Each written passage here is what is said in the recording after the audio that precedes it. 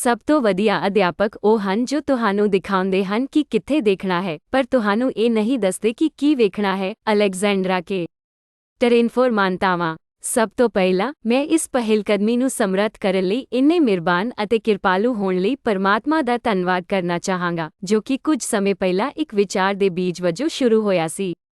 ਜਿਵੇਂ ਕਿ ਮਸ਼ਹੂਰ ਖਗੋਲ ਵਿਗਿਆਨੀ ਕਾਰਲ ਸਾਗਨ ਨੇ ਕਿਹਾ ਸੀ, ਵਰਤਮਾਨ ਨੂੰ ਸਮਝਣ ਲਈ ਤੁਹਾਨੂੰ ਅਤੀਤ ਨੂੰ ਜਾਣਨਾ ਪਵੇਗਾ।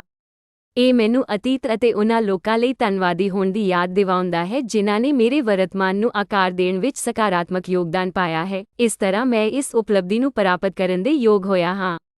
ਇਸ ਵਿੱਚ ਮੁੱਖ ਵਿਅਕਤੀਆਂ ਵਿੱਚੋਂ ਇੱਕ ਹੋਰ ਕੋਈ ਨਹੀਂ ਸੀ, ਪਰ ਮੇਰੀ ਪਿਆਰੀ ਮਾਂ ਅਤੇ ਹੁਣ ਮੇਰਾ ਸਰਪ੍ਰਸਤ ਦੂਤ ਸੀ, ਜਿਸ ਤੋਂ ਬਿਨਾਂ ਇਹ ਵਿਸ਼ਾਲ ਕਾਰਜ ਦੂਰ ਤੋਂ ਸੰਭਵ ਨਹੀਂ ਸੀ। ਇਸੇ ਤਰ੍ਹਾਂ ਮੇਰੇ ਪਿਤਾ ਜੀ ਮੇਰੇ ਅਤੇ ਪਰਿਵਾਰ ਲਈ ਇੱਕ ਪ੍ਰੇਰਕ ਸ਼ਕਤੀ ਰਹੇ ਹਨ ਅਤੇ ਅਜੇ ਵੀ ਹਨ। ਉਨ੍ਹਾਂ ਨੇ ਹਮੇਸ਼ਾ ਸਾਡਾ ਪਾਲਣ ਪੋਸ਼ਣ ਅਤੇ ਰੱਖਿਆ ਕੀਤਾ ਹੈ ਅਤੇ ਸਾਨੂੰ ਸਾਰਿਆਂ ਨੂੰ ਆਪਣੇ ਜਨੂੰਨ ਨੂੰ ਅੱਗੇ ਵਧਾਉਣ ਲਈ ਉਤਸ਼ਾਹਿਤ ਕਰਨ ਵਿੱਚ ਨਿਰਸਵਾਰਥ ਰਹੇ ਹਨ। ਇਸੇ ਤਰ੍ਹਾਂ ਮੇਰੀ ਪਤਨੀ ਦੇ ਮਾਰਗਦਰਸ਼ਨ ਤੋਂ ਬਿਨਾਂ ਮੈਂ ਸ਼ਾਇਦ ਅਜੇ ਵੀ ਪੱਛਮੀ ਲੰਡਨ ਦੀਆਂ ਗਲੀਆਂ ਵਿੱਚ ਘੁੰਮ ਰਿਹਾ ਸੀ, ਨਿਰਵਿਘਨ ਅਤੇ ਇੱਕ ਚੰਗੇ ਭਵਿੱਖ ਦੀ ਕੋਈ ਧਾਰਨਾ ਦੇ ਨਾਲ। ਮੇਰੀ ਪਤਨੀ ਮੇਰੇ ਲਈ 3 ਅਦਭੁਤ ਬੱਚੇ ਇਸ ਸੰਸਾਰ ਵਿੱਚ ਲੈ ਕੇ ਆਈ, ਜਿਨ੍ਹਾਂ ਲਈ ਮੈਂ ਬਹੁਤ ਧੰਨਵਾਦੀ ਹਾਂ। ਜਦੋਂ ਮੈਂ ਆਪਣੇ ਬੱਚਿਆਂ ਨੂੰ ਦੇਖਦਾ ਹਾਂ ਤਾਂ ਮੈਂ ਲਗਭਗ ਮਹਿਸੂਸ ਕਰਦਾ ਹਾਂ ਕਿ ਉਹ ਮੇਰੀ ਪੂਰੀ ਜ਼ਿੰਦਗੀ ਦੌਰਾਨ ਮੌਜੂਦ ਰਹੇ ਹਨ, ਕਿਉਂਕਿ ਉਹ ਮੇਰੇ ਜੀਵਨ ਵਿੱਚ ਸਬੰਧ ਅਤੇ ਉਦੇਸ਼ ਦੀ ਡੂੰਘੀ ਭਾਵਨਾ ਲਿਆਉਂਦੇ ਹਨ।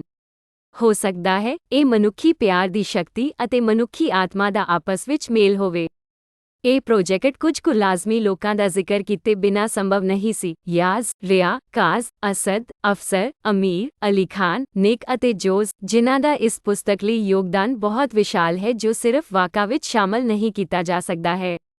ਇਸ ਤੋਂ ਇਲਾਵਾ ਮੈਂ ਅਣਗਿਣਤ ਹੋਰ ਲੋਕਾਂ ਦਾ ਸਦਾ ਲਈ ਧੰਨਵਾਦੀ ਹਾਂ ਜਿਨ੍ਹਾਂ ਨੇ ਆਪਣੇ ਰੁਝੇਵੇਂ ਭਰੇ ਜੀਵਨ ਵਿੱਚੋਂ ਸਮਾਂ ਕੱਢ ਕੇ ਮੇਰੇ ਨਾਲ ਗੱਲਬਾਤ ਕੀਤੀ ਅਤੇ ਮੈਨੂੰ ਅਨਮੋਲ ਫੀਡਬੈਕ ਪ੍ਰਦਾਨ ਕੀਤਾ। ਮੈਂ ਸ਼ਾਇਦ ਬਹੁਤ ਸਾਰੇ ਲੋਕਾਂ ਦਾ ਜ਼ਿਕਰ ਕਰਨਾ ਭੁੱਲ ਗਿਆ ਹਾਂ, ਪਰ ਮੈਂ ਉਨ੍ਹਾਂ ਨੂੰ ਦੱਸਣਾ ਚਾਹਾਂਗਾ ਕਿ ਮੈਂ ਹਮੇਸ਼ਾ ਲਈ ਉਨ੍ਹਾਂ ਦਾ ਰਿਣੀ ਹਾਂ।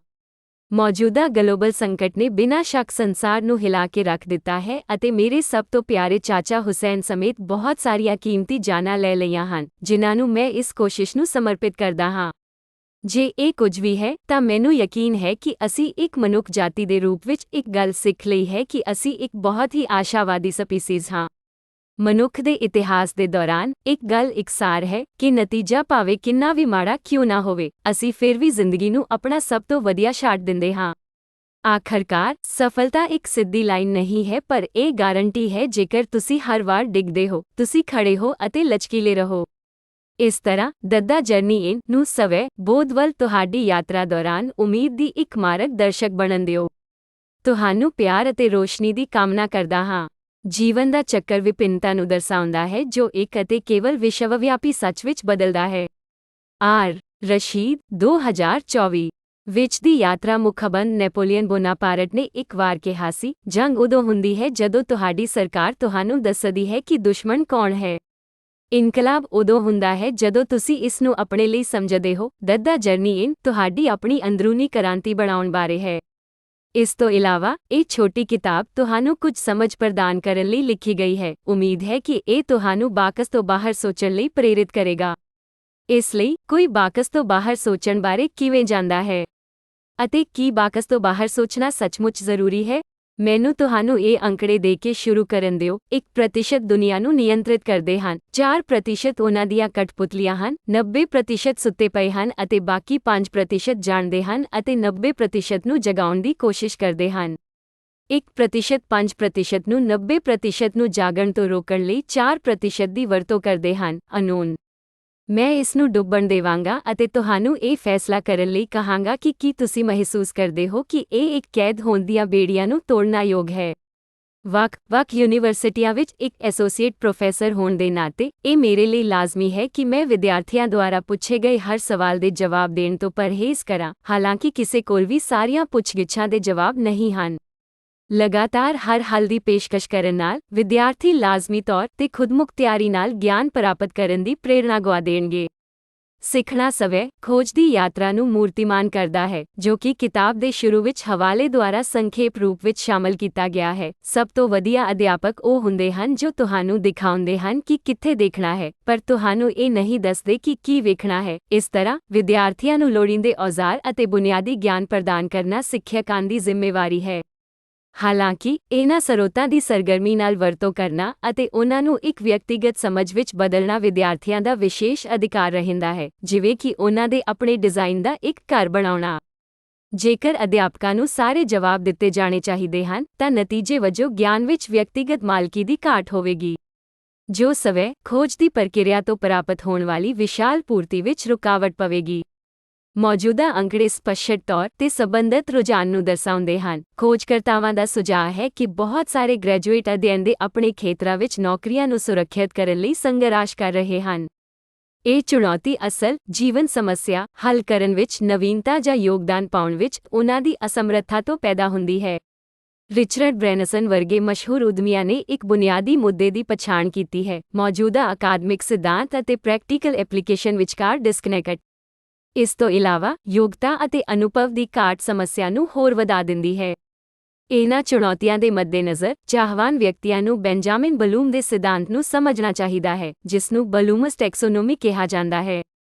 ਇਹ ਥਿਊਰੀ ਸਿਰਫ ਰੋਟ ਸਿੱਖਣ ਤੋਂ ਪਰਿਵਰਤਨ ਲਈ ਇੱਕ ਰੋਡ ਮੈਪ ਪ੍ਰਦਾਨ ਕਰਦੀ ਹੈ, ਸਿਰਫ ਇਮਤਿਹਾਨਾਂ ਪਾਸ ਕਰਨ ਤੇ ਕੇਂਦਰਿਤ, ਰੁਕਾਵਟਾਂ ਨੂੰ ਤੋੜਨ ਅਤੇ ਸੰਗਠਨਾਂ ਸਮਾਜ ਦੁਆਰਾ ਮੁੱਲਵਾਨ ਵਿਚਾਰਾਂ ਦੀ ਸਿਰਜਣਾ ਕਰਨ ਲਈ। ਬਲੂਮਸ ਟੈਕਸੋਨੋਮੀ ਇੱਕ ਢਾਂਚਾ ਹੈ ਜੋ ਸਿੱਖਣ ਦੇ ਵੱਖ-ਵੱਖ ਪੱਧਰਾਂ ਨੂੰ ਸਮਝਣ ਵਿੱਚ ਸਾਡੀ ਮਦਦ ਕਰਦਾ ਹੈ। ਢਾਂਚਾ ਗਿਆਨ ਦੀ ਮੁੱਢਲੀ ਪ੍ਰਾਪਤੀ ਨਾਲ ਸ਼ੁਰੂ ਹੁੰਦਾ ਹੈ। ਸਮਝ ਇਸ ਤਰ੍ਹਾਂ ਹੈ ਕਿਉਂਕਿ ਸਮਝ ਤੋਂ ਬਿਨਾਂ ਗਿਆਨ ਨੂੰ ਇਕੱਠਾ ਕਰਨ ਦਾ ਕੋਈ ਮੁੱਲ ਨਹੀਂ ਹੈ। ਐਪਲੀਕੇਸ਼ਨ ਅੱਗੇ ਆਉਂਦੀ ਹੈ। ਗਿਆਨ ਵਿਅਰਥ ਹੈ ਜੇਕਰ ਅਭਿਆਸ ਵਿੱਚ ਨਹੀਂ ਪਾਇਆ ਜਾਂਦਾ। ਵਾਰ-ਵਾਰ ਵਰਤੋਂ ਕਰਨ ਨਾਲ ਵਿਅਕਤੀ ਵਿਸ਼ਲੇਸ਼ਣ ਦੀ ਧਾਰਨਾ ਵੱਲ ਵੱਧਦਾ ਹੈ, ਵੱਖ-ਵੱਖ ਪਹੁੰਚਾਂ ਦੇ ਚੰਗੇ ਅਤੇ ਨੁਕਸਾਨ ਨੂੰ ਸਮਝਦਾ ਹੈ। ਅਨੁਭਵ ਦੁਆਰਾ ਵਿਅਕਤੀ ਸੰਸਲੇਸ਼ਣ ਦੇ ਪੜਾਅ ਤੇ ਪਹੁੰਚਦੇ ਹਨ, ਆਪਣੀਆਂ ਖੁਦ ਦੀਆਂ ਵਿਧੀਆਂ ਅਤੇ ਵਿਚਾਰਾਂ ਦਾ ਵਿਕਾਸ ਕਰਦੇ ਹਨ। ਅੰਤ ਵਿੱਚ 6ਵੇਂ ਉਦੇਸ਼ ਵਿੱਚ ਇਹ ਮੁਲਾਂਕਣ ਕਰਨਾ ਸ਼ਾਮਲ ਹੈ ਕਿ ਤੁਸੀਂ ਕੀ ਬਣਾਇਆ ਹੈ। ਇਸ ਪੜਾਅ ਨੂੰ ਹੁਣ ਤੁਹਾਨੂੰ ਇਹ ਮੁਲਾਂਕਣ ਕਰਨ ਦੇ ਯੋਗ ਬਣਾਉਣਾ ਚਾਹੀਦਾ ਹੈ ਕਿ ਰਚਨਾ ਵੱਡੇ ਪੱਧਰ ਤੇ ਸੰਸਥਾਵਾਂ ਅਤੇ ਸਮਾਜਾਂ ਤੇ ਕਿੰਨਾ ਪ੍ਰਭਾਵ ਪਾਵੇਗੀ। ਇਸ ਧਾਰਨਾ ਨੂੰ ਦਰਸਾਉਣ ਲਈ ਕੇਕ ਪਕਾਉਣ ਦੀ ਸਮਾਨਤਾ ਤੇ ਵਿਚਾਰ ਕਰੋ। ਇਹ ਲੋੜੀਂਦੇ ਕਦਮਾਂ ਗਿਆਨ ਨੂੰ ਸਮਝਣ ਨਾਲ ਸ਼ੁਰੂ ਹੁੰਦਾ ਹੈ, ਉਸ ਤੋਂ ਬਾਅਦ ਉਹਨਾਂ ਕਦਮਾਂ ਨੂੰ ਸਮਝਣਾ। ਫਿਰ ਕਿਸੇ ਨੂੰ ਪ੍ਰਕਿਰਿਆ ਐਪਲੀਕੇਸ਼ਨ ਨੂੰ ਚਲਾਉਣਾ ਚਾਹੀਦਾ ਹੈ ਅਤੇ ਨਤੀਜੇ ਵਿਸ਼ਲੇਸ਼ਣ ਦਾ ਮੁਲਾਂਕਣ ਕਰਨਾ ਚਾਹੀਦਾ ਹੈ। ਕੁਝ ਰਚਨਾਤਮਕ ਸਿੰਥੇਸਿਸ ਬਣਾਉਣ ਲਈ ਵੱਖ-ਵੱਖ ਤਰੀਕਿਆਂ ਜਾਂ ਸਮੱਗਰੀ ਦੇ ਨਾਲ ਪ੍ਰਯੋਗ ਸੰਭਾਵੀ ਤੌਰ ਤੇ ਇੱਕ ਸੁਧਾਰੀ ਵਿਅੰਜਨ ਜਾਂ ਇਹ ਅਹਿਸਾਸ ਹੁੰਦਾ ਹੈ ਕਿ ਅਸਲ ਵਿਅੰਜਨ ਕਾਫੀ ਹੈ। ਮੁਲਾਂਕਣ ਬਲੂਮ ਦੇ ਵਰਗੀਕਰਨ ਨੂੰ ਅਪਣਾਉਣ ਨਾਲ ਵਿਅਕਤੀ ਸਪਸ਼ਟ ਗਿਆਨ ਤੋਂ ਗਤੀਸ਼ੀਲ ਰਚਨਾਤਮਕਤਾ ਦੇ ਖੇਤਰ ਤੱਕ ਨੈਵੀਗੇਟ ਕਰ ਸਕਦੇ ਹਨ। ਇਹ ਸਮਾਜ ਨੂੰ ਲੋੜੀਂਦੇ ਇਸ ਪਰਿਵਰਤਨ ਦੀ ਸਹੂਲਤ ਦੇਣ ਵਾਲੇ ਬਹੁਤ ਸਾਰੇ ਅਨਮੋਲ ਢਾਂਚੇ ਵਿੱਚੋਂ ਇੱਕ ਵਜੋਂ ਕੰਮ ਕਰਦਾ ਹੈ। ਫਿਰ ਵੀ ਜਿਸ ਗਿਆਨ ਦੀ ਮੈਂ ਇਸ ਛੋਟੀ ਕਿਤਾਬ ਵਿੱਚ ਖੋਜ ਕਰਨਾ ਚਾਹੁੰਦਾ ਹਾਂ, ਉਹ ਬਹੁਤ ਜ਼ਿਆਦਾ ਸ਼ਕਤੀਸ਼ਾਲੀ ਹੈ ਅਤੇ ਇਹ ਭੌਤਿਕ ਤੋਂ ਪਰੇ ਹੈ ਅਤੇ ਅੰਦਰੂਨੀ ਹੋਂਦ ਵਾਲੇ ਸਾਰੇ ਸਮਾਪਤ ਅੰਦਰੂਨੀ ਗਿਆਨ ਵੱਲ ਜਾਂਦਾ ਹੈ। ਜਦੋਂ ਕੋਈ ਅੰਦਰ ਤੋਂ ਸ਼ੁਰੂ ਹੁੰਦਾ ਹੈ, ਇਹ ਇੱਕ ਆਧਾਰ ਅਨੁਭਵ ਹੁੰਦਾ ਹੈ। ਇਸ ਤੋਂ ਮੈਨੂੰ ਹਜ਼ਰਤ ਅਲੀ ਦੀ ਇੱਕ ਹਦੀਸ ਕਹਾਵਤ ਯਾਦ ਆਉਂਦੀ ਹੈ, ਤੁਹਾਡੇ ਅੰਦਰ ਸਾਰਾ ਬ੍ਰਹਿਮੰਡ ਸਮਾਇਆ ਹੋਇਆ ਹੈ। ਇਸ ਲਈ ਇਸ ਹਵਾਲੇ ਨੂੰ ਧਿਆਨ ਵਿੱਚ ਰੱਖਦੇ ਹੋਏ ਸਾਨੂੰ ਬਾਹਰੋਂ ਪ੍ਰਗਟ ਕਰਨ ਲਈ ਪੈਦਾ ਕਰਨ ਤੋਂ ਪਹਿਲਾਂ ਅੰਦਰੋਂ ਬ੍ਰਹਿਮੰਡ ਦੀ ਪੜਚੋਲ ਕਰਨ ਲਈ ਆਪਣੇ ਆਪ ਵਿੱਚ ਖੋਜ ਕਰੀਏ। ਸਾਡੀ ਭੌਤਿਕ ਹੋਂਦ ਵਿੱਚ ਜਾਣ ਪਛਾਣ। ਮੈਂ ਇੱਕ ਵਾਰ ਇੱਕ ਹੋਟਲ ਚਲਾ ਰਹੇ ਇੱਕ ਆਦਮੀ ਨੂੰ ਮਿਲਿਆ ਜੋ 40 ਸਾਲਾਂ ਤੋਂ ਵੱਧ ਸਮੇਂ ਤੋਂ ਇਹੀ ਕੰਮ ਕਰ ਰਿਹਾ ਸੀ। ਉਹ ਬਹੁਤ ਥੱਕਿਆ ਹੋਇਆ ਅਤੇ ਨਿਰਾਸ਼ ਦਿਖਾਈ ਦੇ ਰਿਹਾ ਸੀ। ਮੈਂ ਉਸ ਨੂੰ ਕਿਹਾ ਕਿ ਉਸ ਨੂੰ ਕੁਝ ਸਮਾਂ ਕੱਢਣਾ ਚਾਹੀਦਾ ਹੈ ਅਤੇ ਉਸਨੇ ਜੋ ਪੈਸਾ ਕਮਾਇਆ ਸੀ ਉਸ ਦਾ ਆਨੰਦ ਲੈਣਾ ਚਾਹੀਦਾ ਹੈ। ਉਸ ਦੇ ਜਵਾਬ ਨੇ ਮੈਨੂੰ ਉਦਾਸ ਕਰ ਦਿੱਤਾ। ਉਸਨੇ ਕਿਹਾ ਕਿ ਜੇਕਰ ਉਹ ਛੁੱਟੀ ਤੇ ਜਾਂਦਾ ਹੈ ਤਾਂ ਉਹ ਉਸ ਲਈ ਹੋਟਲ ਚਲਾਉਣ ਲਈ ਆਪਣੇ ਕਿਸੇ ਵੀ ਸਟਾਫ ਤੇ ਭਰੋਸਾ ਕਰਨ ਦੇ ਯੋਗ ਨਹੀਂ ਹੋਵੇਗਾ ਅਤੇ ਉਸ ਨੂੰ ਆਪਣਾ ਖਰਚਾ ਪੂਰਾ ਕਰਨ ਲਈ ਵੱਧ ਤਨਖਾਹ ਦੇਣੀ ਪਵੇਗੀ। ਉਸਨੇ ਇਹ ਰਾਏ ਲੈ ਲਈ ਸੀ ਕਿ ਹੋਟਲ ਨੂੰ ਚਲਾਉਣ ਵਾਲਾ ਕੋਈ ਹੋਰ ਨਹੀਂ ਸੀ ਜਿੰਨਾ ਉਹ ਕਰ ਸਕਦਾ ਸੀ। ਮੇਰੇ ਠਹਿਰਨ ਦੌਰਾਨ ਮੈਂ ਸੇਵਾ ਵਿੱਚ ਬਹੁਤ ਸਾਰੀਆਂ ਗਲਤ ਚੀਜ਼ਾਂ ਦੇਖੀਆਂ। ਉਹ ਇੰਨਾ ਥੱਕ ਗਿਆ ਸੀ ਕਿ ਉਹ ਆਪਣੇ ਫਰਜ਼ ਵਿੱਚ ਸਧਾਰਨ ਗਲਤੀਆਂ ਕਰ ਰਿਹਾ ਸੀ, ਇੱਥੋਂ ਤੱਕ ਕਿ ਉਹ ਆਪਣੇ ਆਪ ਨੂੰ ਇਸ ਝੂਠੀ ਧਾਰਨਾ ਨੂੰ ਪਾਲਦਾ ਰਿਹਾ ਕਿ ਜੋ ਕੁਝ ਉਹ ਕਰ ਰਿਹਾ ਸੀ, ਉਹ ਕਰਨ ਲਈ ਕਿਸੇ ਹੋਰ ਉੱਤੇ ਭਰੋਸਾ ਨਹੀਂ ਕੀਤਾ ਜਾ ਸਕਦਾ ਸੀ। ਮੈਨੂੰ ਅਹਿਸਾਸ ਹੋਇਆ ਕਿ ਉਹ ਇੱਕ ਅਮੀਰ ਆਦਮੀ ਦੇ ਸਰੀਰ ਵਿੱਚ ਇੱਕ ਬਹੁਤ ਹੀ ਗਰੀਬ ਆਦਮੀ ਸੀ। ਉਹ ਬਿਲਕੁਲ ਵੀ ਸਫਲ ਕਾਰੋਬਾਰ ਨਹੀਂ ਚਲਾ ਰਿਹਾ ਸੀ। ਅਸਲ ਵਿੱਚ ਉਹ ਮੁੱਲ, ਸਿਹਤ ਅਤੇ ਪੈਸਾ ਗੁਆ ਰਿਹਾ ਸੀ, ਇਹ ਸਭ ਕੁਝ ਸਮਝੇ ਬਿਨਾਂ। ਮੈਂ ਉਸ ਨੂੰ ਇਹ ਦਿਖਾ ਕੇ ਉਸ ਨਾਲ ਤਰਕ ਕਰਨ ਦੀ ਕੋਸ਼ਿਸ਼ ਕੀਤੀ ਕਿ ਉਸ ਦੀ ਪਹੁੰਚ ਗਲਤ ਅਤੇ ਸਵੈ ਵਿਨਾਸ਼ਕਾਰੀ ਸੀ। ਇੱਕ ਵਾਰ ਜਦੋਂ ਉਹ ਮੇਰਾ ਤਰਕ ਸਮਝ ਗਿਆ ਤਾਂ ਉਹ ਸਲਾਹ ਲੈਣ ਲਈ ਤਿਆਰ ਹੋ ਗਿਆ। ਕੌਫੀ ਤੇ ਕਈ ਵਾਰਤਾਲਾਪਾਂ ਤੋਂ ਬਾਅਦ ਤੁਸੀਂ ਉਸ ਦੀ ਜ਼ਿੰਦਗੀ ਵਿੱਚ ਸਕਾਰਾਤਮਕ ਤਬਦੀਲੀ ਦੇਖ ਸਕਦੇ ਹੋ। ਇਸ ਤਜਰਬੇ ਨੇ ਮੈਨੂੰ ਆਪਣੀ ਯਾਤਰਾ ਸ਼ੁਰੂ ਕਰਨ ਲਈ ਪ੍ਰੇਰਿਤ ਕੀਤਾ, ਇਸ ਉਮੀਦ ਵਿੱਚ ਕਿ ਮੈਂ ਬਹੁਤ ਸਾਰੇ ਲੋਕਾਂ ਦੀ ਇੱਕ ਵਧੇਰੇ ਸੰਪੂਰਨ ਅਤੇ ਉਦੇਸ਼ਪੂਰਨ ਜੀਵਨ ਜਿਉਣ ਵਿੱਚ ਮਦਦ ਕਰ ਸਕਦਾ ਹਾਂ, ਅਤੇ ਉਮੀਦ ਹੈ ਕਿ ਇਹ ਉਦਾਹਰਣ ਉਸ ਸੰਦੇਸ਼ ਨੂੰ ਪ੍ਰਸੰਗਿਕ ਰੂਪ ਦੇਣ ਵਿੱਚ ਮਦਦ ਕਰੇਗੀ ਜੋ ਮੈਂ ਇਸ ਕਿਤਾਬ ਵਿੱਚ ਦੇਣ ਦੀ ਕੋਸ਼ਿਸ਼ ਕਰ ਰਿਹਾ ਹਾਂ। ਦੀ ਜਰਨੀ ਇਨ ਇਸ ਪੁਸਤਕ ਦਾ ਆਧਾਰ ਹੈ ਅਤੇ ਮੇਰੀ ਜ਼ਿੰਦਗੀ ਦੇ ਪਿਛਲੇ ਕਈ ਸਾਲਾਂ ਦਾ ਪ੍ਰਚੰਡ ਉਦੇਸ਼ ਹੈ। ਇਹ ਇੱਕ ਜਨੂੰਨ ਪ੍ਰੋਜੈਕਟ ਬਣ ਗਿਆ ਹੈ ਕਿਉਂਕਿ ਮੈਂ ਸਾਡੇ ਸੰਸਾਰ ਨੂੰ ਜਿਉਣ, ਸੋਚਣ ਅਤੇ ਦੇਖਣ ਦਾ ਇੱਕ ਬਿਹਤਰ ਤਰੀਕਾ ਲੱਭ ਰਿਹਾ ਹਾਂ। ਪਿਛਲੇ 2 ਦਹਾਕਿਆਂ ਵਿੱਚ ਬਹੁਤ ਸਾਰੀਆਂ ਲਾਈਨਾਂ ਧੁੰਦਲੀਆਂ ਹੋ ਗਈਆਂ ਹਨ ਕਿਉਂਕਿ ਸਾਰਾ ਗ੍ਰਹਿ ਜਾਣਕਾਰੀ ਦੇ ਓਵਰਲੋਡ ਨਾਲ ਬਹੁਤ ਜ਼ਿਆਦਾ ਗੁੰਝਲਦਾਰ ਹੋ ਗਿਆ ਹੈ। ਨਵੀਂ ਤਕਨੀਕ ਦਾ ਧੰਨਵਾਦ ਜੋ ਸਾਨੂੰ ਥੋੜੇ ਗੇਟਕੀਪਿੰਗ ਦੇ ਨਾਲ ਅਸਲ ਸਮੇਂ ਵਿੱਚ ਤੱਥਾਂ ਦੇ ਰੂਪ ਵਿੱਚ ਰਾਏ ਪ੍ਰਸਾਰਿਤ ਕਰਨ ਦੀ ਇਜਾਜ਼ਤ ਦਿੰਦੀ ਹੈ। ਆਪਣੇ ਵਿਸ਼ਵਾਸ ਪ੍ਰਣਾਲੀ ਨੂੰ ਸਥਾਪਿਤ ਕਰਨ ਲਈ ਆਪਣੇ ਖੁਦ ਦੇ ਵਿਚਾਰਾਂ, ਧਾਰਨਾਵਾਂ ਅਤੇ ਅਸਲੀਅਤ ਦੀ ਭਾਵਨਾ ਦੀ ਵਰਤੋਂ ਕਰਨ ਦੀ ਬਜਾਏ ਬਾਹਰੀ ਸੰਸਾਰ ਤੋਂ ਪ੍ਰਭਾਵਿਤ ਹੋਣਾ ਖਤਰਨਾਕ ਤੌਰ ਤੇ ਆਸਾਨ ਹੈ। ਜਦੋਂ ਅਸੀਂ ਦੂਸਰਿਆਂ ਨੂੰ ਇਹ ਸਮਝਣ ਲਈ ਸਮਾਂ ਅਤੇ ਕੋਸ਼ਿਸ਼ ਕੀਤੇ ਬਿਨਾਂ ਸਾਡੇ ਤੇ ਪ੍ਰਭਾਵ ਪਾਉਣ ਦਿੰਦੇ ਹਾਂ ਕਿ ਅਸੀਂ ਆਪਣੇ ਆਪ ਨੂੰ ਕਿਸੇ ਹੋਰ ਦੇ ਲੈਂਸ ਦੁਆਰਾ ਸੰਸਾਰ ਨੂੰ ਦੇਖਣ ਲਈ ਸੰਵੇਦਨਸ਼ੀਲ ਕਿਉਂ ਬਣਾਉਂਦੇ ਹਾਂ, ਤਾਂ ਅਸੀਂ ਵਿਸ਼ਵਾਸਾਂ ਅਤੇ ਵਿਚਾਰਾਂ ਲਈ ਵਚਨਬੱਧ ਹੁੰਦੇ ਹਾਂ ਜੋ ਸ਼ਾਇਦ ਸਾਡੇ ਆਪਣੇ ਮੁੱਲਾਂ ਦੇ ਸੈੱਟ ਨਾਲ ਮੇਲ ਨਹੀਂ ਖਾਂਦੇ, ਜਿਸ ਕਾਰਨ ਅਸੀਂ ਫੈਸਲੇ ਜੋ ਸਾਡੇ ਹਿੱਤ ਵਿੱਚ ਨਹੀਂ ਹਨ। ਇਹ ਸਿਰਫ ਉਹ ਵਿਅਕਤੀ ਨਹੀਂ ਹਨ ਜੋ ਸਾਨੂੰ ਪ੍ਰਭਾਵਿਤ ਕਰਨ ਦੀ ਕੋਸ਼ਿਸ਼ ਕਰ ਰਹੇ ਹਨ। ਕਾਰਪੋਰੇਸ਼ਨਾਂ, ਵਿਗਿਆਪਨ ਕੰਪਨੀਆਂ, ਮਾਰਕੀਟਿੰਗ ਮੁਹਿੰਮਾਂ, ਧਾਰਮਿਕ ਵਿਚਾਰਧਾਰਾਵਾਂ ਅਤੇ ਸਿਆਸੀ ਪਾਰਟੀਆਂ ਸਾਡੇ ਧਿਆਨ ਲਈ ਮੁਕਾਬਲਾ ਕਰ ਰਹੀਆਂ ਹਨ ਤਾਂ ਜੋ ਉਹ ਸਾਨੂੰ ਦੱਸ ਸਕਣ ਕਿ ਕਿਵੇਂ ਸੋਚਣਾ ਹੈ, ਕਿਸ ਨੂੰ ਸੁਣਨਾ ਹੈ, ਕਿਸ ਨੂੰ ਨਫ਼ਰਤ ਕਰਨੀ ਹੈ ਅਤੇ ਕਿੱਥੇ ਹੈ। ਸਾਡੇ ਪੈਸੇ ਨੂੰ ਬਰਬਾਦ ਕਰਨ ਲਈ। ਇਹ ਸਿਰਫ ਪ੍ਰਭਾਵ ਬਾਰੇ ਨਹੀਂ ਹੈ, ਇਹ ਨਿਯੰਤਰਣ ਬਾਰੇ ਹੈ ਅਤੇ ਜੇਕਰ ਤੁਸੀਂ ਆਪਣੇ ਮਨ ਦੇ ਨਿਯੰਤਰਣ ਵਿੱਚ ਨਹੀਂ ਹੋ ਤਾਂ ਤੁਸੀਂ ਆਪਣੇ ਜੀਵਨ ਦੇ ਨਿਯੰਤਰਣ ਵਿੱਚ ਨਹੀਂ ਹੋ। ਦੱਦਾ ਜਰਨੀ ਇਨ ਦੀ ਪਰਿਭਾਸ਼ਾ। ਦੱਦਾ ਜਰਨੀ ਇਨ ਤੋਂ ਮੇਰਾ ਕੀ ਮਤਲਬ ਹੈ? ਦੱਦਾ ਜਰਨੀ ਇਨ ਇੱਕ ਪ੍ਰਕਿਰਿਆ ਹੈ। ਤੁਹਾਡੇ ਹੰਕਾਰੀ ਮਨ ਨੂੰ ਸ਼ਾਂਤ ਕਰਕੇ ਤੁਹਾਡੇ ਸਰੀਰਕ ਸਵੈ ਨੂੰ ਨਿਯੰਤਰਿਤ ਕਰਨ ਦੀ ਪਹਿਲੀ ਚਿੰਤਾ, ਕਿਉਂਕਿ ਇਹ ਤੁਹਾਡੇ ਸੀਮਤ ਸਵੈ ਨੂੰ ਜ਼ਿੰਦਾ ਰੱਖਣ ਦੀ ਕੋਸ਼ਿਸ਼ ਵਿੱਚ ਰੋਜ਼ਾਨਾ ਤੁਹਾਡੇ ਨਾਲ ਲੜਦਾ ਹੈ। ਤੁਹਾਡਾ ਸਰੀਰਕ ਸਵੈ ਤੁਹਾਡੇ ਮਨ ਦਾ ਉਹ ਹਿੱਸਾ ਹੈ ਜੋ ਲਗਾਤਾਰ ਕੁਝ ਚਾਹੁੰਦਾ ਹੈ ਅਤੇ ਬਹੁਤ ਘੱਟ ਹੀ ਸੰਤੁਸ਼ਟ ਹੁੰਦਾ ਹੈ। ਇਹ ਤੁਹਾਡੇ ਦਿਮਾਗ ਦਾ ਉਹ ਹਿੱਸਾ ਹੈ ਜੋ ਸੋਸ਼ਲ ਮੀਡੀਆ, ਟੀਵੀ ਇਸ਼ਤਿਹਾਰਾਂ, ਨਸ਼ਾ ਕਰਨ ਵਾਲੇ ਵਿਵਹਾਰ ਆਦਿ ਵਰਗੀਆਂ ਚੀਜ਼ਾਂ ਦੇ ਲਾਲਚਾਂ ਦੁਆਰਾ ਲਗਾਤਾਰ ਬੰਬਾਰੀ ਕੀਤਾ ਜਾ ਰਿਹਾ ਹੈ। ਇਹ ਕੋਈ ਇਤਫਾਕ ਨਹੀਂ ਹੈ ਕਿ ਜ਼ਿਆਦਾ ਤੋਂ ਜ਼ਿਆਦਾ ਲੋਕ ਆਪਣੇ ਸਰੀਰਕ ਸਵੈ ਤੇ ਕਾਬੂ ਰੱਖਣ ਲਈ ਸੰਘਰਸ਼ ਕਰ ਰਹੇ ਹਨ। ਇੰਟਰਨੈਟ ਨੂੰ ਨਿਯੰਤਰਿਤ ਕਰਨ ਵਾਲੀਆਂ ਸ਼ਕਤੀਆਂ ਖਾਸ ਤੌਰ ਤੇ ਸਾਡਾ ਧਿਆਨ ਖਿੱਚਣ ਅਤੇ ਸਾਡੇ ਵਿਵਹਾਰਾਂ ਨੂੰ ਆਕਾਰ ਦੇਣ ਵਿੱਚ ਪ੍ਰਭਾਵਸ਼ਾਲੀ ਹੁੰਦੀਆਂ ਹਨ। ਸਾਨੂੰ ਪਾਵਲੋਵ ਦੇ ਕੁੱਤੇ ਦੇ 2 ਪੈਰ ਵਾਲੇ ਸੰਸਕਰਣ ਵਿੱਚ ਬਣਾਉਂਦੀਆਂ ਹਨ। ਹਰ ਵਾਰ ਜਦੋਂ ਸਾਡੇ ਫੋਨ ਤੇ ਕੋਈ ਸੂਚਨਾ ਆਉਂਦੀ ਹੈ, ਅਸੀਂ ਇਸ ਨੂੰ ਸਹਿਜ ਤੋਂ ਫੜ ਲੈਂਦੇ ਹਾਂ, ਚਾਹੇ ਕੋਈ ਵੀ ਅਸਲੀ ਹੋਵੇ। ਜੀਵਨ ਗਤੀਵਿਧੀ ਜਿਸ ਵਿੱਚ ਅਸੀਂ ਵਰਤਮਾਨ ਵਿੱਚ ਰੁੱਝੇ ਹੋਏ ਹਾਂ। ਇਹ ਪਾਵਲੋਵੀਅਨ ਕਿਸਮ ਦਾ ਪ੍ਰਤੀਬਿੰਬ ਪੌਪਕਾਰਨ ਦਿਮਾਗ ਦੀ ਤਾਜ਼ਾ ਖੋਜ ਦੁਆਰਾ ਵਧਾਇਆ ਗਿਆ ਹੈ, ਜਿੱਥੇ ਤੇਜ਼ ਅੱਗ ਦੀ ਜਾਣਕਾਰੀ ਦੀ ਜ਼ਿਆਦਾ ਮਾਤਰਾ ਦੇ ਕਾਰਨ ਧਿਆਨ ਦੇ ਖੇਤਰ ਟੁਕੜੇ ਹੋ ਗਏ ਹਨ। ਅਸੀਂ ਆਨਲਾਈਨ ਕੀ ਹੋ ਰਿਹਾ ਹੈ ਦੇ ਆਧਾਰ ਤੇ ਆਪਣੇ ਆਪ ਨੂੰ ਪਰਿਭਾਸ਼ਿਤ ਕਰਨ ਲਈ ਆਏ ਹਾਂ। ਸਾਡੀਆਂ ਪੋਸਟਾਂ ਨੂੰ ਕਿੰਨੀਆਂ ਪਸੰਦਾਂ ਮਿਲੀਆਂ, ਜਿਸਨੇ ਸਾਡੀ ਫੋਟੋ ਤੇ ਟਿੱਪਣੀ ਕੀਤੀ, ਜਿਸਨੇ ਸਾਡੇ ਮੀਮ ਨੂੰ ਰੀਟਵੀਟ ਕੀਤਾ। ਇਹ ਸਭ ਇੱਕ ਧੋਖਾ ਹੈ ਜੋ ਅਸਲ ਸੰਸਾਰ ਵਿੱਚ ਮੌਜੂਦ ਨਹੀਂ ਹੈ। ਫਿਰ ਵੀ ਅਸੀਂ ਲਗਾਤਾਰ ਇਸ ਦੁਆਰਾ ਆਪਣੇ ਆਪ ਨੂੰ ਪਰਿਭਾਸ਼ਿਤ ਕਰਨਾ ਚਾਹੁੰਦੇ ਹਾਂ। ਅਸੀਂ ਡਿਜੀਟਲ ਤੌਰ ਤੇ ਗੁਆਚਣ ਤੋਂ ਡਰਦੇ ਹਾਂ, ਪਰ ਇਸ ਨੂੰ ਸਮਝੇ ਬਿਨਾਂ ਅਸੀਂ ਅਸਲੀਅਤ ਨੂੰ ਗੁਆ ਰਹੇ ਹਾਂ। ਕਿਸੇ ਸਮੇਂ ਜਦੋਂ ਗੁੰਮਣ ਦਾ ਡਰ ਹੁੰਦਾ ਹੈ ਤਾਂ ਉਹ ਸੀਮਤ ਪਛਾਣ ਤੁਹਾਨੂੰ ਕਾਰਵਾਈ ਕਰਨ ਦੀ ਕੋਸ਼ਿਸ਼ ਕਰਦੀ ਹੈ। ਸ਼ਾਂਤ ਅਤੇ ਸ਼ਾਂਤ ਰਹੋ, ਡਰ ਨੂੰ ਮਹਿਸੂਸ ਕਰੋ ਅਤੇ ਡਰ ਨੂੰ ਤੁਹਾਡੇ ਉੱਤੇ ਕਬਜ਼ਾ ਕਰਨ ਦੀ ਇਜਾਜ਼ਤ ਦਿੱਤੇ ਬਿਨਾਂ ਸਵੀਕਾਰ ਕਰੋ। ਇੱਕ ਦਰਸ਼ਕ ਬਣੋ ਅਤੇ ਆਪਣੇ ਵਿਚਾਰਾਂ ਅਤੇ ਭਾਵਨਾਵਾਂ ਪ੍ਰਤੀ ਸੁਚੇਤ ਰਹੋ, ਜਿਵੇਂ ਕਿ ਏਕਾਰਟ ਟੋਲੇ ਦੁਆਰਾ ਆਪਣੀ ਕਿਤਾਬ ਦੱਦਾ ਪਾਵਰ ਆਫ ਨਾਓ ਵਿੱਚ ਪ੍ਰਗਟ ਕੀਤਾ ਗਿਆ ਸੀ। ਆਪਣੇ ਅੰਦਰ ਦੀ ਭਾਵਨਾ ਤੇ ਧਿਆਨ ਕੇਂਦਰਿਤ ਕਰੋ। ਜਾਣੋ ਕਿ ਇਹ ਦਰਦ ਦੇਹ ਹੈ। ਸਵੀਕਾਰ ਕਰੋ ਕਿ ਇਹ ਉੱਥੇ ਹੈ। ਇਸ ਬਾਰੇ ਨਾ ਸੋਚੋ, ਭਾਵਨਾ ਨੂੰ ਸੋਚ ਵਿੱਚ ਬਦਲਣ ਨਾ ਦਿਓ। ਨਿਰਣਾ ਜਾਂ ਵਿਸ਼ਲੇਸ਼ਣ ਨਾ ਕਰੋ। ਇਸ ਤੋਂ ਬਾਹਰ ਆਪਣੀ ਪਛਾਣ ਨਾ ਬਣਾਓ। ਮੌਜੂਦ ਰਹੋ ਅਤੇ ਤੁਹਾਡੇ ਅੰਦਰ ਕੀ ਹੋ ਰਿਹਾ ਹੈ ਦਾ ਨਿਰੀਖਕ ਬਣਨਾ ਜਾਰੀ ਰੱਖੋ। ਨਾ ਸਿਰਫ ਭਾਵਨਾਤਮਕ ਦਰਦ ਤੋਂ ਜਾਣੂ ਹੋਵੋ, ਸਗੋਂ ਜੋ ਦੇਖਦਾ ਹੈ ਤੋਂ ਵੀ ਜਾਣੂ ਹੋਵੋ, ਚੁੱਪ-ਚਾਪ ਦੇਖਣ ਵਾਲਾ। ਇਹ ਨਾਉ ਦੀ ਸ਼ਕਤੀ ਹੈ, ਤੁਹਾਡੀ ਆਪਣੀ ਚੇਤਨ ਮੌਜੂਦਗੀ ਦੀ ਸ਼ਕਤੀ। ਫਿਰ ਦੇਖੋ ਕੀ ਹੁੰਦਾ ਹੈ, ਕੁਝ ਵੀ ਸਦਾ ਲਈ ਨਹੀਂ ਰਹਿੰਦਾ, ਕਿਉਂਕਿ ਹਰ ਚੀਜ਼ ਸਮੇਂ ਦੇ ਨਾਲ ਲੰਘ ਜਾਂਦੀ ਹੈ। ਇੱਕ ਬਿੰਦੂ ਹੈ ਜਿੱਥੇ ਉਸ ਸੀਮਤ ਪਛਾਣ ਦੇ ਗੁਆਚਣ ਦਾ ਡਰ ਵੀ ਲੰਘ ਜਾਵੇਗਾ। ਦੱਦਾ ਜਰਨੀ ਇਨ ਹੰਕਾਰੀ ਮਨ ਨੂੰ ਸ਼ਾਂਤ ਕਰਨ ਦੇ ਯੋਗ ਹੋਣ ਦਾ ਨਤੀਜਾ ਹੈ। ਜਦੋਂ ਤੁਸੀਂ ਕੇਂਦਰਿਤ ਅਤੇ ਨਿਯੰਤਰਣ ਵਿੱਚ ਹੁੰਦੇ ਹੋ, ਤਾਂ ਤੁਸੀਂ ਊਰਜਾ ਦੇ ਉਸ ਭੰਡਾਰ ਤੱਕ ਪਹੁੰਚ ਕਰ ਸਕਦੇ ਹੋ ਜੋ ਤੁਹਾਡੇ ਅੰਦਰ ਡੂੰਘਾਈ ਵਿੱਚ ਮੌਜੂਦ ਹੈ। ਇਹ ਇੱਕ ਅਸੀਮਿਤ ਸਰੋਤ ਦੁਆਰਾ ਸੰਚਾਲਿਤ ਹੈ ਜੋ ਤੁਹਾਨੂੰ ਸਰਵ ਵਿਆਪਕ ਊਰਜਾ ਦੁਆਰਾ ਸੰਚਾਲਿਤ ਕਰਨ ਦੀ ਆਗਿਆ ਦਿੰਦਾ ਹੈ। ਇੱਕ ਵਾਰ ਪ੍ਰਾਪਤ ਕਰਨ ਤੋਂ ਬਾਅਦ, ਇਹ ਤੁਹਾਨੂੰ ਉਸ ਜੀਵਨ ਨੂੰ ਸਾਕਾਰ ਕਰਨ ਦੀ ਇਜਾਜ਼ਤ ਦੇਵੇਗਾ ਜਿਸ ਦਾ ਤੁਸੀਂ ਹਮੇਸ਼ਾ ਜਿਉਣ ਦਾ ਸੁਪਨਾ ਦੇਖਿਆ ਸੀ, ਨਾ ਸਿਰਫ ਭੌਤਿਕ ਤੌਰ ਤੇ, ਸਗੋਂ ਭਾਵਨਾਤਮਕ ਤੌਰ ਤੇ ਵੀ। ਮੈਂ ਅੱਜ ਦੁਨੀਆ ਵਿੱਚ ਹੋ ਰਹੇ ਅਤਿਆਚਾਰਾਂ ਦੀ ਗਵਾਹੀ ਦੇਣ ਤੋਂ ਬਾਅਦ ਸੱਚ ਦੀ ਖੋਜ ਦੀ ਯਾਤਰਾ ਸ਼ੁਰੂ ਕਰਨ ਦਾ ਫੈਸਲਾ ਕੀਤਾ ਹੈ।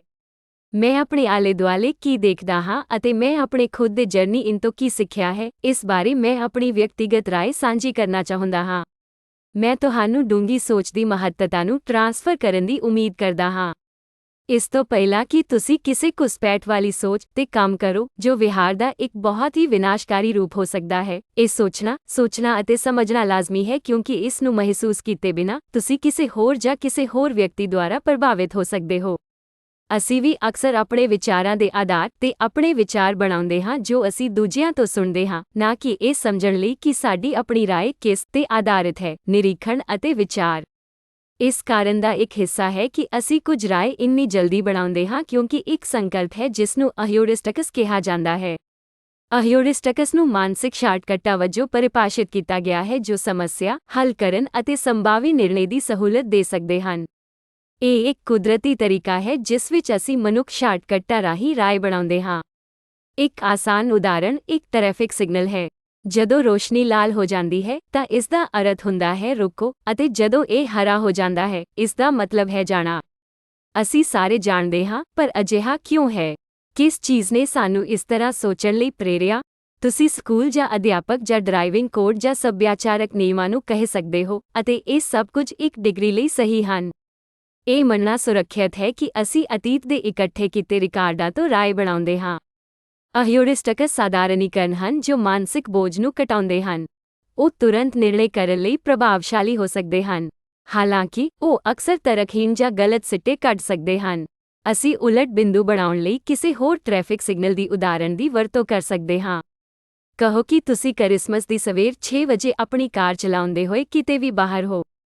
ਤੁਸੀਂ ਰੇਲਮਾਰਗ ਟਰੈਕ ਕਰਾਸਿੰਗ ਤੇ ਪਹੁੰਚਦੇ ਹੋ ਜਦੋਂ ਅਚਾਨਕ ਬਾਂਹ ਹੇਠਾਂ ਆਉਂਦੀ ਹੈ ਅਤੇ ਲਾਈਟਾਂ ਇਸ ਤਰ੍ਹਾਂ ਚਮਕਦੀਆਂ ਹਨ ਜਿਵੇਂ ਕੋਈ ਰੇਲਗੱਡੀ ਆ ਰਹੀ ਹੋਵੇ। ਤੁਸੀਂ ਖੱਬੇ ਅਤੇ ਸੱਜੇ ਦੇਖਦੇ ਹੋ ਪਰ ਕੋਈ ਰੇਲਗੱਡੀ ਨਹੀਂ ਹੈ। ਅਸਲ ਵਿੱਚ, ਤੁਹਾਨੂੰ ਕਿਤੇ ਵੀ ਕੋਈ ਹੋਰ ਜੀਵਤ ਆਤਮਾ ਜਾਂ ਚਲਦੀ ਗੱਡੀ ਨਹੀਂ ਦਿਖਾਈ ਦਿੰਦੀ। ਸਪਸ਼ਟ ਤੌਰ ਤੇ ਸਿਗਨਲ ਖਰਾਬ ਹੋ ਰਿਹਾ ਹੈ ਅਤੇ ਤੁਹਾਡੇ ਕੋਲ ਇਸ ਦੀਆਂ ਹਦਾਇਤਾਂ ਦੀ ਪਾਲਣਾ ਕਰਨ ਤੋਂ ਇਲਾਵਾ ਕੋਈ ਰਾਹ ਨਹੀਂ ਹੈ। ਅਤੇ ਫਿਰ ਵੀ ਇਹ ਉਹ ਹੈ ਜੋ ਜ਼ਿਆਦਾਤਰ ਲੋਕ ਕਰਨ ਲਈ ਮਜਬੂਰ ਹੋਣਗੇ। ਪਟੜੀਆਂ ਤੇ ਕੁਝ ਵੀ ਨਜ਼ਰ ਨਾ ਆਉਣ ਅਤੇ ਯਕੀਨੀ ਤੌਰ ਤੇ ਕੋਈ ਰੇਲਗੱਡੀ ਨਾ ਹੋਣ ਕਾਰਨ ਲੋਕ ਉੱਥੇ ਬੈਠ ਕੇ ਦੇਖਦੇ ਰਹਿਣਗੇ ਅਤੇ ਉਸ ਰੇਲਗੱਡੀ ਦਾ ਇੰਤਜ਼ਾਰ ਕਰਨਗੇ ਜੋ ਉੱਥੇ ਨਹੀਂ ਹੈ। ਸਿਰਫ ਉਦੋਂ ਜਦੋਂ ਬਾਂਹ ਅਤੇ ਰੋਸ਼ਨੀ ਉਨ੍ਹਾਂ ਨੂੰ ਦੱਸਦੀ ਹੈ ਕਿ ਉਹ ਜਾ ਸਕਦੇ ਹਨ, ਤਦ ਹੀ ਉਹ ਮਹਿਸੂਸ ਕਰਦੇ ਹਨ ਕਿ ਅੱਗੇ ਵਧਣਾ ਸੁਰੱਖਿਅਤ ਹੈ। ਮੈਂ ਤੁਹਾਨੂੰ ਕਿਸੇ ਵੀ ਤਰੀਕੇ ਨਾਲ ਅਸੁਰੱਖਿਅਤ ਵਿਵਹਾਰ ਕਰਨ ਲਈ ਨਹੀਂ ਕਹਿ ਰਿਹਾ ਹਾਂ, ਪਰ ਤੁਹਾਨੂੰ ਮਾਨਸਿਕ ਸ਼ਾਰਟਕੱਟਾਂ ਤੋਂ ਪਰੇ ਸੋਚਣ ਲਈ ਸਮਾਂ ਕੱਢਣ ਲਈ ਉਤਸ਼ਾਹਿਤ ਕਰਦਾ ਹਾਂ ਜੋ ਸਾਡੇ ਸਿਸਟਮ ਵਿੱਚ ਪਹਿਲਾਂ ਤੋਂ ਖੁਆਏ ਗਏ ਹਨ ਅਤੇ ਡਿਫਾਲਟ ਤੇ ਭਰੋਸਾ ਕਰਨ ਦੀ ਬਜਾਏ ਆਪਣੀ ਬੁੱਧੀ ਦੀ ਵਰਤੋਂ ਕਰਕੇ ਅਜਿਹੀਆਂ ਪ੍ਰਵਿਰਤੀਆਂ ਤੋਂ ਪਰੇ ਸੋਚਣ ਦੀ ਕੋਸ਼ਿਸ਼ ਕਰੋ। ਕਿਸਮ ਦੇ ਫੈਸਲੇ ਲੈਣ ਵੇਲੇ ਸਾਨੂੰ ਡੂੰਘਾਈ ਨਾਲ ਸੋਚਣ ਲਈ ਸਮਾਂ ਕੱਢਣਾ ਚਾਹੀਦਾ ਹੈ, ਆਪਣੇ ਪੱਖਪਾਤ ਬਾਰੇ ਸੋਚਣਾ ਚਾਹੀਦਾ ਹੈ ਅਤੇ ਫੈਸਲੇ ਲੈਣ ਤੋਂ ਪਹਿਲਾਂ ਜਿੰਨਾ ਸੰਭਵ ਹੋ ਸਕੇ ਨਿਰਪੱਖ ਅਤੇ ਨਿਰਪੱਖਤਾ ਨਾਲ ਸੋਚਣ ਦੀ ਕੋਸ਼ਿਸ਼ ਕਰਨੀ ਚਾਹੀਦੀ ਹੈ। ਜਦੋਂ ਅਸੀਂ ਬਾਹਰੀ ਕਾਰਕਾਂ ਨੂੰ ਸਾਡੇ ਲਈ ਸਾਡੀਆਂ ਚੋਣਾਂ ਕਰਨ ਦਿੰਦੇ ਹਾਂ, ਜਦੋਂ ਅਸੀਂ ਅਗਲੀ ਚੀਜ਼ ਤੇ ਪਹੁੰਚਣ ਲਈ ਤੇਜ਼ ਅਤੇ ਆਸਾਨ ਰਸਤਾ ਅਪਣਾਉਂਦੇ ਹਾਂ, ਤਾਂ ਅਸੀਂ ਆਪਣੇ ਆਪ ਪ੍ਰਤੀ ਬੇਵਫਾ ਹੋ ਰਹੇ ਹਾਂ ਅਤੇ ਨਾ ਸਿਰਫ ਆਪਣੇ ਲਈ, ਸਗੋਂ ਮਨੁੱਖਤਾ ਦੇ ਸਮੂਹ ਦੇ ਹਿੱਸੇ ਵਜੋਂ ਸਾਡੀ ਵੱਡੀ ਭੂਮਿਕਾ ਲਈ, ਸੰਭਵ ਤੌਰ ਤੇ ਸਭ ਤੋਂ ਵਧੀਆ ਜੀਵਨ ਜਿਉਣ ਦੇ ਸਾਡੇ ਇਰਾਦੇ ਨਾਲ ਬੇਵਫਾ ਹੋ ਰਹੇ ਹਾਂ। ਹਰਮੇਨੇਯੂਟਿਕਸ ਵਿਆਖਿਆ ਦਾ ਗਿਆਨ ਜਾਂ ਸੰਕਲਪਿਕ ਪੱਖਪਾਤ ਤੋਂ ਇਲਾਵਾ ਸਾਨੂੰ ਸ਼ਬਦਾਂ ਦੀ ਵਿਉਤਪਤੀ ਬਾਰੇ ਵੀ ਧਿਆਨ ਰੱਖਣਾ ਚਾਹੀਦਾ ਹੈ। ਜਦੋਂ ਅਸੀਂ ਵਿਚਾਰ ਪ੍ਰਗਟ ਕਰਦੇ ਹਾਂ ਜਾਂ ਦੂਜੇ ਵਿਚਾਰਾਂ ਨੂੰ ਗਲਤ ਸਾਬਤ ਕਰਨ ਦੀ ਕੋਸ਼ਿਸ਼ ਕਰਦੇ ਹਾਂ ਤਾਂ ਅਸੀਂ ਆਪਣੇ ਆਪ ਤੇ ਇੰਨੇ ਯਕੀਨ ਰੱਖਦੇ ਹਾਂ, ਅਸੀਂ ਇਹ ਭੁੱਲ ਜਾਂਦੇ ਹਾਂ ਕਿ ਪਿਛਲੇ 50 ਸਾਲਾਂ ਵਿੱਚ ਉਨ੍ਹਾਂ ਸ਼ਬਦਾਂ ਦੇ ਸ਼ਬਦ ਜਾਂ ਅਰਥ ਬਦਲ ਗਏ ਹਨ। ਜਦੋਂ ਅਸੀਂ ਇਸ ਨੂੰ ਪਰਿਪੇਖ ਅਤੇ ਸੰਦਰਭ ਵਿੱਚ ਪਾਉਂਦੇ ਹਾਂ ਤਾਂ ਕੀ ਇਹ ਵਿਅੰਗਾਤਮਕ ਅਤੇ ਵਿਅੰਗਾਤਮਕ ਨਹੀਂ ਹੈ ਕਿ ਮਨੁੱਖ ਆਪਣੇ ਵਿਚਾਰਾਂ ਬਾਰੇ ਇੰਨਾ ਪੱਕਾ ਹੋਵੇ, ਜਾਂ ਕਿ ਅਸੀਂ ਅਜੇ ਵੀ ਉੱਥੇ ਬੈਠੇ ਉਸ ਅਹੰਕਾਰੀ ਮਨ ਦੀ ਅੱਗ ਨੂੰ ਬਾਲਣ ਦੀ ਕੋਸ਼ਿਸ਼ ਕਰ ਰਹੇ ਹਾਂ, ਆਪਣੇ ਆਪ ਨੂੰ ਕਿਸੇ ਤਰ੍ਹਾਂ ਆਪਣੇ ਵਿਚਾਰਾਂ ਨੂੰ ਸੋਚਣ ਲਈ ਮੂਰਖ ਬਣਾ ਰਹੇ ਹਾਂ। ਕਿਸੇ ਹੋਰ ਦੀ ਥਾਂ ਲੈਂਦੀ ਹੈ, ਕਿਉਂਕਿ ਇਹ ਸਾਡੇ ਬਿਰਤਾਂਤ ਦੇ ਬਿਲਕੁਲ ਅਨੁਕੂਲ ਨਹੀਂ ਹੈ। ਪ੍ਰਤੀਕਿਰਿਆ ਕਰਨ ਤੋਂ ਪਹਿਲਾਂ ਸੋਚੋ। ਜਿਸ ਪਛਾਣ ਨੂੰ ਤੁਸੀਂ ਸੁਰੱਖਿਅਤ ਰੱਖਣ ਦੀ ਕੋਸ਼ਿਸ਼ ਕਰ ਰਹੇ ਹੋ ਉਹ ਸਰੀਰਕ, ਸੀਮਤ ਪਛਾਣ ਹੈ, ਜਿਸ ਦਾ ਇੱਕੋ ਇੱਕ ਉਦੇਸ਼ ਤੁਹਾਨੂੰ ਇਸ ਨੂੰ ਗੁਆਉਣ ਦੇ ਡਰ ਤੋਂ ਬਚਾਉਣਾ ਹੈ। ਸਾਨੂੰ ਉਸ ਸੀਮਤ ਪਛਾਣ ਨੂੰ ਅਸੀਮਤ ਭੰਡਾਰ ਨਾਲ ਬਦਲਣ ਦੀ ਕੋਸ਼ਿਸ਼ ਕਰਨੀ ਚਾਹੀਦੀ ਹੈ।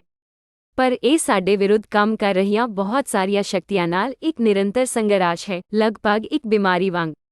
ਇਸ ਬਿਮਾਰੀ ਦੇ ਲੱਛਣ ਆਪਣੇ ਆਪ ਨੂੰ ਕਈ ਤਰੀਕਿਆਂ ਨਾਲ ਪੇਸ਼ ਕਰ ਸਕਦੇ ਹਨ, ਜਿਨ੍ਹਾਂ ਵਿੱਚੋਂ ਕੁਝ ਉਦੋਂ ਪ੍ਰਗਟ ਹੁੰਦੇ ਹਨ ਜਦੋਂ ਅਸੀਂ ਆਪਣੇ ਆਪ ਨੂੰ ਸਹੀ ਸਾਬਤ ਕਰਨ ਦੀ ਕੋਸ਼ਿਸ਼ ਕਰਦੇ ਹਾਂ, ਵਿਸ਼ਵਾਸ ਕਰਦੇ ਹਾਂ ਕਿ ਸਿਰਫ ਅਸੀਂ ਸਹੀ ਹੋ ਸਕਦੇ ਹਾਂ, ਅਤੇ ਇਹ ਕਿ ਕੋਈ ਹੋਰ ਦ੍ਰਿਸ਼ਟੀਕੋਣ ਕੀਮਤੀ ਨਹੀਂ ਹੈ। ਇਹ ਇੱਕ ਸਵੈ ਸੇਵਾ ਸੁਆਰਥੀ ਰੱਖਿਆ ਵਿਧੀ ਹੈ ਅਤੇ ਇਸ ਨੂੰ ਖਤਮ ਕਰਨਾ ਇਸ ਯਾਤਰਾ ਦਾ ਅੰਤਮ ਟੀਚਾ ਹੈ ਜਿਸ ਨੂੰ ਅਸੀਂ ਅਗਲੇ ਕੁਝ ਪੰਨਿਆਂ ਵਿੱਚ ਇਕੱਠੇ ਕਰਾਂਗੇ। ਜਿਸ ਪਛਾਣ ਨੂੰ ਤੁਸੀਂ ਸੁਰੱਖਿਅਤ ਰੱਖਣ ਦੀ ਕੋਸ਼ਿਸ਼ ਕਰ ਰਹੇ ਹੋ ਉਹ ਸਰੀਰਕ, ਸੀਮਤ ਪਛਾਣ ਹੈ, ਜਿਸ ਦਾ ਇੱਕੋ ਇੱਕ ਉਦੇਸ਼ ਤੁਹਾਨੂੰ ਇਸ ਨੂੰ ਗੁਆਉਣ ਦੇ ਡਰ ਤੋਂ ਬਚਾਉਣਾ ਹੈ। ਸਾਨੂੰ ਉਸ ਸੀਮਤ ਪਛਾਣ ਨੂੰ ਵਿਸ਼ਵਵਿਆਪੀ ਪਛਾਣ ਨਾਲ ਬਦਲਣ ਦੀ ਕੋਸ਼ਿਸ਼ ਕਰਨੀ ਚਾਹੀਦੀ ਹੈ।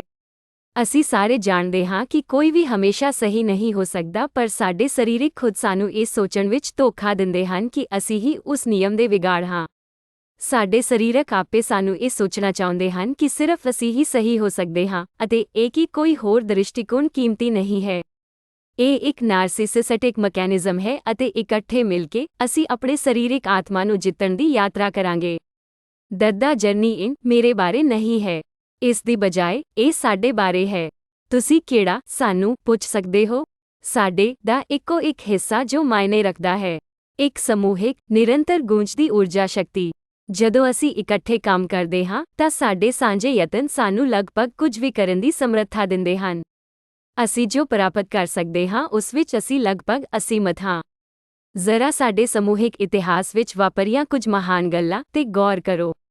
ਇਹ ਸਭ ਕੁਝ ਕਮਾਲ ਦੀ ਪ੍ਰਾਪਤੀ ਲਈ ਇਕੱਠੇ ਕੰਮ ਕਰਨ ਵਾਲੇ ਲੋਕਾਂ ਦੇ ਸਾਂਝੇ ਯਤਨਾਂ ਦੁਆਰਾ ਕੀਤਾ ਗਿਆ ਸੀ, ਵਿਅਕਤੀਗਤ ਪ੍ਰਸ਼ੰਸਾ ਜਾਂ ਕਿਸੇ ਦੇ ਹਉਮੈ ਨੂੰ ਖੁਆਉਣ ਬਾਰੇ ਚਿੰਤਤ ਨਹੀਂ। ਜੇਕਰ ਤੁਹਾਨੂੰ ਇੱਕ ਠੋਸ ਉਦਾਹਰਣ ਦੀ ਲੋੜ ਹੈ ਤਾਂ ਹਾਲੀਆ ਕੋਵਿਡ-19 ਮਹਾਮਾਰੀ ਤੋਂ ਇਲਾਵਾ ਹੋਰ ਨਾ ਦੇਖੋ, ਜੋ ਸਿਰਫ ਦਿਨਾਂ ਵਿੱਚ ਪੂਰੀ ਦੁਨੀਆ ਵਿੱਚ ਫੈਲ ਗਿਆ ਅਤੇ ਸਾਰਿਆਂ ਨੂੰ ਇੱਕੋ ਜਿਹੇ ਹਾਲਾਤ ਵਿੱਚ ਪਾ ਦਿੱਤਾ। ਭਵਿੱਖ ਬਾਰੇ ਅਨਿਸ਼ਚਿਤ, ਉਮੀਦ ਨਾਲ ਚਿੰਬੜੇ ਅਤੇ ਜਿੰਨਾ ਹੋ ਸਕੇ ਇਕਜੁੱਟ ਹੋਣਾ। ਇਸ ਸਾਰੇ ਉਥਲ-ਪੁਥਲ ਅਤੇ ਸ਼ੱਕ ਤੋਂ ਦੁਨੀਆ ਦੇ ਸਭ ਤੋਂ ਉੱਤਮ ਵਿਗਿਆਨੀਆਂ, ਡਾਕਟਰਾਂ ਅਤੇ ਫਾਰਮਾਸਿਊਟੀਕਲ ਕੰਪਨੀਆਂ ਦੇ ਸਮੂਹਿਕ ਯਤਨਾਂ ਨੇ ਨਾ ਸਿਰਫ ਕੋਰੋਨਾ ਵਾਇਰਸ ਦਾ ਇਲਾਜ ਵਿਕਸਿਤ ਕੀਤਾ, ਬਲਕਿ ਇਸ ਨੂੰ ਰਿਕਾਰਡ ਤੋੜ ਸਮੇਂ ਵਿੱਚ ਵੀ ਕੀਤਾ।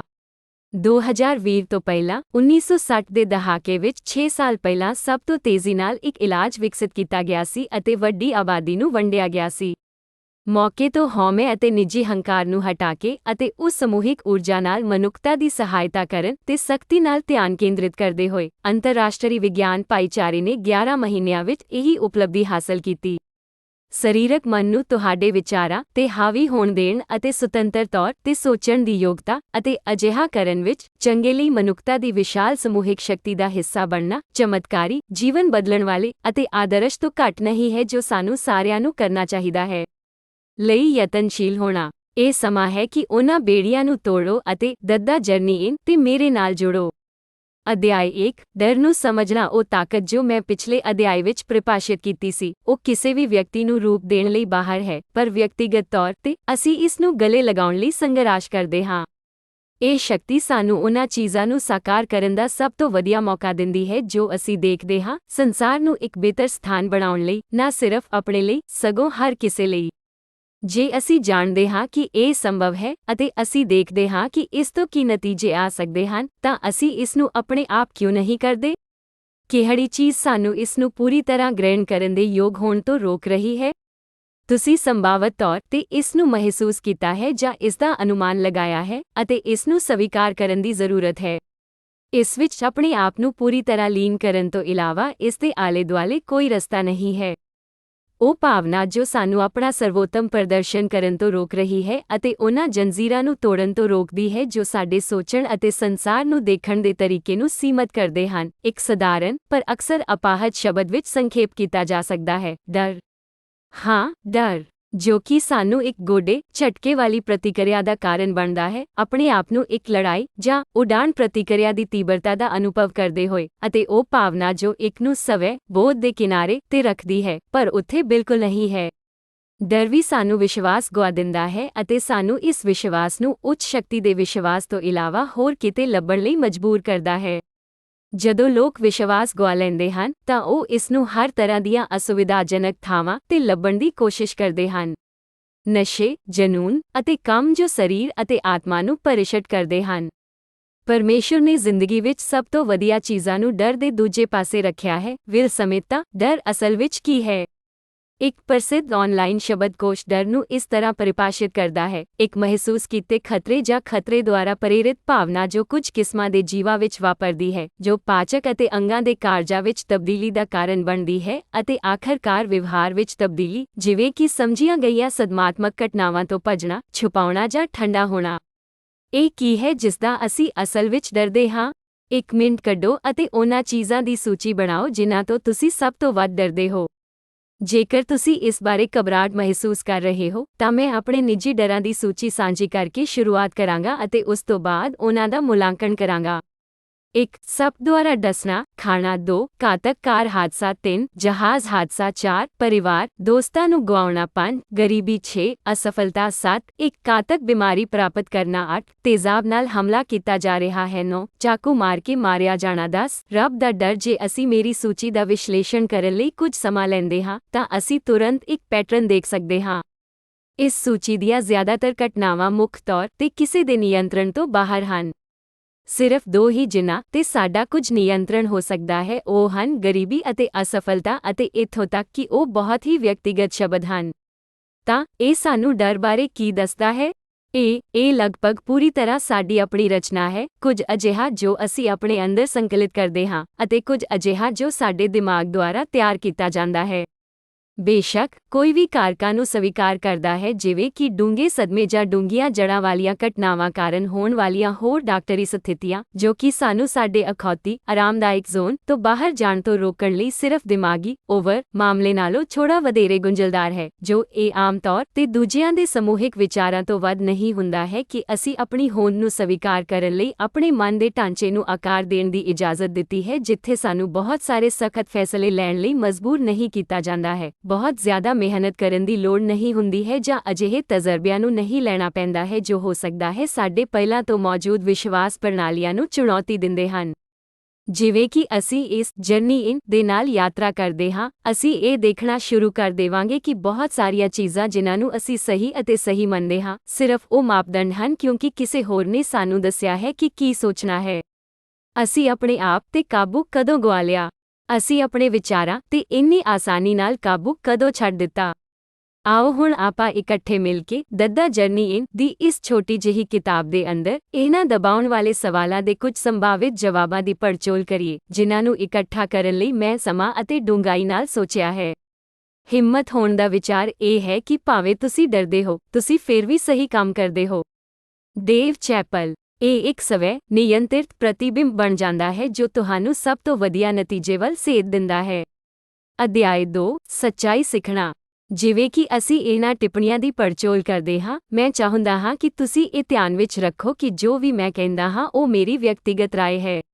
ਮੈਂ ਹੈਰਾਨ ਹਾਂ ਕਿ ਵਿਅਕਤੀਗਤ ਵਿਚਾਰਾਂ ਤੋਂ ਇਲਾਵਾ ਕੁਝ ਵੀ ਸੰਭਵ ਹੈ।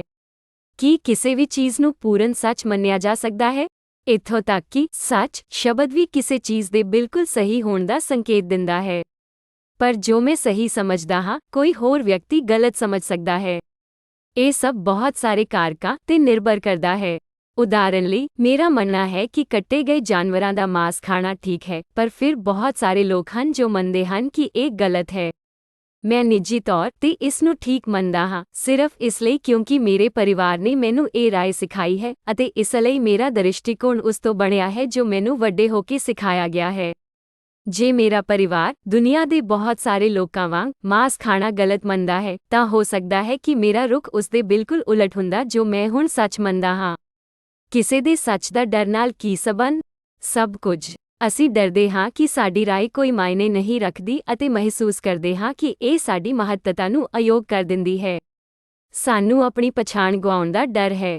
ਸਾਨੂੰ ਡਰ ਹੈ ਕਿ ਸਾਡੇ ਵਿਚਾਰ ਪ੍ਰਗਟ ਕਰਨ ਨਾਲ ਦੂਸਰੇ ਸਾਡੇ ਬਾਰੇ ਘੱਟ ਸੋਚਣ। ਇਹ ਸਾਨੂੰ ਮਾਣ ਗੁਆ ਸਕਦਾ ਹੈ, ਜੀਵਨ ਵਿੱਚ ਆਪਣੀ ਸਥਿਤੀ ਗੁਆ ਸਕਦਾ ਹੈ, ਸਾਡੇ ਹਾਣੀਆਂ ਦਾ ਸਤਿਕਾਰ ਗੁਆ ਸਕਦਾ ਹੈ ਜਾਂ ਸਾਡੇ ਨਜ਼ਦੀਕੀ ਲੋਕਾਂ ਦਾ ਪਿਆਰ ਗੁਆ ਸਕਦਾ ਹੈ। ਸਾਡੇ ਕੋਲ ਆਪਣੇ ਆਪ ਨੂੰ ਇੱਕ ਅਪ੍ਰਸਿੱਧ ਰਾਏ ਨਾਲ ਖੜੇ ਹੋਣ ਅਤੇ ਹੱਸਣ, ਮਜ਼ਾਕ ਉਡਾਉਣ, ਦੂਰ ਕੀਤੇ ਜਾਣ ਅਤੇ ਹੋਰ ਬਹੁਤ ਕੁਝ ਦੇ ਭੁਲੇਖੇ ਭਰੇ ਦਰਸ਼ਨ ਹੁੰਦੇ ਹਨ। ਸੋਸ਼ਲ ਮੀਡੀਆ ਦੇ ਯੁੱਗ ਵਿੱਚ ਅਸੀਂ ਆਪਣੇ ਆਪ ਨੂੰ ਇੱਕ ਅਪ੍ਰਸਿੱਧ ਰਾਏ ਰੱਖਣ ਅਤੇ ਪ੍ਰਗਟ ਕਰਨ ਲਈ ਰੱਦ ਹੁੰਦੇ ਦੇਖਦੇ ਹਾਂ। ਅਸੀਂ ਇਹ ਸਮਝਣ ਵਿੱਚ ਅਸਫਲ ਰਹਿੰਦੇ ਹਾਂ ਕਿ ਸਾਡੀ ਸਮੂਹਿਕ ਪਛਾਣ, ਜਿਸ ਨੂੰ ਮੈਂ ਆਤਮਾ ਦੀ ਪਛਾਣ ਕਹਿੰਦਾ ਹਾਂ, ਸਾਡੀ ਸਰੀਰਕ ਪਛਾਣ ਤੋਂ ਵੱਖਰੀ ਹੈ। ਸਾਡੀ ਸਮੂਹਿਕ ਪਛਾਣ ਸਦੀਵੀ ਹੈ, ਜਦੋਂ ਕਿ ਸਾਡੀ ਸਰੀਰਕ ਪਛਾਣ ਸਮੇਂ ਅਤੇ ਸੰਭਾਵਨਾ ਦੋਵਾਂ ਦੁਆਰਾ ਸੀਮਿਤ ਹੈ। ਇਹ ਸੀਮਤ ਪਛਾਣ ਉਹ ਹੈ ਜਿਸ ਨੂੰ ਗੁਆਉਣ ਤੋਂ ਅਸੀਂ ਡਰਦੇ ਹਾਂ ਅਤੇ ਜਿਸ ਨੂੰ ਜ਼ਿੰਦਾ ਰੱਖਣ ਲਈ ਅਸੀਂ ਰੋਜ਼ਾਨਾ ਲੜਦੇ ਹਾਂ। ਸੀਮਤ ਪਛਾਣ ਤੋਂ ਮੇਰਾ ਕੀ ਮਤਲਬ ਹੈ? ਇਹ ਉਹ ਤੰਗ ਨਜ਼ਰੀਆ ਹੈ ਜੋ ਅਸੀਂ ਇਸ ਸਮੇਂ ਆਪਣੇ ਬਾਰੇ ਰੱਖਦੇ ਹਾਂ। ਅਸੀਂ ਛੋਟੀਆਂ ਗੱਲਾਂ ਬਾਰੇ ਚਿੰਤਾ ਕਰਦੇ ਹਾਂ, ਜਿਵੇਂ ਕਿ ਜਦੋਂ ਅਸੀਂ ਕਿਸੇ ਪਾਰਟੀ ਵਿੱਚ ਜਾਂਦੇ ਹਾਂ ਤਾਂ ਅਸੀਂ ਕਿਹੜੇ ਕੱਪੜੇ ਪਹਿਨਣ ਜਾ ਰਹੇ ਹਾਂ। ਜਦੋਂ ਅਸੀਂ ਆਲੇ ਦੁਆਲੇ ਨਹੀਂ ਹੁੰਦੇ ਤਾਂ ਸਾਡੇ ਸਹਿ ਕਰਮਚਾਰੀ ਸਾਡੇ ਬਾਰੇ ਕੀ ਕਹਿ ਰਹੇ ਹਨ। ਸੋਸ਼ਲ ਮੀਡੀਆ ਤੇ ਸਾਡੀਆਂ ਪੋਸਟਾਂ ਨੂੰ ਜ਼ਿਆਦਾ ਲੋਕ ਕਿਉਂ ਨਹੀਂ ਦੇਖ ਰਹੇ ਹਨ ਅਤੇ ਹੋਰ ਚੀਜ਼ਾਂ ਜਿਨ੍ਹਾਂ ਦਾ ਸਾਡੇ ਜੀਵਨ ਜਾਂ ਕਿਸੇ ਹੋਰ ਵਿਅਕਤੀ ਤੇ ਕੋਈ ਸਥਾਈ ਪ੍ਰਭਾਵ ਨਹੀਂ ਹੁੰਦਾ ਹੈ।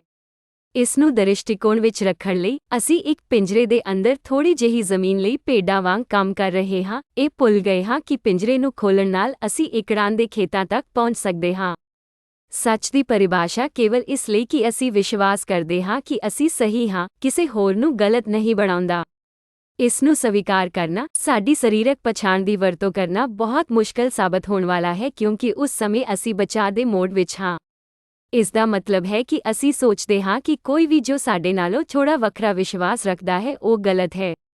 ਅਸੀਂ ਇਸ ਨੂੰ ਇੱਕੋ ਸ਼ਹਿਰ ਤੋਂ ਡਿਜ਼ਨੀ ਵਰਲਡ ਦੀ ਯਾਤਰਾ ਕਰਨ ਦਾ ਫੈਸਲਾ ਕਰਨ ਵਾਲੇ ਦੋ ਪਰਿਵਾਰਾਂ ਨਾਲ ਬਰਾਬਰ ਕਰ ਸਕਦੇ ਹਾਂ। ਆਓ ਇਸ ਉਦਾਹਰਣ ਲਈ ਹਿਊਸਟਨ ਨੂੰ ਚੁਣੀਏ।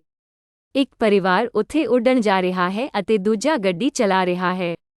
ਫਲਾਈਟ ਸਿਰਫ 2 ਘੰਟੇ ਦੀ ਹੈ, ਮਤਲਬ ਕਿ ਉਹ ਆਪਣਾ ਘਰ ਛੱਡਣ ਦੇ ਕੁਝ ਘੰਟਿਆਂ ਦੇ ਅੰਦਰ ਸਪੇਸ ਮਾਊਂਟੇਨ ਦੀ ਸਵਾਰੀ ਕਰ ਸਕਦੇ ਹਨ, ਪਰ ਜਹਾਜ਼ ਦੀਆਂ ਟਿਕਟਾਂ ਬਹੁਤ ਮਹਿੰਗੀਆਂ ਹਨ ਅਤੇ ਹਵਾਈ ਅੱਡੇ ਦੀ ਯਾਤਰਾ ਬਹੁਤ ਤਣਾਅਪੂਰਨ ਹੈ। ਦੂਜਾ ਪਰਿਵਾਰ ਗੱਡੀ ਚਲਾਉਣ ਦਾ ਫੈਸਲਾ ਕਰਦਾ ਹੈ। ਪੂਰੇ 1000 ਮੀਲ ਦੀ ਗੱਡੀ ਚਲਾਉਣ ਵਿੱਚ ਉਨ੍ਹਾਂ ਨੂੰ 2 ਦਿਨ ਲੱਗਦੇ ਹਨ, ਪਰ ਇਹ ਬਹੁਤ ਜ਼ਿਆਦਾ ਕਿਫਾਇਤੀ ਹੈ ਅਤੇ ਉਨ੍ਹਾਂ ਨੂੰ ਇਕੱਠੇ ਹੋਰ ਸਮਾਂ ਪ੍ਰਦਾਨ ਕਰਦਾ ਹੈ। ਕਿਹੜਾ ਤਰੀਕਾ ਬਿਹਤਰ ਹੈ? ਉਨ੍ਹਾਂ ਵਿੱਚੋਂ ਹਰੇਕ ਵਿੱਚ ਸਕਾਰਾਤਮਕ ਅਤੇ ਕਮੀਆਂ ਹਨ। ਮੰਜ਼ਿਲ ਇੱਕੋ ਹੈ, ਇਸ ਲਈ ਇਹ ਕਹਿਣਾ ਅਸੰਭਵ ਹੈ ਕਿ ਕੀ ਇੱਕ ਰਸਤਾ ਦੂਜੇ ਨਾਲੋਂ ਬਿਹਤਰ ਹੈ। ਕੁਝ ਦੂਜਿਆਂ ਨਾਲੋਂ ਪਹਿਲਾਂ ਪਹੁੰਚ ਜਾਣਗੇ, ਪਰ ਇਸ ਨਾਲ ਕੋਈ ਫਰਕ ਨਹੀਂ ਪੈਂਦਾ। ਮੈਂ ਇਸ ਦੀ ਤੁਲਨਾ ਕਿਤਾਬ ਦੇ ਸ਼ੁਰੂ ਵਿੱਚ ਦਰਸਾਏ ਗਏ ਪਹੀਏ ਨਾਲ ਕਰਦਾ ਹਾਂ। ਭਾਵੇਂ ਤੁਸੀਂ ਜ਼ਿੰਦਗੀ ਵਿੱਚ ਕਿਸੇ ਵੀ ਬੋਲ ਜਾਂ ਰਸਤੇ ਤੇ ਚੱਲਦੇ ਹੋ, ਮੰਜ਼ਿਲ ਇੱਕੋ ਹੈ। ਮੇਰਾ ਮੰਨਣਾ ਹੈ ਕਿ ਸੱਚ ਦੀ ਵੀ ਇੱਕ ਇਕਵਚਨ ਪਰਿਭਾਸ਼ਾ ਹੈ। ਇੱਕੋ ਇੱਕ ਸੱਚਾਈ ਉਦੇਸ਼ ਹੈ। ਇਸ ਦੇ ਦ੍ਰਿਸ਼ਟੀਕੋਣ ਨੂੰ ਸਾਬਤ ਕਰਨ ਲਈ ਇਸ ਨੂੰ ਕਿਸੇ ਅਨੁਮਾਨ, ਪ੍ਰਮਾਣਿਕਤਾ ਜਾਂ ਵੱਡੇ ਨਮੂਨੇ ਦੇ ਆਕਾਰ ਦੀ ਲੋੜ ਨਹੀਂ ਹੈ। ਇਹ ਸਮੂਹਿਕ ਸੱਚ ਹੈ ਜੋ ਸਮੂਹਿਕ ਭਾਵਨਾ ਦੁਆਰਾ ਸਵੀਕਾਰ ਕੀਤਾ ਜਾਂਦਾ ਹੈ, ਭਾਵੇਂ ਸਾਡਾ ਸਰੀਰਕ ਸਵੈ ਇਸ ਨੂੰ ਸਵੀਕਾਰ ਕਰਦਾ ਹੈ ਜਾਂ ਨਹੀਂ। ਇਸ ਨੂੰ ਪਿਆਰ ਦਾ ਤੱਤ ਕਿਹਾ ਗਿਆ ਹੈ, ਬਿਨਾਂ ਕਿਸੇ ਸਰੀਰਕ ਇੱਛਾ ਦੇ ਕੁੱਲ ਅਤੇ ਪੂਰਨ ਅਧੀਨਗੀ, ਪੂਰੀ ਤਰ੍ਹਾਂ ਨਿਰਸਵਾਰਥ ਹੋਣ ਦੀ ਯੋਗਤਾ। ਵਿਦਵਾਨਾਂ, ਕਵੀਆਂ ਅਤੇ ਦਾਰਸ਼ਨਿਕਾਂ ਨੇ ਸ਼ੁਰੂ ਤੋਂ ਹੀ ਸੱਚ ਦੀ ਬਹਿਸ ਕੀਤੀ ਹੈ। ਇਸ ਛੋਟੀ ਕਿਤਾਬ ਦੇ ਅੰਦਰ ਮੈਂ ਇਸ ਨੂੰ ਖੋਜਣ ਲਈ ਫਲਸਫਿਆਂ ਦੇ ਮਿਸ਼ਰਣ ਦੀ ਵਰਤੋਂ ਕਰਨ ਦਾ ਫੈਸਲਾ ਕੀਤਾ ਹੈ, ਅਰਥਾਤ ਮਨੋਵਿਗਿਆਨਕ ਤੌਰ ਤੇ ਇਹ ਦਰਸ਼ਨ ਵਿਹਾਰ ਅਤੇ ਮਨ ਦੀ ਪੜਚੋਲ ਕਰਦਾ ਹੈ। ਇਸ ਗੱਲ ਦੀ ਡੂੰਘਾਈ ਨਾਲ ਜਾਂਚ ਕਰਦਾ ਹੈ ਕਿ ਅਸੀਂ ਜਿਵੇਂ ਅਸੀਂ ਕਰਦੇ ਹਾਂ ਉਸੇ ਤਰ੍ਹਾਂ ਕਿਉਂ ਸੋਚਦੇ ਹਾਂ। ਸਮਾਜ ਵਿਗਿਆਨਕ ਤੌਰ ਤੇ ਇਹ ਦ੍ਰਿਸ਼ਟੀਕੋਣ ਵਿਹਾਰ ਦੇ ਪੈਟਰਨਾਂ ਦੀ ਪੜਚੋਲ ਕਰਦਾ ਹੈ ਅਤੇ ਮੇਰੇ ਦ੍ਰਿਸ਼ਟੀਕੋਣ ਨੂੰ ਤਰਕਸੰਗਤ ਬਣਾਉਣ ਲਈ ਵਰਤਿਆ ਜਾ ਸਕਦਾ ਹੈ। ਵਿਗਿਆਨਕ ਤੌਰ ਤੇ ਇਹ ਦ੍ਰਿਸ਼ਟੀਕੋਣ ਵਿਗਿਆਨਕ ਤੌਰ ਤੇ ਡਰ ਦੇ ਵਿਸ਼ੇ ਦੀ ਪੜਚੋਲ ਕਰਦਾ ਹੈ ਅਤੇ ਸਾਨੂੰ ਇਹ ਦੱਸਣ ਦੀ ਇਜਾਜ਼ਤ ਦੇਵੇਗਾ ਕਿ ਡਰ ਕਿਵੇਂ ਐਂਡੋਰਫਿਨ ਨੂੰ ਛੱਡਦਾ ਹੈ ਅਤੇ ਸਾਡੇ ਸਰੀਰ ਵਿੱਚ ਫਲਾਈਟ ਜਾਂ ਲੜਾਈ ਪ੍ਰਤੀਕਿਰਿਆ ਪੈਦਾ ਕਰਦਾ ਹੈ। ਅਧਿਆਇ 3 ਪਰਮੇਸ਼ੁਰ ਨਾਲ ਸਾਡੇ ਰਿਸ਼ਤੇ ਨੂੰ ਪਰਿਭਾਸ਼ਿਤ ਕਰਨਾ ਇੱਕ ਅਪਵਾਦ ਦੇ ਨਾਲ, ਡਰ ਦੀ ਮੇਰੀ ਸਿਖਰ 10 ਸੂਚੀ ਸਾਰੇ ਸੰਸਾਰੀ ਚੀਜ਼ਾਂ ਨਾਲ ਸੰਬੰਧਿਤ ਹਨ। ਪਰ ਮੇਰੀ ਸੂਚੀ ਵਿੱਚ ਨੰਬਰ 10 ਕਹਿੰਦਾ ਹੈ, ਮੈਂ ਰੱਬ ਤੋਂ ਡਰਦਾ ਹਾਂ।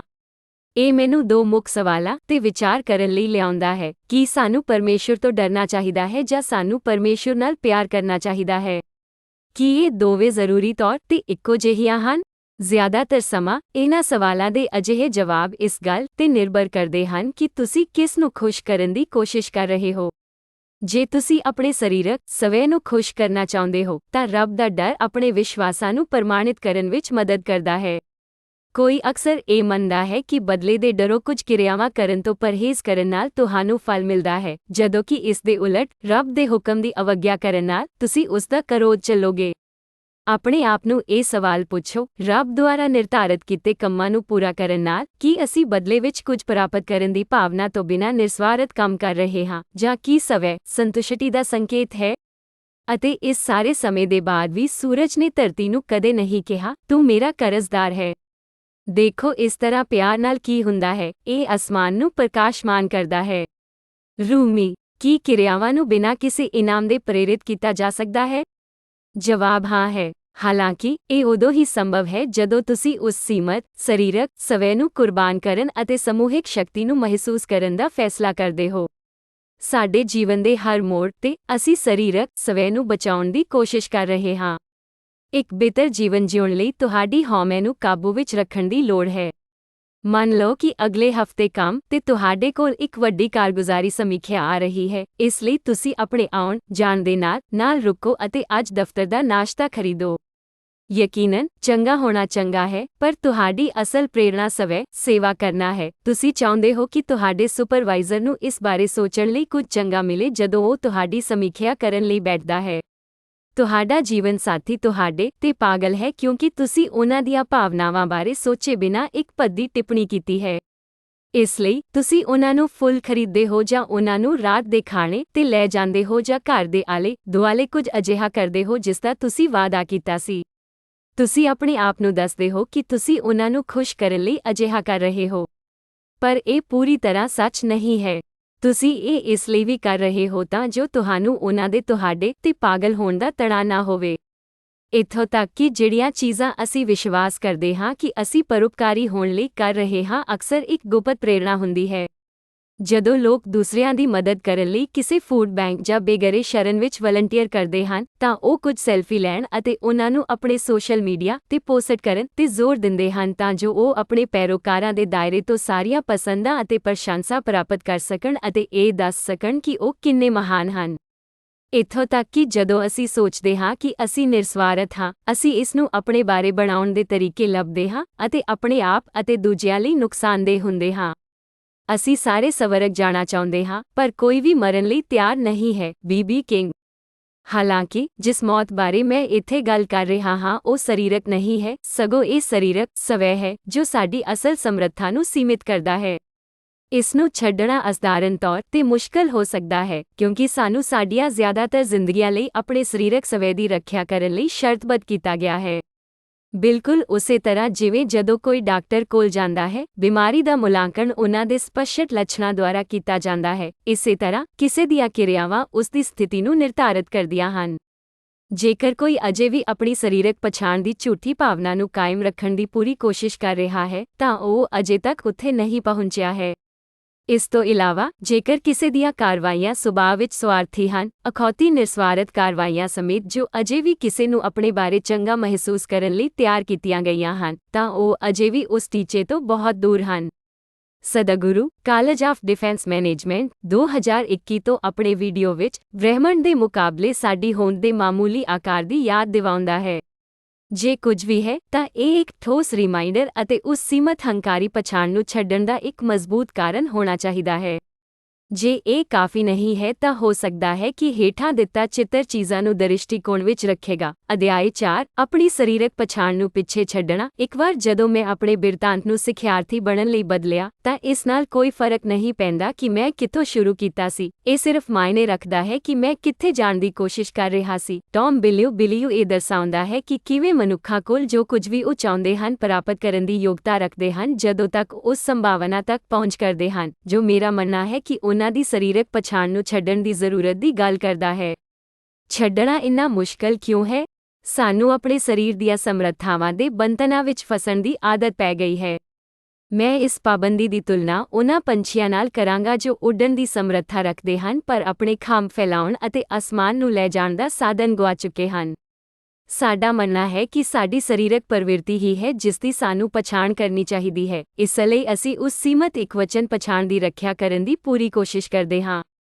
ਅਜਿਹਾ ਕਰਨ ਵਿੱਚ ਅਸੀਂ ਇਹ ਭੁੱਲ ਜਾਂਦੇ ਹਾਂ ਕਿ ਸਮੂਹਿਕ ਊਰਜਾ ਵਿੱਚ ਜੋ ਵੀ ਅਸੀਂ ਕਲਪਨਾ ਕਰਦੇ ਹਾਂ ਉਸ ਨੂੰ ਸਾਕਾਰ ਕਰਨ ਦੀ ਸਮਰੱਥਾ ਰੱਖਦੀ ਹੈ ਅਤੇ ਸਾਨੂੰ ਆਪਣੀ ਅਸਲ ਸਮਰੱਥਾ ਤੱਕ ਪਹੁੰਚਣ ਲਈ ਸ਼ਕਤੀ ਪ੍ਰਦਾਨ ਕਰਦੀ ਹੈ। ਅਸੀਂ ਸੋਸ਼ਲ ਮੀਡੀਆ ਰਾਹੀਂ ਆਪਣੇ ਬਾਰੇ ਚੰਗਾ ਮਹਿਸੂਸ ਕਰਨ ਦੇ ਚੱਕਰ ਵਿੱਚ ਇੰਨੇ ਫਸ ਜਾਂਦੇ ਹਾਂ ਜਾਂ ਸਾਡੀ ਤਨਖਾਹ ਕਿੰਨੀ ਵੱਡੀ ਹੈ ਜਾਂ ਅਸੀਂ ਦੂਜੇ ਲੋਕਾਂ ਤੋਂ ਕਿੰਨੀਆਂ ਤਾਰੀਫਾਂ ਪ੍ਰਾਪਤ ਕਰ ਸਕਦੇ ਹਾਂ ਜਾਂ ਸ਼ਰਾਬ ਜਾਂ ਨਸ਼ੀਲੇ ਪਦਾਰਥਾਂ ਦੇ ਸੇਵਨ ਤੋਂ ਤੁਰੰਤ ਸੰਤੁਸ਼ਟੀ ਪ੍ਰਾਪਤ ਕਰ ਸਕਦੇ ਹਾਂ। ਜਦੋਂ ਅਸੀਂ ਇਹ ਵਿਸ਼ਵਾਸ ਕਰਨਾ ਜਾਰੀ ਰੱਖਦੇ ਹਾਂ ਕਿ ਸਰੀਰਕ ਸਵੈ ਹੀ ਇੱਕ ਅਜਿਹਾ ਰਸਤਾ ਹੈ ਜਿੱਥੇ ਅਸੀਂ ਸੰਤੁਸ਼ਟੀ ਅਤੇ ਖੁਸ਼ੀ ਪ੍ਰਾਪਤ ਕਰ ਸਕਦੇ ਹਾਂ, ਤਾਂ ਅਸੀਂ ਸਮਾਜ ਦੀ ਸ਼ਕਤੀ, ਸਾਡੇ ਸਾਰਿਆਂ ਵਿੱਚ ਮੌਜੂਦ ਊਰਜਾ ਸ਼ਕਤੀ ਦੀ ਸ਼ਕਤੀ ਨੂੰ ਆਪਣੇ ਜੀਵਨ ਦੇ ਪਿਛਲੇ ਜੀਵਨ ਨੂੰ ਨਹੀਂ ਦੇਖ ਸਕਦੇ। ਜੋ ਵੀ ਇਹ ਹੈ ਕਿ ਅਸੀਂ ਆਪਣੀ ਅਨੁਭਵੀ ਹਕੀਕਤ ਮੰਨਦੇ ਹਾਂ, ਅਸਲ ਅਸਲੀਅਤ ਨੂੰ ਨਹੀਂ ਬਦਲਦਾ। ਉਹ ਊਰਜਾ ਸ਼ਕਤੀ ਪਰਵਾਹ ਕੀਤੇ ਬਿਨਾਂ ਕੰਮ ਕਰਦੀ ਹੈ ਜੋ ਵੀ ਅਸੀਂ ਸੱਚ ਮੰਨਣ ਲਈ ਆਪਣੇ ਮਨ ਵਿੱਚ ਖੁਆਉਂਦੇ ਰਹਿੰਦੇ ਹਾਂ, ਆਖਰਕਾਰ ਸਾਡੀ ਅਸਲੀਅਤ ਬਣ ਜਾਂਦੀ ਹੈ। ਇਸ ਨੂੰ ਕੈਚ -22 ਸਥਿਤੀ ਮੰਨਿਆ ਜਾ ਸਕਦਾ ਹੈ ਕਿਉਂਕਿ ਅਸੀਂ ਜੋ ਵੀ ਇਸ ਤੋਂ ਡਰਦੇ ਹਾਂ ਅਤੇ ਇਸ ਬਾਰੇ ਸੋਚਦੇ ਰਹਿੰਦੇ ਹਾਂ ਉਹੀ ਨਤੀਜਾ ਲਿਆਉਂਦਾ ਹੈ। ਇਹ ਸਰੀਰਕ ਮੌਤ ਦੇ ਬਿੰਦੂ ਤੇ ਹੈ ਕਿ ਤੁਸੀਂ ਅਸਲੀਅਤ ਦੇ ਅੰਤਮ ਅਹਿਸਾਸ ਤੱਕ ਜਾਗਦੇ ਹੋ। ਅਨੋਨ ਫਿਲਮ ਦ ਮੈਟ੍ਰਿਕਸ ਇਸ ਵਿਚਾਰਧਾਰਾ ਨੂੰ ਖੂਬਸੂਰਤੀ ਨਾਲ ਸਮੇਟਦੀ ਹੈ। ਬਾਗੀ ਨੇਤਾ ਮੋਰਫਿਸ ਨਵੇਂ ਆਏ ਨਿਓ ਨੂੰ ਨੀਲੀ ਗੋਲੀ ਦੀ ਚੋਣ ਦਿੰਦਾ ਹੈ ਜੋ ਜੇਕਰ ਲਿਆ ਜਾਂਦਾ ਹੈ ਤਾਂ ਨਿਓ ਨੂੰ ਕੰਪਿਊਟਰ ਦੁਆਰਾ ਤਿਆਰ ਕੀਤੀ ਗਈ ਅਸਲੀਅਤ ਵਿੱਚ ਰੱਖੇਗਾ ਜੋ ਉਸ ਨੂੰ ਦਿੱਤੀ ਗਈ ਹੈ ਜਾਂ ਉਸ ਕੋਲ ਲਾਲ ਗੋਲੀ ਲੈਣ ਅਤੇ ਸੱਚਾਈ ਦਾ ਅਨੁਭਵ ਕਰਨ ਦੀ ਚੋਣ ਸੀ ਜੋ ਕਿ ਹੈ। ਉਸਨੇ ਕਦੇ ਵੀ ਅਸਲ ਸੰਸਾਰ ਵਿੱਚ ਇੱਕ ਵੀ ਕਦਮ ਨਹੀਂ ਚੁੱਕਿਆ ਹੈ। ਕੀ ਸਾਨੂੰ ਅਸਲੀਅਤ ਦੀ ਪਰਵਾਹ ਕਰਨੀ ਚਾਹੀਦੀ ਹੈ? ਜਵਾਬ ਪੂਰੀ ਤਰ੍ਹਾਂ ਇਸ ਗੱਲ ਤੇ ਨਿਰਭਰ ਕਰਦਾ ਹੈ ਕਿ ਤੁਸੀਂ ਸੱਚਾਈ ਨੂੰ ਕਿੰਨੇ ਜੋਸ਼ ਨਾਲ ਲੱਭਣਾ ਚਾਹੁੰਦੇ ਹੋ ਅਤੇ ਇਸ ਤੋਂ ਬਾਅਦ ਆਪਣੀ ਕਲਪਨਾ ਤੋਂ ਪਰੇ ਮਹਾਨਤਾ ਨੂੰ ਪ੍ਰਾਪਤ ਕਰਨ ਲਈ ਉਸ ਸੱਚਾਈ ਦਾ ਲਾਭ ਉਠਾਓ। ਹਾਲ ਹੀ ਵਿੱਚ ਅਸਲੀਅਤ ਬਹੁਤ ਜ਼ਿਆਦਾ ਡਿਜੀਟਲ ਹੋ ਰਹੀ ਹੈ ਜੋ ਕਈ ਵਾਰ ਅਸਹਿ ਮਹਿਸੂਸ ਕਰਦੀ ਹੈ। ਜ਼ਿੰਦਗੀ ਕਲਾ ਦੀ ਨਕਲ ਕਾਫੀ ਗੂੜੇ ਢੰਗ ਨਾਲ ਕਰਨ ਲੱਗੀ ਹੈ। ਨਿਓ ਅਤੇ ਮੋਰਫਿਸ ਕੋਲ ਮੈਟ੍ਰਿਕਸ ਸੀ ਜੋ ਸੰਵੇਦਨਸ਼ੀਲ ਮਸ਼ੀਨਾਂ ਦੁਆਰਾ ਚਲਾਇਆ ਜਾਂਦਾ ਇੱਕ ਕੰਪਿਊਟਰ ਸਿਮੂਲੇਸ਼ਨ ਸੀ। ਸਾਡੇ ਕੋਲ ਹੁਣ ਆਰਟੀਫੀਸ਼ੀਅਲ ਇੰਟੈਲੀਜੈਂਸ AI ਹੈ ਜਿਸ ਨਾਲ ਕੰਪਿਊਟਰ ਫੈਸਲੇ ਲੈਂਦੇ ਹਨ ਅਤੇ ਸਾਡੇ ਆਪਣੇ ਦਿਮਾਗ ਦੀਆਂ ਰਚਨਾਵਾਂ ਦੀ ਨਕਲ ਕਰਕੇ ਅਤੇ ਸਿੱਖਣ ਲਈ ਡੇਟਾ ਦੇ ਵਿਸ਼ਾਲ ਸੈੱਟਾਂ ਦੀ ਵਰਤੋਂ ਕਰਕੇ ਸਮੱਗਰੀ ਤਿਆਰ ਕਰਦੇ ਹਨ। ਦੁਨੀਆ ਭਰ ਦੀਆਂ ਕੰਪਨੀਆਂ ਅਤੇ ਸਰਕਾਰਾਂ AI ਖੋਜ ਵਿੱਚ ਪੈਸਾ ਲਗਾ ਰਹੀਆਂ ਹਨ, ਪਰ ਉਹ ਸਾਰੇ ਇਸ ਬਾਰੇ ਉਤਸ਼ਾਹੀ ਨਹੀਂ ਹਨ ਕਿ ਇਸ ਦਾ ਕੀ ਅਰਥ ਹੈ। ਟੈਸਲਾ ਅਤੇ ਐਕਸ ਦੇ ਨੇਤਾ ਐਲੋਨ ਮਸਕ ਨੇ 2016 ਵਿੱਚ ਦੀ ਗਾਰਡੀਅਨ ਨੂੰ ਦੱਸਿਆ AI ਕਿ ਉਹਨਾਂ ਦਾ ਵਿਕਾਸ ਖਰਾਬ ਹੋ ਜਾਂਦਾ ਹੈ, ਸਾਨੂੰ ਹਮੇਸ਼ਾ ਲਈ ਅਮਰ ਅਤੇ ਸੁਪਰ ਸ਼ਕਤੀਸ਼ਾਲੀ ਤਾਨਾਸ਼ਾਹ ਹੋਣ ਦਾ ਖਤਰਾ ਹੈ। ਵਾਈ ਕੰਬੀਨੇਟਰ ਦੇ ਸੰਸਥਾਪਕ ਸੈਮ ਉਲਟਮੈਨ ਇਹਨਾਂ ਚਿੰਤਾਵਾਂ ਨੂੰ ਸਾਂਝਾ ਕਰਦੇ ਜਾਪਦੇ ਹਨ, ਪਰ ਮਸਕ ਦੀ ਜੋ ਵੀ ਮੈਟ੍ਰਿਕਸ ਵਰਗੀ ਹਕੀਕਤ ਦਾ ਅਸੀਂ ਸਾਹਮਣਾ ਕਰ ਰਹੇ ਹਾਂ ਉਸ ਪ੍ਰਤੀ ਆਸ਼ਾਵਾਦੀ ਭਾਵਨਾ ਦੀ ਭਾਵਨਾ ਵੀ। ਉਸਨੇ 2016 ਵਿੱਚ ਨਿਊਯਾਰਕਰ ਨੂੰ ਕਿਹਾ, ਅਭੇਦ ਸ਼ੁਰੂ ਹੋ ਗਿਆ ਹੈ ਅਤੇ ਇੱਕ ਅਭੇਦ ਸਾਡਾ ਸਭ ਤੋਂ ਵਧੀਆ ਦਰਿਸ਼ ਹੈ। ਅਭੇਦ ਤੋਂ ਬਿਨਾਂ ਕਿਸੇ ਵੀ ਸੰਸਕਰਣ ਦਾ ਵਿਰੋਧ ਹੋਵੇਗਾ। ਅਸੀਂ AI ਨੂੰ ਗੁਲਾਮ ਬਣਾਉਂਦੇ ਹਾਂ ਜਾਂ ਇਹ ਸਾਨੂੰ ਗੁਲਾਮ ਬਣਾਉਂਦਾ ਹੈ। ਅਭੇਦ ਦਾ ਪੂਰਾ ਪਾਗਲ ਸੰਸਕਰਣ ਇਹ ਹੈ ਕਿ ਅਸੀਂ ਆਪਣੇ ਦਿਮਾਗ ਨੂੰ ਕਲਾਉਡ ਵਿੱਚ ਅਪਲੋਡ ਕਰਦੇ ਹਾਂ। ਮੈਂ ਇਹ ਪਸੰਦ ਕਰਾਂਗਾ। ਸਾਨੂੰ ਮਨੁੱਖਾਂ ਨੂੰ ਬਰਾਬਰ ਕਰਨ ਦੀ ਲੋੜ ਹੈ ਕਿਉਂਕਿ ਸਾਡੇ ਵੰਸ਼ਜ ਜਾਂ ਤਾਂ ਗਲੈਕਸੀ ਨੂੰ ਜਿੱਤ ਲੈਣਗੇ ਜਾਂ ਬ੍ਰਹਿਮੰਡ ਵਿੱਚ ਚੇਤਨਾ ਨੂੰ ਹਮੇਸ਼ਾ ਲਈ ਬੁਝਾ ਦੇਣਗੇ। ਜ਼ਿੰਦਾ ਰਹਿਣ ਦਾ ਕਿੰਨਾ ਸਮਾਂ ਹੈ? ਮੇਰੀ ਨਜ਼ਰ ਵਿੱਚ ਮਨੁੱਖਜਾਤੀ ਦੇ ਨਾਲ ਸਭ ਤੋਂ ਵੱਡੀ ਸਮੱਸਿਆ ਇਹ ਹੈ ਕਿ ਸਾਡੀ ਸਰੀਰਕ ਪ੍ਰਵਿਰਤੀ ਨੂੰ ਸੁਰੱਖਿਅਤ ਰੱਖਣ ਦੀ ਕੋਸ਼ਿਸ਼ ਵਿੱਚ ਅਸੀਂ ਇੱਕ ਸਮੂਹਕ ਹੋਣ ਤੋਂ ਡਰਦੇ ਹਾਂ। ਸਾਨੂੰ ਇੱਕ ਬਹੁਤ ਜ਼ਿਆਦਾ ਸ਼ਕਤੀਸ਼ਾਲੀ ਏਕੀਕ੍ਰਿਤ ਪਛਾਣ ਲਈ ਆਪਣੀ ਸਰੀਰਕ ਤੌਰ ਤੇ ਸੀਮਤ ਇਕਵਚਨ ਪਛਾਣ ਨੂੰ ਗੁਆਉਣ ਦਾ ਡਰ ਹੈ। ਤੁਸੀਂ ਇਸ ਨੂੰ ਹਰ ਸੋਸ਼ਲ ਮੀਡੀਆ ਪੋਸਟ ਵਿੱਚ ਦੇਖ ਸਕਦੇ ਹੋ ਜੋ ਸਾਰਾ ਦਿਨ ਤੁਹਾਡੀ ਫੀਡ ਤੇ ਦਿਖਾਈ ਦਿੰਦੀ ਹੈ। ਲੋਕ ਆਪਣੀਆਂ ਡਿਨਰ ਪਲੇਟਾਂ, ਉਹਨਾਂ ਦੇ ਹਵਾਈ ਜਹਾਜ਼ ਦੇ ਗੇਟਾਂ ਅਤੇ ਉਹਨਾਂ ਦੇ ਸਟਾਰਬਕਸ ਆਰਡਰਾਂ ਦੇ ਸਾਹਮਣੇ ਸੈਲਫੀ ਲਈ ਪੋਜ਼ ਦਿੰਦੇ ਹਨ ਜੋ ਤੁਹਾਨੂੰ ਯਾਦ ਦਿਵਾਉਣ ਲਈ ਕਿ ਉਹ ਵਿਅਕਤੀ ਅਤੇ ਮਹੱਤਵਪੂਰਨ ਹਨ। ਮੇਰੇ ਵੱਲ ਦੇਖੋ, ਉਹਨਾਂ ਦੀਆਂ ਕਾਰਵਾਈਆਂ ਕਹਿਣ ਲੱਗਦੀਆਂ ਹਨ, ਇਹ ਵੇਖ, ਮੈਂ ਕਰ ਰਿਹਾ ਹਾਂ, ਮੈਂ ਮਹੱਤਵਪੂਰਨ ਅਤੇ ਵਿਲੱਖਣ ਹਾਂ। ਸਾਡੀ ਵਿਅਕਤੀਗਤ ਪਛਾਣ ਨੂੰ ਬਰਕਰਾਰ ਰੱਖਣਾ ਸਾਡਾ ਮੂਲ ਰੂਪ ਹੈ, ਭਾਵੇਂ ਇਹ ਸਾਡੇ ਸਮੁੱਚੇ ਜੀਵਨ ਲਈ ਨੁਕਸਾਨਦਾਇਕ ਬਣ ਜਾਵੇ। ਅਸੀਂ ਇਸ ਨੂੰ ਆਨਲਾਈਨ ਜਾਂ ਲੋਕਾਂ ਦੀਆਂ ਅੱਖਾਂ ਵਿੱਚ ਉਹਨਾਂ ਲੋਕਾਂ ਤੋਂ ਦੇਖਦੇ ਹਾਂ ਜੋ ਉਹਨਾਂ ਗੱਲਾਂ ਅਤੇ ਗੱਲਾਂ ਦੁਆਰਾ ਧਿਆਨ ਖਿੱਚਣ ਲਈ ਦ੍ਰਿੜ ਹਨ ਜੋ ਆਮ ਤੌਰ ਤੇ ਦੂਜਿਆਂ ਨਾਲ ਭਾਵਨਾਤਮਕ ਸਬੰਧਾਂ ਜਾਂ ਸਕਾਰਾਤਮਕ ਜਵਾਬਾਂ ਨੂੰ ਪ੍ਰਾਪਤ ਕਰਨ ਲਈ ਉਲਟ ਹੁੰਦੇ ਹਨ। ਉਹ ਲੋਕਾਂ ਨੂੰ ਉਹਨਾਂ ਵੱਲ ਦੇਖਣ ਲਈ ਕੁਝ ਵੀ ਕਰਨਗੇ, ਪਰ ਇਹ ਉਹਨਾਂ ਲਈ ਵੀ ਸੱਚ ਹੈ ਜੋ ਇੱਕ ਸਪਲੈਸ਼ ਬਣਾਉਣ ਦੀ ਕੋਸ਼ਿਸ਼ ਨਹੀਂ ਕਰ ਰਹੇ ਹਨ, ਸਗੋਂ ਉਹਨਾਂ ਚੀਜ਼ਾਂ ਤੇ ਲਟਕਦੇ ਹਨ ਜੋ ਉਹਨਾਂ ਦੀਆਂ ਪਰਿਭਾਸ਼ਿਤ ਵਿਸ਼ੇਸ਼ਤਾਵਾਂ ਦੇ ਰੂਪ ਵਿੱਚ ਉਹਨਾਂ ਨੂੰ ਆਰਾਮਦੇਹ ਹਨ। ਅਧਿਆਇ 5 ਆਪਣੇ ਆਪ ਨੂੰ ਨਿਰਸਵਾਰਥ ਤੋਂ ਵੱਖ ਕਰਨਾ। ਨਿਰਸਵਾਰਥ ਕੰਮ ਕਰਨਾ ਮਨੁੱਖ ਹੋਣ ਦਾ ਗੁਣ ਹੈ। ਹਾਲਾਂਕਿ ਇਹ ਸਮਾਜ ਅਤੇ ਆਰਥਿਕਤਾ ਦੇ ਕੰਮ ਕਰਨ ਦੇ ਤਰੀਕੇ ਨਾਲ ਅਸੰਗਤ ਹੈ। ਉਹਨਾਂ ਨੂੰ ਇਸ ਤਰੀਕੇ ਨਾਲ ਤਿਆਰ ਕੀਤਾ ਗਿਆ ਹੈ ਕਿ ਹੋਰ ਲਾਲਚ ਪੈਦਾ ਕਰਨ, ਅਮੀਰ ਅਤੇ ਗਰੀਬ ਵਿਚਕਾਰ ਪਾੜਾ ਵਧਾਉਣ ਦਾ ਇੱਕ ਤਰੀਕਾ ਅਤੇ ਸਰੋਤਾਂ ਨੂੰ ਜਮ੍ਹਾਂ ਕਰਨ ਦਾ ਇੱਕ ਸਾਧਨ। ਇੱਕ ਪਲ ਲਈ ਸੋਚੋ ਕਿ ਇਹ ਕਿੰਨਾ ਗਲਤ ਜਾਪਦਾ ਹੈ ਜਦੋਂ ਚੌਲਾਂ ਦੇ ਕਿਸਾਨਾਂ ਦੀ ਇੱਕ ਕੌਮ ਉਸ ਚਾਵਲ ਨੂੰ ਖਾਣ ਲਈ ਬਰਦਾਸ਼ਤ ਨਹੀਂ ਕਰ ਸਕਦੀ ਜੋ ਉਹ ਵੱਢਦੇ ਹਨ। ਜ਼ਾਲਮ ਨੂੰ ਛੱਡ ਕੇ ਕਿਸ ਕੋਣ ਤੋਂ ਇਹ ਸਹੀ ਜਾਪਦਾ ਹੈ? ਸਮਾਜ ਤੁਹਾਨੂੰ ਇਸ ਨੂੰ ਆਦਰਸ਼ ਮੰਨਣ ਲਈ ਕਹੇਗਾ ਅਤੇ ਅਸੀਂ ਅਜਿਹੇ ਅਭਿਆਸਾਂ ਦੇ ਇੰਨੇ ਅਨੁਕੂਲ ਹੋ ਗਏ ਹਾਂ ਕਿ ਇਹ ਸਾਡੇ ਲਈ ਆਮ ਤੋਂ ਬਾਹਰ ਜਾਪਦਾ ਹੈ। ਇਹ ਇੱਕ ਦੁਸ਼ਟ ਚੱਕਰ ਹੈ ਜੋ ਸਾਡੀਆਂ ਇੱਛਾਵਾਂ ਨੂੰ ਪੂਰਾ ਕਰਨ ਲਈ ਗ੍ਰਹਿ ਨੂੰ ਤਬਾਹ ਕਰ ਰਿਹਾ ਹੈ। ਸਾਨੂੰ ਵਿਸ਼ਵਾਸ ਕਰਨ ਲਈ ਅਗਵਾਈ ਕੀਤੀ ਜਾਂਦੀ ਹੈ ਕਿ ਗ੍ਰਹਿ ਨੂੰ ਤਬਾਹ ਕਰਨਾ ਜਾਰੀ ਰੱਖਣਾ ਠੀਕ ਹੈ। ਸਮਾਜ ਦੁਆਰਾ ਬਣਾਏ ਗਏ ਢਾਂਚੇ ਨੇ ਸਾਡੇ ਲਈ ਦੂਜੇ ਸਰੋਤ, ਅਮੀਰ ਦੇਸ਼ਾਂ ਨਾਲ ਯੁੱਧ ਕਰਨਾ ਬਿਲਕੁਲ ਆਮ ਬਣਾ ਦਿੱਤਾ ਹੈ ਤਾਂ ਜੋ ਅਸੀਂ ਹੋਰ ਸਰੋਤਾਂ ਨੂੰ ਇਕੱਠਾ ਕਰ ਸਕੀਏ। ਅਸੀਂ ਦੁਨੀਆ ਭਰ ਦੇ ਅਤਿਆਚਾਰਾਂ ਤੋਂ ਮੁਕਤ ਹੋ ਗਏ ਹਾਂ। ਜਦੋਂ ਦੁਨੀਆ ਦੇ ਵੱਖ-ਵੱਖ ਹਿੱਸਿਆਂ ਵਿੱਚ ਬੱਚਿਆਂ ਦਾ ਕਤਲੇਆਮ ਕੀਤਾ ਜਾ ਰਿਹਾ ਹੈ ਤਾਂ ਮੀਡੀਆ ਇੱਕ ਪਲਕ ਵੀ ਨਹੀਂ ਝੁਕਾਉਂਦਾ। ਜਿਸ ਪਲ ਤੁਹਾਡੀ ਜ਼ਮੀਰ ਦਾ 1% ਵੀ ਜ਼ੁਲਮ ਪ੍ਰਤੀ ਜਾਗਦਾ ਹੈ, ਮੀਡੀਆ ਜਾਂ ਤਾਂ ਤੁਹਾਡਾ ਧਿਆਨ ਭਟਕਾਉਂਦਾ ਹੈ ਜਾਂ ਤੁਹਾਨੂੰ ਇਹ ਯਕੀਨ ਦਿਵਾਉਣ ਦੀ ਕੋਸ਼ਿਸ਼ ਕਰਦਾ ਹੈ ਕਿ ਕੀਤੀਆਂ ਜਾ ਰਹੀਆਂ ਕਾਰਵਾਈਆਂ ਠੀਕ ਹਨ ਅਤੇ ਅਸੀਂ ਇਸ ਪ੍ਰਤੀ ਅਸੰਵੇਦਨਸ਼ੀਲ ਹੋ ਜਾਂਦੇ ਹਾਂ ਅਤੇ ਸੋਚਦੇ ਹਾਂ ਜਿੰਨਾ ਚਿਰ ਇਹ ਪ੍ਰਭਾਵ ਨਹੀਂ ਪਾਉਂਦਾ, ਸਾਨੂੰ ਇਹ ਕਿਸੇ ਤਰ੍ਹਾਂ ਸਵੀਕਾਰਯੋਗ ਹੈ। ਹਾਲੀਆ ਅਤਿਆਚਾਰ ਇੱਕ ਪ੍ਰਮੁੱਖ ਉਦਾਹਰਣ ਹਨ। ਅਸੀਂ ਇਹਨਾਂ ਲਾਟਾਂ ਨੂੰ ਬਾਲਣ ਦਿੰਦੇ ਹਾਂ ਅਤੇ ਜਦੋਂ ਤੱਕ ਅਸੀਂ ਇੱਕ ਵਿਕਲਪਿਕ ਢਾਂਚਾ ਪ੍ਰਦਾਨ ਕਰਨ ਲਈ ਇਕੱਠੇ ਨਹੀਂ ਹੁੰਦੇ, ਅਸੀਂ ਦੁਨੀਆ ਭਰ ਵਿੱਚ ਹੋ ਰਹੇ ਸਾਰੇ ਅਤਿਆਚਾਰਾਂ ਲਈ ਸੈਕੰਡਰੀ ਯੋਗਦਾਨ ਪਾਉਣਾ ਜਾਰੀ ਰੱਖਾਂਗੇ। ਮੈਂ ਪਾਇਆ ਹੈ ਕਿ ਬਹੁਤ ਹੀ ਸਵੈ-ਧਰਮੀ ਜਾਂ ਉਹ ਲੋਕ ਜੋ ਵਿਸ਼ਵਾਸ ਕਰਦੇ ਹਨ ਕਿ ਉਹ ਸਵੈ-ਧਰਮੀ ਹਨ, ਅਸਲ ਵਿੱਚ ਅਜੇ ਵੀ ਸਵੈ-ਸੇਵਾ ਕਰ ਰਹੇ ਹਨ ਅਤੇ ਅਜੇ ਵੀ ਸਵੀਕਾਰ ਕਰਨ ਦੇ ਪੜਾਅ ਤੇ ਨਹੀਂ ਹਨ। ਹੋ ਸਕਦਾ ਹੈ ਕਿ ਉਹ ਡਰ ਦੇ ਕਾਰਕ ਨੂੰ ਛੱਡਣ ਦੀ ਸਰਹੱਦ ਤੇ ਹੋਣ ਕਿਉਂਕਿ ਉਹਨਾਂ ਨੇ ਹੋਰ ਸਾਰੀਆਂ ਸਰੀਰਕ ਸੇਵਾ ਕਰਨ ਵਾਲੀਆਂ ਕਾਰਵਾਈਆਂ ਵਿਰੁੱਧ ਲੜਨਾ ਸਿੱਖਿਆ ਹੈ। ਇਹ ਤੁਹਾਡੀ ਪਿੱਠ ਤੇ ਪੈਰਾਸ਼ੂਟ ਦੇ ਨਾਲ ਇੱਕ ਹਵਾਈ ਜਹਾਜ਼ ਦੇ ਖੁੱਲ੍ਹੇ ਦਰਵਾਜ਼ੇ ਤੇ ਹੋਣ ਵਰਗਾ ਹੈ, ਪਰ ਅਜੇ ਤੱਕ ਛਾਲ ਨਹੀਂ ਮਾਰ ਰਿਹਾ ਹੈ ਅਤੇ ਅੱਗੇ ਕੀ ਹੈ ਉਸ ਨੂੰ ਸਮਰਪਣ ਕਰਨਾ ਹੈ। ਇਹ ਲੋਕ ਲੋੜਵੰਦਾਂ ਦੀ ਸੇਵਾ ਕਰਨਾ ਪਸੰਦ ਕਰਦੇ ਹਨ, ਪਰ ਉਹ ਹਮੇਸ਼ਾ ਕੁਝ ਵਾਪਸ ਚਾਹੁੰਦੇ ਹਨ, ਇੱਥੋਂ ਤੱਕ ਕਿ ਪ੍ਰਾਰਥਨਾਵਾਂ ਦੇ ਭੇਸ ਵਿੱਚ ਰੱਬ ਨਾਲ ਚੁੱਪ ਬਹਿਸ ਵੀ ਕਰਦੇ ਹਨ ਜਿਸ ਵਿੱਚ ਉਹ ਆਪਣੀ ਸੇਵਾ ਦੇ ਕੰਮਾਂ ਦੀ ਸੂਚੀ ਦਿੰਦੇ ਹਨ, ਜੋ ਕਿ ਸਰੀਰਕ ਪਛਾਣ ਨੂੰ ਫੜੀ ਰੱਖਦਾ ਹੈ। ਇਸ ਦਾ ਮਤਲਬ ਹੈ ਕਿ ਅਜੇ ਵੀ ਆਪਣੇ ਆਪ ਤੇ ਕੰਮ ਕਰਨਾ ਬਾਕੀ ਹੈ। ਮੈਂ ਇੱਕ ਦਿਨ ਗਲੀ ਵਿੱਚੋਂ ਲੰਘ ਰਿਹਾ ਸੀ ਜਦੋਂ ਮੈਂ ਇੱਕ ਸਟਾਲ ਉੱਤੇ ਕਿਤਾਬਾਂ ਵੇਚ ਰਹੇ ਲੋਕਾਂ ਕੋਲੋਂ ਲੰਘ ਗਿਆ। ਸਿਰਲੇਖਾਂ ਨੂੰ ਵੇਖਣ ਵਿੱਚ ਹਮੇਸ਼ਾ ਦਿਲਚਸਪੀ ਰੱਖਦੇ ਹੋਏ ਮੈਂ ਰੁਕ ਗਿਆ, ਸਿਰਫ ਸਟਾਲ ਚਲਾਉਣ ਵਾਲੇ ਜੋੜੇ ਨੂੰ ਇਹ ਦੱਸਣ ਲਈ ਕਿ ਕਿਤਾਬਾਂ ਅਸਲ ਵਿੱਚ ਮੁਫਤ ਸਨ। ਮੈਨੂੰ ਜਲਦੀ ਹੀ ਅਹਿਸਾਸ ਹੋ ਗਿਆ ਕਿ ਕਿਤਾਬਾਂ ਮੁਫਤ ਹੋ ਸਕਦੀਆਂ ਹਨ, ਪਰ ਇਹ ਚੰਗੇ ਅਰਥ ਰੱਖਣ ਵਾਲੇ ਲੋਕ ਅਸਲ ਵਿੱਚ ਮੈਨੂੰ ਆਪਣੀ ਵਿਚਾਰਧਾਰਾ ਵੇਚਣ ਦੀ ਕੋਸ਼ਿਸ਼ ਕਰ ਰਹੇ ਸਨ ਅਤੇ ਉਹਨਾਂ ਦਾ ਦ੍ਰਿਸ਼ਟੀਕੋਣ ਜੋ ਉਹ ਮੰਨਦੇ ਸਨ ਸਹੀ ਸੀ। ਉਹ ਮੈਨੂੰ ਪ੍ਰੋਟੈਸਟੈਂਟ ਈਸਾਈ ਧਰਮ ਦੀ ਵਿਚਾਰਧਾਰਾ ਦੀ ਵਿਆਖਿਆ ਕਰ ਰਹੇ ਸਨ, ਇਸ ਗੱਲ ਤੇ ਜ਼ੋਰ ਦੇ ਰਹੇ ਸਨ ਕਿ ਸਵਰਗ ਤੱਕ ਪਹੁੰਚਣ ਲਈ ਇਹ ਇੱਕ ਰਸਤਾ ਕਿਵੇਂ ਸੀ। ਜਿਵੇਂ ਕਿ ਮੇਰੇ ਕੋਲ ਕੁਝ ਸਮਾਂ ਸੀ, ਮੈਂ ਉਹਨਾਂ ਨੂੰ ਸੁਣਨ ਅਤੇ ਉਹਨਾਂ ਨੂੰ ਕੀ ਕਹਿਣਾ ਹੈ ਸੁਣਨ ਦਾ ਫੈਸਲਾ ਕੀਤਾ। ਮੈਂ ਸੁਣਨ ਤੋਂ ਬਾਅਦ ਕਿ ਉਹਨਾਂ ਦਾ ਕੀ ਕਹਿਣਾ ਸੀ, ਮੈਂ ਉਹਨਾਂ ਦਾ ਧੰਨਵਾਦ ਕੀਤਾ ਕਿ ਉਹ ਮੇਰੇ ਨਾਲ ਆਪਣੇ ਵਿਸ਼ਵਾਸਾਂ ਨੂੰ ਇੰਨੇ ਜੋਸ਼ ਨਾਲ ਸਾਂਝਾ ਕਰਨ ਲਈ ਸਮਾਂ ਕੱਢੇ।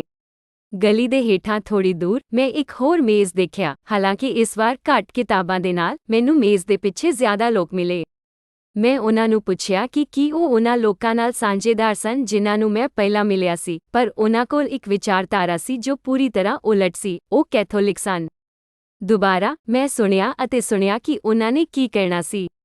40-45 ਮਿੰਟ ਲੰਘ ਗਏ ਇਸ ਤੋਂ ਪਹਿਲਾਂ ਕਿ ਮੈਂ ਆਦਰਪੂਰਵਕ ਮੁਆਫ਼ ਕੀਤਾ ਅਤੇ ਚਲਾ ਗਿਆ। ਆਪਣੀ ਰੇਲਗੱਡੀ ਦੀ ਸਵਾਰੀ ਕਾਰ ਤੇ ਮੈਂ ਆਪਣੇ ਗੁਲਾਬ ਰੰਗ ਦੇ ਐਨਕਾਂ ਦੇ ਬਿਨਾਂ ਦੋਵਾਂ ਵਿਰੋਧੀ ਵਿਚਾਰਾਂ ਦਾ ਵਿਸ਼ਲੇਸ਼ਣ ਕਰਨ ਦੀ ਪੂਰੀ ਕੋਸ਼ਿਸ਼ ਕੀਤੀ। ਹਾਲਾਂਕਿ ਮੈਂ ਇਹ ਨਿਰਣਾ ਕਰਨ ਦੀ ਕੋਸ਼ਿਸ਼ ਕੀਤੀ ਕਿ ਮੇਰੇ ਕੋਲ ਮੌਜੂਦ ਕੇਵਲ ਸਾਧਨਾ ਅਤੇ ਪ੍ਰਸੰਗਿਕ ਗਿਆਨ ਦੀ ਵਰਤੋਂ ਕਰਕੇ ਕੌਣ ਸਹੀ ਸੀ, ਜਿਸ ਵਿੱਚ ਮੇਰੀ ਆਪਣੀ ਧਾਰਮਿਕ ਵਿਸ਼ਵਾਸ ਪ੍ਰਣਾਲੀ, ਮੂਲ ਪ੍ਰਣਾਲੀ ਅਤੇ ਸਕੂਲਿੰਗ ਸ਼ਾਮਲ ਸੀ। ਪ੍ਰੋਟੈਸਟੈਂਟ ਅਤੇ ਕੈਥੋਲਿਕ ਵਿਚਕਾਰ ਅੰਤਰ ਮੈਨੂੰ ਉਸ ਗੱਲਬਾਤ ਦੀ ਯਾਦ ਦਿਵਾਉਂਦਾ ਹੈ ਜੋ ਮੈਂ ਪਹਿਲਾਂ ਮੁਸਲਮਾਨਾਂ ਦੇ ਇੱਕ ਸਮੂਹ ਨਾਲ ਕੀਤੀ ਸੀ। ਮੇਰੀ ਨਿਮਰ ਰਾਏ ਵਿੱਚ ਪ੍ਰੋਟੈਸਟੈਂਟ ਵਿਚਾਰਧਾਰਾ ਸੁੰਨੀ ਵਜੋਂ ਜਾਣੇ ਜਾਂਦੇ ਮੁਸਲਿਮ ਸੰਪਰਦਾਵਾਂ ਨਾਲ ਬਹੁਤ ਮਿਲਦੀ-ਜੁਲਦੀ ਜਾਪਦੀ ਸੀ, ਜਿਵੇਂ ਕਿ ਚਿੱਤਰਾਂ ਅਤੇ ਮੱਠ ਦੇ ਹੁਕਮਾਂ ਤੇ ਪਾਬੰਦੀ ਲਗਾਉਣਾ, ਜਦੋਂ ਕਿ ਕੈਥੋਲਿਕ ਵਿਚਾਰ ਸ਼ੀਆ ਮੁਸਲਮਾਨਾਂ ਦੇ ਇਸਲਾਮ ਦੇ ਨਜ਼ਰੀਏ ਦੇ ਮੁਕਾਬਲਤਨ ਨੇੜੇ ਗੁੰਜਦਾ ਜਾਪਦਾ ਸੀ, ਭਾਵ ਪੋਪ ਜਾਂ ਅਯਾਤੁੱਲਾ ਵਿੱਚ ਵਿਸ਼ਵਾਸ। ਵਿਅਕਤੀਗਤ ਦ੍ਰਿਸ਼ਟੀਕੋਣ ਸਾਰੇ ਵੈਧ ਹਨ ਜਿੱਥੋਂ ਤੱਕ ਉਹ ਬਿਲਕੁਲ ਉਸੇ ਤਰ੍ਹਾਂ ਹਨ। ਇੱਥੇ ਮਸਲਾ ਕਿਸੇ ਦ੍ਰਿਸ਼ਟੀਕੋਣ ਬਾਰੇ ਨਹੀਂ ਹੈ, ਸਗੋਂ ਕਿਸੇ ਹੋਰ ਨੂੰ ਗਲਤ ਸਾਬਤ ਕਰਨ ਲਈ ਆਪਣੇ ਦ੍ਰਿਸ਼ਟੀਕੋਣ ਦੀ ਵਰਤੋਂ ਕਰਨ ਦਾ ਹੈ। ਜਿੰਨਾ ਚਿਰ ਤੁਸੀਂ ਇਸ ਵਿੱਚ ਪਾਰਟੀ ਨਹੀਂ ਹੋ, ਇਹ ਠੀਕ ਹੈ। ਆਗਾ ਖਾਨ ਦੀ ਉਪਾਧੀ ਨਾਲ ਜਾਣ ਵਾਲਾ ਇੱਕ ਆਦਮੀ ਹੈ। ਉਹ ਵਿਅਕਤੀ ਹੈ ਜੋ ਸ਼ੀਆ ਦੇ ਇੱਕ ਪੰਥ ਦੇ ਇਮਾਮ ਵਜੋਂ ਸੇਵਾ ਕਰਦਾ ਹੈ। ਉਹ ਇਸ ਵਿਚਾਰ ਨੂੰ ਮੰਨਦਾ ਹੈ ਕਿ ਅੱਜ ਦੇ ਸੰਸਾਰ ਵਿੱਚ ਹਿੰਸਾ ਸਭਿਅਤਾ ਦੀ ਨਹੀਂ, ਅਗਿਆਨਤਾ ਦੀਆਂ ਝੜਪਾਂ ਹਨ। ਆਪਣੀ ਸੰਸਥਾ ਦੇ ਕੰਮ ਦੁਆਰਾ ਖਾਨ ਦਾ ਉਦੇਸ਼ ਵਿਸ਼ਵ ਦੀਆਂ ਵੱਖ-ਵੱਖ ਸੱਭਿਆਚਾਰਾਂ ਦੇ ਵਿਆਪਕ ਅਧਿਐਨ ਦੁਆਰਾ ਅਗਿਆਨਤਾ ਨੂੰ ਦੂਰ ਕਰਨਾ ਸੀ। ਇਹ ਮੈਨੂੰ ਦੱਸਦਾ ਹੈ ਕਿ ਇਹ ਕੇਵਲ ਗਿਆਨ ਹੀ ਨਹੀਂ ਜੋ ਸ਼ਕਤੀ ਹੈ, ਸਗੋਂ ਬੁੱਧੀ ਵੀ ਹੈ। ਇਹ ਸਾਡੀ ਬੁੱਧੀ ਦੀ ਵਰਤੋਂ ਕਰਨ ਅਤੇ ਇਹ ਮਹਿਸੂਸ ਕਰਨ ਅਤੇ ਸਵੀਕਾਰ ਕਰਨ ਦੀ ਯੋਗਤਾ ਹੈ ਕਿ ਦੱਦਾ ਜਰਨੀ ਨੂੰ ਦੇਖਣ ਅਤੇ ਉਸ ਤੱਕ ਪਹੁੰਚਣ ਦਾ ਕੋਈ ਇਕੱਲਾ ਸਹੀ ਤਰੀਕਾ ਨਹੀਂ ਹੈ। ਵਿਚਾਰਾਂ ਦੀ ਵਿਭਿੰਨਤਾ, ਵਿਸ਼ਵਾਸ ਅਤੇ ਸਾਡੀ ਪ੍ਰਸੰਗਿਕ ਸਮਝ ਸਾਨੂੰ ਦੱਦਾ ਜਰਨੀ ਦੇ ਵੱਖ-ਵੱਖ ਪਹਿਲੂਆਂ ਦਾ ਅਨੁਭਵ ਕਰਨ ਦੀ ਯੋਗਤਾ ਪ੍ਰਦਾਨ ਕਰਦੀ ਹੈ। ਇਸ ਲਈ ਆਪਣੇ ਆਪ ਨੂੰ ਪੁੱਛਣ ਵਾਲਾ ਸਵਾਲ ਇਹ ਹੈ ਕਿ ਇਸ ਵਿਭਿੰਨਤਾ ਦੀ ਸੁੰਦਰਤਾ ਦਾ ਅਨੁਭਵ ਕਿਉਂ ਨਹੀਂ ਕੀਤਾ ਜਾਂਦਾ ਅਤੇ ਇਸ ਤੋਂ ਵੀ ਵੱਧ, ਇਸ ਨੂੰ ਕਿਉਂ ਨਹੀਂ ਮਨਾਇਆ ਜਾਂਦਾ? ਬਿਲਕੁਲ ਸਿਰਫ ਇਸ ਲਈ ਕਿਉਂਕਿ ਅਸੀਂ ਉਸ ਸੀਮਤ ਸਰੀਰਕ ਇਕਵਚਨ ਪਛਾਣ ਨੂੰ ਗੁਆਉਣ ਤੋਂ ਡਰਦੇ ਹਾਂ। ਇਸ ਲਈ ਅਸੀਂ ਇਸ ਨੂੰ ਫੜੀ ਰੱਖਦੇ ਹਾਂ ਅਤੇ ਆਪਣੇ ਇਕਵਚਨ ਵਿਚਾਰਾਂ ਦਾ ਬਚਾਅ ਕਰਦੇ ਹਾਂ ਕਿਉਂਕਿ ਕਿਸੇ ਹੋਰ ਵਿਚਾਰ ਨੂੰ ਸਵੀਕਾਰ ਕਰਨ ਜਾਂ ਮਨਾਉਣ ਦਾ ਮਤਲਬ ਸਾਡੇ ਵਿਚਾਰਾਂ ਅਤੇ ਹੋਂਦ ਦੋਵਾਂ ਦਾ ਨੁਕਸਾਨ ਜਾਂ ਕਮਜ਼ੋਰ ਹੋਣਾ ਹੋਵੇਗਾ। ਜੇ ਸਾਡੇ ਸਰੀਰਕ ਸਵੈ ਨੂੰ ਕਿਸੇ ਵਿਚਾਰ ਨੂੰ ਤਰਕਸੰਗਤ ਢੰਗ ਨਾਲ ਸਮਝਾਉਣ ਵਿੱਚ ਮੁਸ਼ਕਲ ਆਉਂਦੀ ਹੈ ਤਾਂ ਇਸ ਦੀ ਸੀਮਤ ਪਛਾਣ ਨੂੰ ਸੁਰੱਖਿਅਤ ਰੱਖਣ ਲਈ ਲੋਕ ਆਮ ਤੌਰ ਤੇ ਰੱਖਿਆਤਮਕ ਰੁਖ ਅਪਣਾਉਂਦੇ ਹਨ। ਉਹ ਵਿਸ਼ਵਾਸ ਕਰਦੇ ਹਨ ਕਿ ਕਿਸੇ ਹੋਰ ਦੇ ਦ੍ਰਿਸ਼ਟੀਕੋਣ ਨੂੰ ਸਵੀਕਾਰ ਕਰਨਾ ਅਤੇ ਵਿਸ਼ਵਾਸ ਕਰਨਾ ਕਿਸੇ ਨਾ ਕਿਸੇ ਤਰੀਕੇ ਨਾਲ ਉਨ੍ਹਾਂ ਦੀ ਆਪਣੀ ਹੋਂਦ ਨੂੰ ਘਟਾ ਦੇਵੇਗਾ। ਹਾਲਾਂਕਿ ਜੋ ਬਹੁਤ ਸਾਰੇ ਇਹ ਮਹਿਸੂਸ ਕਰਨ ਵਿੱਚ ਅਸਫਲ ਰਹਿੰਦੇ ਹਨ ਉਹ ਇਹ ਹੈ ਕਿ ਅੰਦਰ ਹੋਣਾ ਨੂੰ ਨੀਵਾਂ ਨਹੀਂ ਕੀਤਾ ਜਾ ਸਕਦਾ। ਇਹ ਇੱਕ ਬੈਟਰੀ ਦੀ ਤਰ੍ਹਾਂ ਹੈ, ਊਰਜਾ ਨੂੰ ਸਟੋਰ ਕਰਦੀ ਹੈ ਜਿਸ ਤੱਕ ਅਸੀਂ ਉਦੋਂ ਤੱਕ ਪਹੁੰਚ ਨਹੀਂ ਕਰ ਸਕਦੇ ਜਦੋਂ ਤੱਕ ਅਸੀਂ ਇਸ ਨੂੰ ਰੋਕ ਨਹੀਂ ਲੈਂਦੇ ਅਤੇ ਇਹ ਮਹਿਸੂਸ ਨਹੀਂ ਕਰਦੇ ਕਿ ਇਸ ਨੂੰ ਕਿਵੇਂ ਚਾਲੂ ਕਰਨਾ ਹੈ। ਅਧਿਆਇ 6 ਧਰਮ ਦਾ ਸਾਡਾ ਸਮੂਹਿਕ ਭ੍ਰਿਸ਼ਟਾਚਾਰ। ਮੇਰੇ ਜੀਵਨ ਵਿੱਚ ਇੱਕ ਸਮਾਂ ਅਜਿਹਾ ਆਇਆ ਜਦੋਂ ਮੈਂ ਇੱਕ ਪੂਰਨ ਨਿਰੀਖਕ ਬਣ ਗਿਆ ਅਤੇ ਨਿਰਣਾਇਕ ਹੋਣ ਦੀ ਪੂਰੀ ਕੋਸ਼ਿਸ਼ ਕੀਤੀ।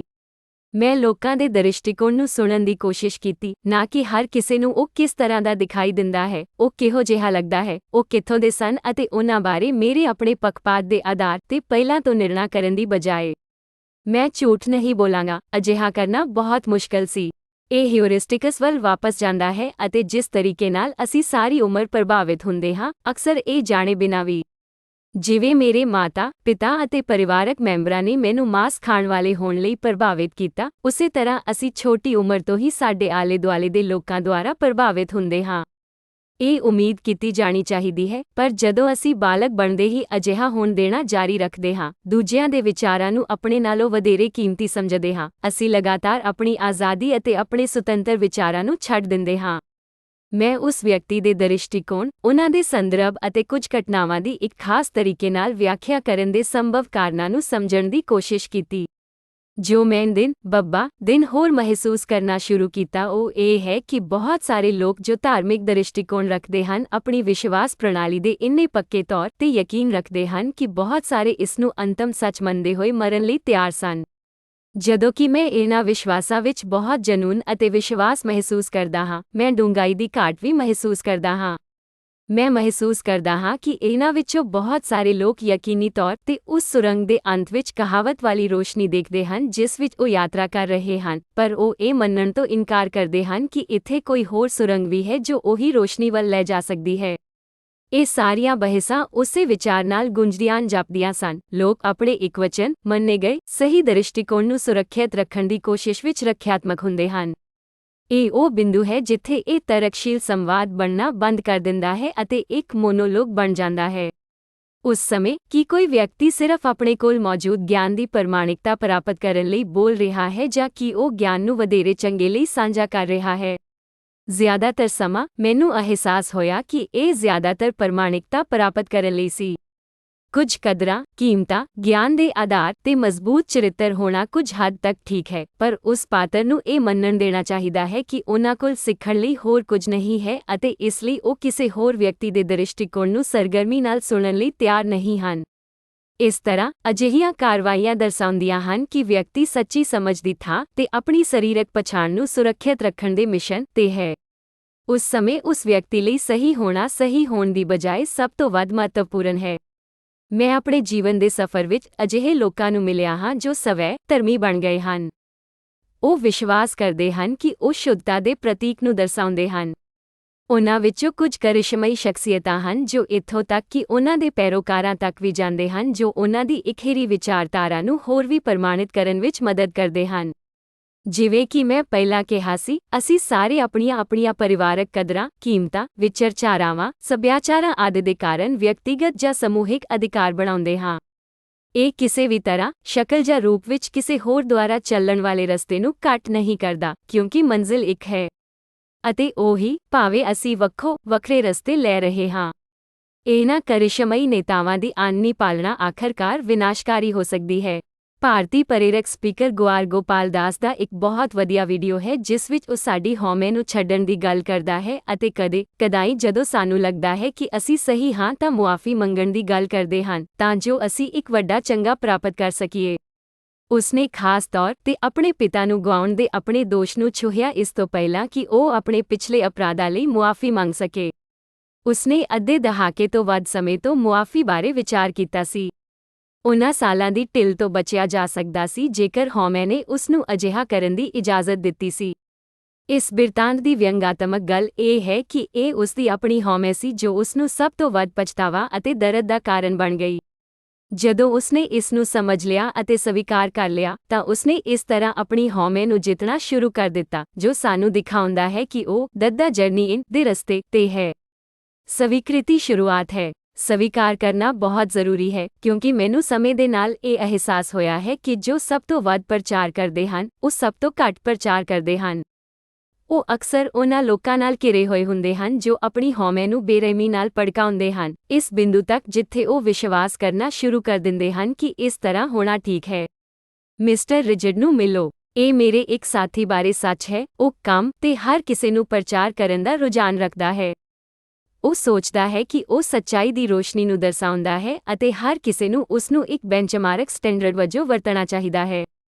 ਕਈ ਮੌਕਿਆਂ ਤੇ ਮੈਂ ਉਸ ਨੂੰ ਚਾਹ ਕਮਰੇ ਵਿੱਚ ਲੈ ਕੇ ਗਿਆ ਹਾਂ ਜਿੱਥੇ ਉਹ ਇੱਕ ਧਾਰਮਿਕ ਗ੍ਰੰਥ ਪੜ੍ਹ ਕੇ ਦੁਪਹਿਰ ਦੇ ਖਾਣੇ ਦੀ ਛੁੱਟੀ ਬਿਤਾਉਂਦਾ ਸੀ।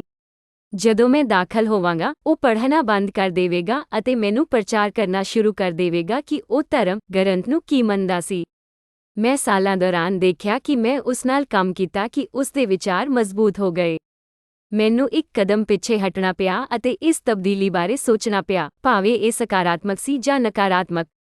ਉਸਨੇ ਸਾਲਾਂ ਦੌਰਾਨ ਇੱਕ ਮਜ਼ਬੂਤ ਸ਼ਖਸੀਅਤ ਦਾ ਨਿਰਮਾਣ ਕੀਤਾ ਜੋ ਕਿ ਇੱਕ ਚੰਗੀ ਗੱਲ ਸੀ ਕਿਉਂਕਿ ਇਹ ਦੁਨੀਆ ਨੂੰ ਦੱਸਦੀ ਹੈ ਕਿ ਤੁਸੀਂ ਵਿਸ਼ਵਾਸ ਕਰਦੇ ਹੋ ਅਤੇ ਕਿਸੇ ਚੀਜ਼ ਲਈ ਖੜੇ ਹੋ। ਸਮੱਸਿਆ ਚਰਿੱਤਰ ਦੀ ਮਜ਼ਬੂਤੀ ਦੀ ਨਹੀਂ, ਸਗੋਂ ਇਸ ਇਕਵਚਨ ਵਿਸ਼ਵਾਸ ਦੀ ਕਠੋਰਤਾ ਦੀ ਸੀ। ਇਸ ਬਾਰੇ ਹੋਰ ਸੋਚਣ ਤੋਂ ਬਾਅਦ ਮੈਂ ਆਪਣੇ ਕਰਮਚਾਰੀ ਨਾਲ ਗੱਲਬਾਤ ਕਰਨ ਦਾ ਫੈਸਲਾ ਕੀਤਾ ਜਿਸ ਨੂੰ ਮੈਂ ਦੁਪਹਿਰ ਦੇ ਖਾਣੇ ਵੇਲੇ ਚਾਹ ਵਾਲੇ ਕਮਰੇ ਵਿੱਚ ਸਿਰਫ ਮਿਸਟਰ ਰਿਜਿਡ ਵਜੋਂ ਸੰਬੋਧਿਤ ਕਰਾਂਗਾ। ਮੈਂ ਉਸ ਨੂੰ ਉਸ ਦੇ ਵਿਚਾਰ ਸਾਂਝੇ ਕਰਨ ਲਈ ਪ੍ਰਾਪਤ ਕਰਨਾ ਚਾਹੁੰਦਾ ਸੀ, ਪਰ ਅਜਿਹਾ ਕਰਨ ਲਈ ਮੈਨੂੰ ਉਸ ਦੇ ਤੱਤ ਵਿੱਚ ਹੋਣ ਦੀ ਲੋੜ ਸੀ ਅਤੇ ਇਸ ਦੇ ਲਈ ਮੈਨੂੰ ਉਸ ਦੀ ਸਲਾਹ ਲੈਣ ਵਾਲੇ ਵਿਅਕਤੀ ਦੀ ਭੂਮਿਕਾ ਨਿਭਾਉਣ ਦੁਆਰਾ ਉਸ ਦੀ ਹਉਮੈ ਤੱਕ ਪਹੁੰਚਣ ਦੀ ਲੋੜ ਸੀ। ਮੈਂ ਜਾਣਦਾ ਸੀ ਕਿ ਉਹ ਮੇਰੇ ਲਈ ਪ੍ਰਚਾਰ ਕਰਨ ਲਈ ਸਨਮਾਨਿਤ ਹੋਵੇਗਾ ਅਤੇ ਮੈਨੂੰ ਪ੍ਰਚਾਰ ਕਰਨ ਨਾਲ ਉਹ ਮਹਿਸੂਸ ਕਰੇਗਾ ਕਿ ਉਹ ਪਰਮੇਸ਼ੁਰ ਦਾ ਕੰਮ ਕਰ ਰਿਹਾ ਹੈ ਅਤੇ ਪੂਰੇ ਅੰਕ ਹਾਸਲ ਕਰ ਰਿਹਾ ਹੈ। ਮੈਂ ਉਸ ਨੂੰ ਹਵਾਲੇ ਦੇ ਕੁਝ ਹਿੱਸੇ ਮੇਰੇ ਨਾਲ ਸਾਂਝੇ ਕਰਨ ਲਈ ਕਿਹਾ। ਦੁਬਾਰਾ ਵਿਅੰਗਾਤਮਕ ਗੱਲ ਇਹ ਸੀ ਕਿ ਉਹ ਮੈਨੂੰ ਅੰਗਰੇਜ਼ੀ ਵਿੱਚ ਇੱਕ ਆਇਤ ਪੜ੍ਹੇਗਾ ਜੋ ਮੈਂ ਸਪਸ਼ਟ ਤੌਰ ਤੇ ਸਮਝਦਾ ਸੀ, ਪਰ ਫਿਰ ਉਹ ਰੁਕ ਜਾਂਦਾ ਸੀ ਅਤੇ ਮੈਨੂੰ ਇਹ ਵੀ ਸਮਝਾਉਂਦਾ ਸੀ ਕਿ ਉਸ ਦੀ ਰਾਏ ਵਿੱਚ ਉਸ ਆਇਤ ਦਾ ਕੀ ਅਰਥ ਹੈ, ਇੱਕ ਪੂਰੀ ਵਿਆਖਿਆਤਮਕ ਵਿਸ਼ਲੇਸ਼ਣ ਦੇ ਉਲਟ। ਜੋ ਗੱਲ ਮੇਰੇ ਲਈ ਬਹੁਤ ਸਪਸ਼ਟ ਹੋ ਗਈ ਸੀ ਉਹ ਇਹ ਸੀ ਕਿ ਜੇ ਮੈਂ ਉਸ ਦੀਆਂ ਕੁਝ ਆਇਤਾਂ ਦੀ ਵਿਆਖਿਆ ਬਾਰੇ ਸਵਾਲ ਕਰਦਾ ਹਾਂ ਤਾਂ ਉਹ ਗੁੱਸੇ ਹੋ ਜਾਵੇਗਾ। ਫਿਰ ਵੀ ਮੈਂ ਸ਼ਾਂਤ ਰਿਹਾ ਕਿਉਂਕਿ ਮੇਰਾ ਉਦੇਸ਼ ਉਸ ਦੀਆਂ ਭਾਵਨਾਵਾਂ ਨੂੰ ਠੇਸ ਪਹੁੰਚਾਉਣਾ ਨਹੀਂ ਸੀ, ਸਗੋਂ ਉਸ ਵਿੱਚ ਆਈ ਇਸ ਤਬਦੀਲੀ ਦੀ ਜੜ ਨੂੰ ਸਮਝਣ ਦੀ ਕੋਸ਼ਿਸ਼ ਕਰਨਾ ਸੀ। ਮੈਂ ਉਸ ਨੂੰ ਸੂਚਿਤ ਕਰਦੇ ਹੋਏ ਸਾਵਧਾਨੀ ਨਾਲ ਹੋਰ ਜਾਂਚ ਕੀਤੀ ਕਿ ਮੈਂ ਵੱਖਰੇ ਹੋਣ ਦੀ ਬੇਨਤੀ ਕਿਉਂ ਕੀਤੀ ਅਤੇ ਪੁੱਛਿਆ ਕਿ ਕੀ ਵਿਚਾਰਾਂ ਦਾ ਮਤਭੇਦ ਹੋਣਾ ਠੀਕ ਹੈ। ਉਸਨੇ ਇਹ ਸਮਝਾਇਆ ਕਿ ਉਸਦੀ ਵਿਆਖਿਆ ਦੇ ਸੰਸਕਰ ਤੇ ਬਹੁਤ ਜ਼ਿਆਦਾ ਸਵਾਲ ਕਰਨਾ ਲਗਭਗ ਸ਼ੈਤਾਨ ਵਜੋਂ ਸ਼੍ਰੇਣੀਬੱਧ ਕੀਤੇ ਜਾਣ ਦੀ ਹੱਦ ਹੋ ਜਾਵੇਗਾ। ਕਿਉਂਕਿ ਮੈਂ ਨਿੱਜੀ ਤੌਰ ਤੇ ਇੱਕੋ ਧਰਮ ਦਾ ਨਹੀਂ ਸੀ, ਮੈਂ ਆਪਣੇ ਇੱਕ ਹੋਰ ਦੋਸਤ ਨੂੰ ਪੁੱਛਣ ਦਾ ਫੈਸਲਾ ਕੀਤਾ ਜੋ ਮਿਸਟਰ ਰਿਜਿਡ ਦੇ ਸਮਾਨ ਵਿਸ਼ਵਾਸ ਦਾ ਸੀ। ਇਸਨੇ ਮੈਨੂੰ ਹੋਰ ਵੀ ਉਲਝਣ ਵਿੱਚ ਪਾ ਦਿੱਤਾ ਕਿਉਂਕਿ ਉਹ ਮੇਰੇ ਉਦਾਰਵਾਦੀ ਰੁਖ ਨਾਲ ਸਹਿਮਤ ਸੀ ਅਤੇ ਸਮਝਾਇਆ ਕਿ ਇੱਕੋ ਵਿਸ਼ਵਾਸ ਦੀਆਂ ਵੱਖਰੀਆਂ ਸ਼ਾਖਾਵਾਂ ਹਨ, ਇੱਕ ਰੁੱਖ ਵਾਂਗ ਜਿਸਦੀ ਇੱਕ ਜੜ੍ਹ ਹੈ ਪਰ ਕਈ ਸ਼ਾਖਾਵਾਂ ਹਨ। ਤੁਸੀਂ ਇਹ ਨਹੀਂ ਕਹਿ ਸਕਦੇ ਕਿ ਇੱਕ ਸ਼ਾਖਾ ਦੂਜਿਆਂ ਨਾਲੋਂ ਵਧੀਆ ਹੈ। ਮੈਂ ਮਹਿਸੂਸ ਕਰਨਾ ਸ਼ੁਰੂ ਕਰ ਦਿੱਤਾ ਜਿਵੇਂ ਬਹੁਤ ਸਾਰੇ ਲੋਕ ਆਪਣੇ ਵਿਸ਼ਵਾਸ ਦੇ ਅੰਦਰ ਇੱਕ ਨਿਰਧਾਰਤ ਯਾਤਰਾ ਵਿੱਚੋਂ ਲੰਘਦੇ ਹਨ। ਇੱਕ ਵਿਅਕਤੀਆਂ ਦੀ ਆਪਣੀ ਨਿਹਚਾ ਦੀ ਕਮਜ਼ੋਰ ਸਮਝ ਹੁੰਦੀ ਹੈ। ਭਾਵ ਕਿਸੇ ਸਮੇਂ ਉਨ੍ਹਾਂ ਨੂੰ ਇਹ ਅਹਿਸਾਸ ਹੁੰਦਾ ਹੈ ਕਿ ਉਹ ਇੱਕ ਧਰਮ ਦਾ ਪਾਲਣ ਕਰਦੇ ਹਨ ਅਤੇ ਇਸ ਨਾਲ ਪਛਾਣ ਕਰਦੇ ਹਨ। ਫਿਰ ਵੀ ਉਨ੍ਹਾਂ ਨੂੰ ਧਰਮ ਦੇ ਨਾਲ ਮੁਸ਼ਕਲਾਂ ਹੋ ਸਕਦੀਆਂ ਹਨ ਅਤੇ ਇਸ ਲਈ ਉਨ੍ਹਾਂ ਵਿਸ਼ਿਆਂ ਤੇ ਸਵਾਲ ਪੁੱਛਦੇ ਹਨ ਜਿਨ੍ਹਾਂ ਬਾਰੇ ਉਹ ਅਨਿਸ਼ਚਿਤ ਹਨ, ਤਾਂ ਜੋ ਉਹ ਆਪਣੇ ਵਿਸ਼ਵਾਸ ਨੂੰ ਸਮਝਣ ਅਤੇ ਬਰਕਰਾਰ ਰੱਖਣ ਲਈ 2 ਕੁਝ ਸੱਚੇ ਗਿਆਨ ਦੀ ਪ੍ਰਾਪਤੀ ਦੀ ਯਾਤਰਾ ਸ਼ੁਰੂ ਕਰਦੇ ਹਨ। ਇਹ ਕਿਸੇ ਵੀ ਗਿਣਤੀ ਦੇ ਤਰੀਕਿਆਂ ਰਾਹੀਂ ਕੀਤਾ ਜਾ ਸਕਦਾ ਹੈ। ਉਦਾਹਰਨ ਲਈ, ਆਪਣੇ ਭਾਈਚਾਰੇ ਜਾਂ ਇਸ ਤੋਂ ਬਾਹਰ ਦੇ ਧਾਰਮਿਕ ਆਗੂਆਂ ਨਾਲ ਗੱਲਬਾਤ ਕਰਨਾ, ਕਿਤਾਬਾਂ ਪੜ੍ਹਨਾ, ਵੀਡੀਓ ਦੇਖਣਾ, ਪੋਡਕਾਸਟ ਸੁਣਨਾ, ਉਨ੍ਹਾਂ ਦੀਆਂ ਪਵਿੱਤਰ ਕਿਤਾਬਾਂ ਪੜ੍ਹਨਾ, ਇੱਕ ਦ੍ਰਿਸ਼ਟੀਕੋਣ ਸਥਾਪਿਤ ਕਰਨ ਲਈ ਪ੍ਰਾਰਥਨਾ, ਸਿਮਰਨ ਆਦਿ ਦੁਆਰਾ ਹੋਰ ਅਧਿਆਤਮਿਕ ਸੰਬੰਧ ਹਾਸਲ ਕਰਨ ਦੀ ਕੋਸ਼ਿਸ਼ ਕਰਨਾ। 3 ਵਧੇਰੇ ਜਾਣਕਾਰੀ ਪ੍ਰਾਪਤ ਕਰਨਾ ਉਨ੍ਹਾਂ ਦੀ ਸਮਝ ਅਤੇ ਉਨ੍ਹਾਂ ਦੇ ਵਿਸ਼ਵਾਸ ਦੀ ਵਿਆਖਿਆ ਕਰਨ ਦੇ ਤਰੀਕੇ ਨੂੰ ਮਜ਼ਬੂਤ ਕਰਦਾ ਹੈ ਅਤੇ ਇਸੇ ਤਰ੍ਹਾਂ ਉਹ ਮਜ਼ਬੂਤ ਰਾਏ ਬਣਾਉਣਾ ਸ਼ੁਰੂ ਕਰਦੇ ਹਨ। ਉਮੀਦ ਹੈ ਇਹ ਰਾਏ ਉਨ੍ਹਾਂ ਦੀ ਆਪਣੀ ਸਮਝ ਤੇ ਆਧਾਰਿਤ ਹਨ ਜੋ ਉਹ ਦੇਖਦੇ ਹਨ ਅਤੇ ਪੜ੍ਹਦੇ ਹਨ ਅਤੇ ਅਨੁਭਵ ਕਰਦੇ ਹਨ। ਪਰ ਸਪਸ਼ਟ ਤੌਰ ਤੇ ਸੰਗਠਿਤ ਧਰਮ ਦਾ ਇਤਿਹਾਸ ਸਾਨੂੰ ਦੱਸਦਾ ਹੈ ਕਿ ਇਹ ਕੁਝ ਵੀ ਹੈ ਪਰ ਬਹੁਤ ਸਾਰੇ ਮਾਮਲਿਆਂ ਵਿੱਚ ਕੇਸ ਹੈ। ਭਾਵੇਂ ਵਿਅਕਤੀ ਆਪਣੇ ਧਰਮ ਬਾਰੇ ਆਪਣਾ ਗਿਆਨ ਬਣਾਉਣ ਦੇ ਯੋਗ ਹੈ ਜਾਂ ਜੇ ਉਹ ਕਿਸੇ ਹੋਰ ਦੀ ਜਾਣਕਾਰੀ ਦੀ ਗਾਹਕੀ ਲੈ ਰਿਹਾ ਹੈ, ਇਸ ਗੱਲ ਦੀ ਪਰਵਾਹ ਕੀਤੇ ਬਿਨਾਂ ਉਹ ਆਪਣੀ ਰਾਏ ਬਣਾਉਣਾ ਸ਼ੁਰੂ ਕਰ ਦੇਣਗੇ ਅਤੇ ਉਨ੍ਹਾਂ ਨੂੰ ਆਪਣੇ ਜੀਵਨ ਦਾ ਇੱਕ ਹੋਰ ਅੰਦਰੂਨੀ ਹਿੱਸਾ ਬਣਾਉਣ ਦੀ ਕੋਸ਼ਿਸ਼ ਕਰਨਗੇ। 4 ਕੁਝ ਗਿਆਨ ਨੂੰ ਅੰਦਰੂਨੀ ਬਣਾਉਣਗੇ ਅਤੇ ਵਿਸਤ੍ਰਿਤ ਹੋ ਜਾਣਗੇ। ਇਹ ਇੱਕ ਨੂੰ ਪਿਆਰ ਕਰਨ, ਦੇਖਭਾਲ ਕਰਨ ਅਤੇ ਵਿਭਿੰਨਤਾ ਨੂੰ ਸਵੀਕਾਰ ਕਰਨ ਦੀ ਆਗਿਆ ਦਿੰਦਾ ਹੈ। ਦੂਸਰੇ ਇੱਕ ਫਾਸਿਲਾਈਜ਼ਡ, ਕਠੋਰ, ਇਕਵਚਨ ਵਿਚਾਰਧਾਰਾ ਦਾ ਸ਼ਿਕਾਰ ਹੋ ਜਾਂਦੇ ਹਨ ਜੋ ਅੰਦੋਲਨ ਲਈ ਕੋਈ ਥਾਂ ਨਹੀਂ ਦਿੰਦੀ। 5 ਉਸ ਸਮੇਂ 2 ਪ੍ਰਤੀਕਿਰਿਆਵਾਂ ਪ੍ਰਚਲਿਤ ਹੁੰਦੀਆਂ ਹਨ। ਉਹ ਲੋਕ ਜੋ ਸੋਚਦੇ ਹਨ ਕਿ ਉਹ ਆਪਣੀ ਰਾਏ ਤੋਂ ਸੱਚਾਈ ਦੀ ਰੋਸ਼ਨੀ ਹਨ ਅਤੇ ਇਹ ਨਹੀਂ ਸਮਝਦੇ ਕਿ ਦੂਜਿਆਂ ਨੇ ਉਨ੍ਹਾਂ ਵਾਂਗ ਜਾਣਕਾਰੀ ਨਹੀਂ ਪੜ੍ਹੀ ਹੋਵੇਗੀ। ਇਸ ਲਈ ਉਹ ਮੰਨਦੇ ਹਨ ਕਿ ਉਨ੍ਹਾਂ ਨੂੰ ਸੂਚਿਤ ਕਰਨਾ ਉਨ੍ਹਾਂ ਦੀ ਦੇਖਭਾਲ ਦਾ ਫਰਜ਼ ਹੈ। ਦੂਸਰਾ ਪ੍ਰਤੀਕਰਮ ਇਹ ਹੈ ਕਿ ਜੇਕਰ ਉਹ ਇੱਕੋ ਸੱਭਿਆਚਾਰ, ਪਰਿਵਾਰਕ ਕਦਰਾਂ, ਕੀਮਤਾਂ, ਸਕੂਲੀ ਸਿੱਖਿਆ ਅਤੇ ਸਮਾਜਿਕ ਮਾਹੌਲ ਵਿੱਚ ਪੈਦਾ ਨਹੀਂ ਹੋਏ ਹਨ, ਤਾਂ ਉਹ ਜੋ ਪੜ੍ਹਿਆ ਜਾ ਰਿਹਾ ਹੈ ਉਸ ਬਾਰੇ ਵੱਖਰੇ ਵਿਚਾਰ ਬਣਾ ਸਕਦੇ ਹਨ, ਜੋ ਕਿ ਅਮੀਰ ਵੀ ਹੈ। ਬਾਅਦ ਦੀ ਪ੍ਰਤੀਕਿਰਿਆ ਖੁੱਲ੍ਹੇਪਨ ਦੀ ਇੱਕ ਹੈ, ਜਿਸ ਦੁਆਰਾ ਇੱਕ ਵਿਅਕਤੀ ਨੂੰ ਇਹ ਅਹਿਸਾਸ ਹੁੰਦਾ ਹੈ ਕਿ ਇੱਥੇ ਬਹੁਤ ਸਾਰੇ ਤਰੀਕੇ ਹਨ ਜਿਨ੍ਹਾਂ ਵਿੱਚ ਲੋਕ ਉਨ੍ਹਾਂ ਦੀ ਸੱਚਾਈ ਦੀ ਵਿਆਖਿਆ ਕਰ ਸਕਦੇ ਹਨ ਅਤੇ ਇਸ ਲਈ ਵਿਅਕਤੀਗਤ ਸਮਝ ਜਾਂ ਜਿੰਨਾ ਵਿਅਕਤੀ ਪਹੁੰਚ ਸਕਦਾ ਹੈ, ਖੁੱਲ੍ਹੇ ਸੰਵਾਦ ਤੋਂ ਆ ਸਕਦਾ ਹੈ। ਤਾਂ ਕਿਹੜਾ ਤਰੀਕਾ ਬਿਹਤਰ ਹੈ? ਮੇਰਾ ਮੰਨਣਾ ਹੈ ਕਿ ਧਰਮ ਲੋਕਾਂ ਨੂੰ ਬਿਹਤਰ ਬਣਾਉਣ ਲਈ ਬਣਾਏ ਗਏ ਸਨ। ਉਹ ਮਨੁੱਖ ਨੂੰ ਚੰਗਿਆਈ ਦੀਆਂ ਕਦਰਾਂ, ਕੀਮਤਾਂ ਜਿਵੇਂ ਕਿ ਇਮਾਨਦਾਰੀ, ਧੀਰਜ, ਦਿਆਲਤਾ, ਹਮਦਰਦੀ, ਆਪਣੇ ਗੁਆਂਢੀ ਨੂੰ ਪਿਆਰ ਕਰਨਾ, ਮਾਫ਼ੀ। ਪਰ ਬਹੁਤ ਸਾਰੇ ਮਾਮਲਿਆਂ ਵਿੱਚ ਅਜਿਹਾ ਨਹੀਂ ਹੋਇਆ। ਲੋਕਾਂ ਨੇ ਧਾਰਮਿਕ ਸਿੱਖਿਆਵਾਂ ਨੂੰ ਇੱਕ ਆਦਰਸ਼ ਵਿੱਚ ਬਦਲ ਦਿੱਤਾ ਅਤੇ ਫਿਰ ਇੱਕ ਆਦੇਸ਼ ਜੋ ਇੰਨਾ ਸਖਤ ਸੀ ਕਿ ਕਿਸੇ ਹੋਰ ਦੇ ਵਿਚਾਰਾਂ ਦੀ ਪ੍ਰਸ਼ੰਸਾ ਜਾਂ ਸਤਿਕਾਰ ਕਰਨ ਲਈ ਕੋਈ ਥਾਂ ਨਹੀਂ ਸੀ। ਇਹ ਸੱਚਮੁੱਚ ਮੈਨੂੰ ਹੈਰਾਨ ਕਰ ਦਿੰਦਾ ਹੈ ਕਿ ਕੋਈ ਵਿਅਕਤੀ ਕਿਵੇਂ ਸਾਰੇ ਕੱਪੜੇ ਪਾ ਕੇ ਆਪਣੇ ਘਰ ਜਾ ਸਕਦਾ ਹੈ ਅਤੇ ਦੂਜੇ ਲੋਕਾਂ ਲਈ ਇੱਕ ਵੀ ਰਿਮ ਦੇ ਨਾਲ ਨਹੀਂ ਜਾ ਸਕਦਾ ਹੈ ਕਿਉਂਕਿ ਉਨ੍ਹਾਂ ਦੇ ਵੱਖਰੇ ਵਿਸ਼ਵਾਸ ਹਨ। ਇਹ ਮੈਨੂੰ ਪੁੱਛਣ ਲਈ ਬੇਨਤੀ ਕਰਦਾ ਹੈ ਕਿ ਕੀ ਉਹ ਆਪਣੀ ਹਉਮੈ ਨੂੰ ਸੰਤੁਸ਼ਟ ਕਰਨ ਲਈ, ਭਰੋਸੇਯੋਗਤਾ ਪ੍ਰਾਪਤ ਕਰਨ ਲਈ ਜਾਂ ਸੱਚਮੁੱਚ ਸੇਵਾ ਕਰਨ ਅਤੇ ਉਸ ਪਰਮਾਤਮਾ ਨੂੰ ਸਮਰਪਿਤ ਕਰਨ ਲਈ ਜਾਂਦੇ ਹਨ ਜਿਸ ਵਿੱਚ ਵਿਸ਼ਵਾਸ ਕਰਨ ਲਈ ਉਨ੍ਹਾਂ ਨੇ ਚੁਣਿਆ ਹੈ। ਇਹ ਸਮਝਣਾ ਕਿ ਕੋਈ ਵਿਅਕਤੀ ਆਪਣੇ ਵਿਸ਼ਵਾਸ ਬਾਰੇ ਕਿਵੇਂ ਚੱਲਦਾ ਹੈ, ਇਹ ਦੇਖਣਾ ਕਿ ਉਹ ਕਿਸ ਤਰ੍ਹਾਂ ਦੀ ਸਫਾਈ ਰੱਖਦਾ ਹੈ। ਜੇਕਰ ਕੋਈ ਵਿਅਕਤੀ ਆਪਣੇ ਘਰ ਨੂੰ ਹਰ ਸਮੇਂ ਸਾਫ਼-ਸੁਥਰਾ ਰੱਖਦਾ ਹੈ, ਨਾ ਕਿ ਸਿਰਫ ਕੰਪਨੀ ਆਉਣ ਵੇਲੇ, ਇਸ ਦਾ ਮਤਲਬ ਹੈ ਕਿ ਉਹ ਸਾਫ਼-ਸੁਥਰੇ ਰਹਿਣ ਦੀ ਕਦਰ ਕਰਦਾ ਹੈ। ਜੇ ਕੋਈ ਸੱਚਾ ਵਿਸ਼ਵਾਸੀ ਹੈ, ਤਾਂ ਉਹ ਡਰ ਦੁਆਰਾ ਪ੍ਰੇਰਿਤ ਨਹੀਂ ਹੁੰਦੇ ਜਾਂ ਕਿਉਂਕਿ ਉਹ ਇਨਾਮ ਦੀ ਤਾਂਘ ਰੱਖਦੇ ਹਨ, ਸਗੋਂ ਇਸ ਲਈ ਕਿ ਉਹ ਨਿਰਸਵਾਰਥ ਪਿਆਰ ਦੇ ਸਥਾਨ ਤੋਂ ਆਪਣੇ ਕੰਮਾਂ ਵਿੱਚ ਵਿਸ਼ਵਾਸ ਕਰਦੇ ਹਨ।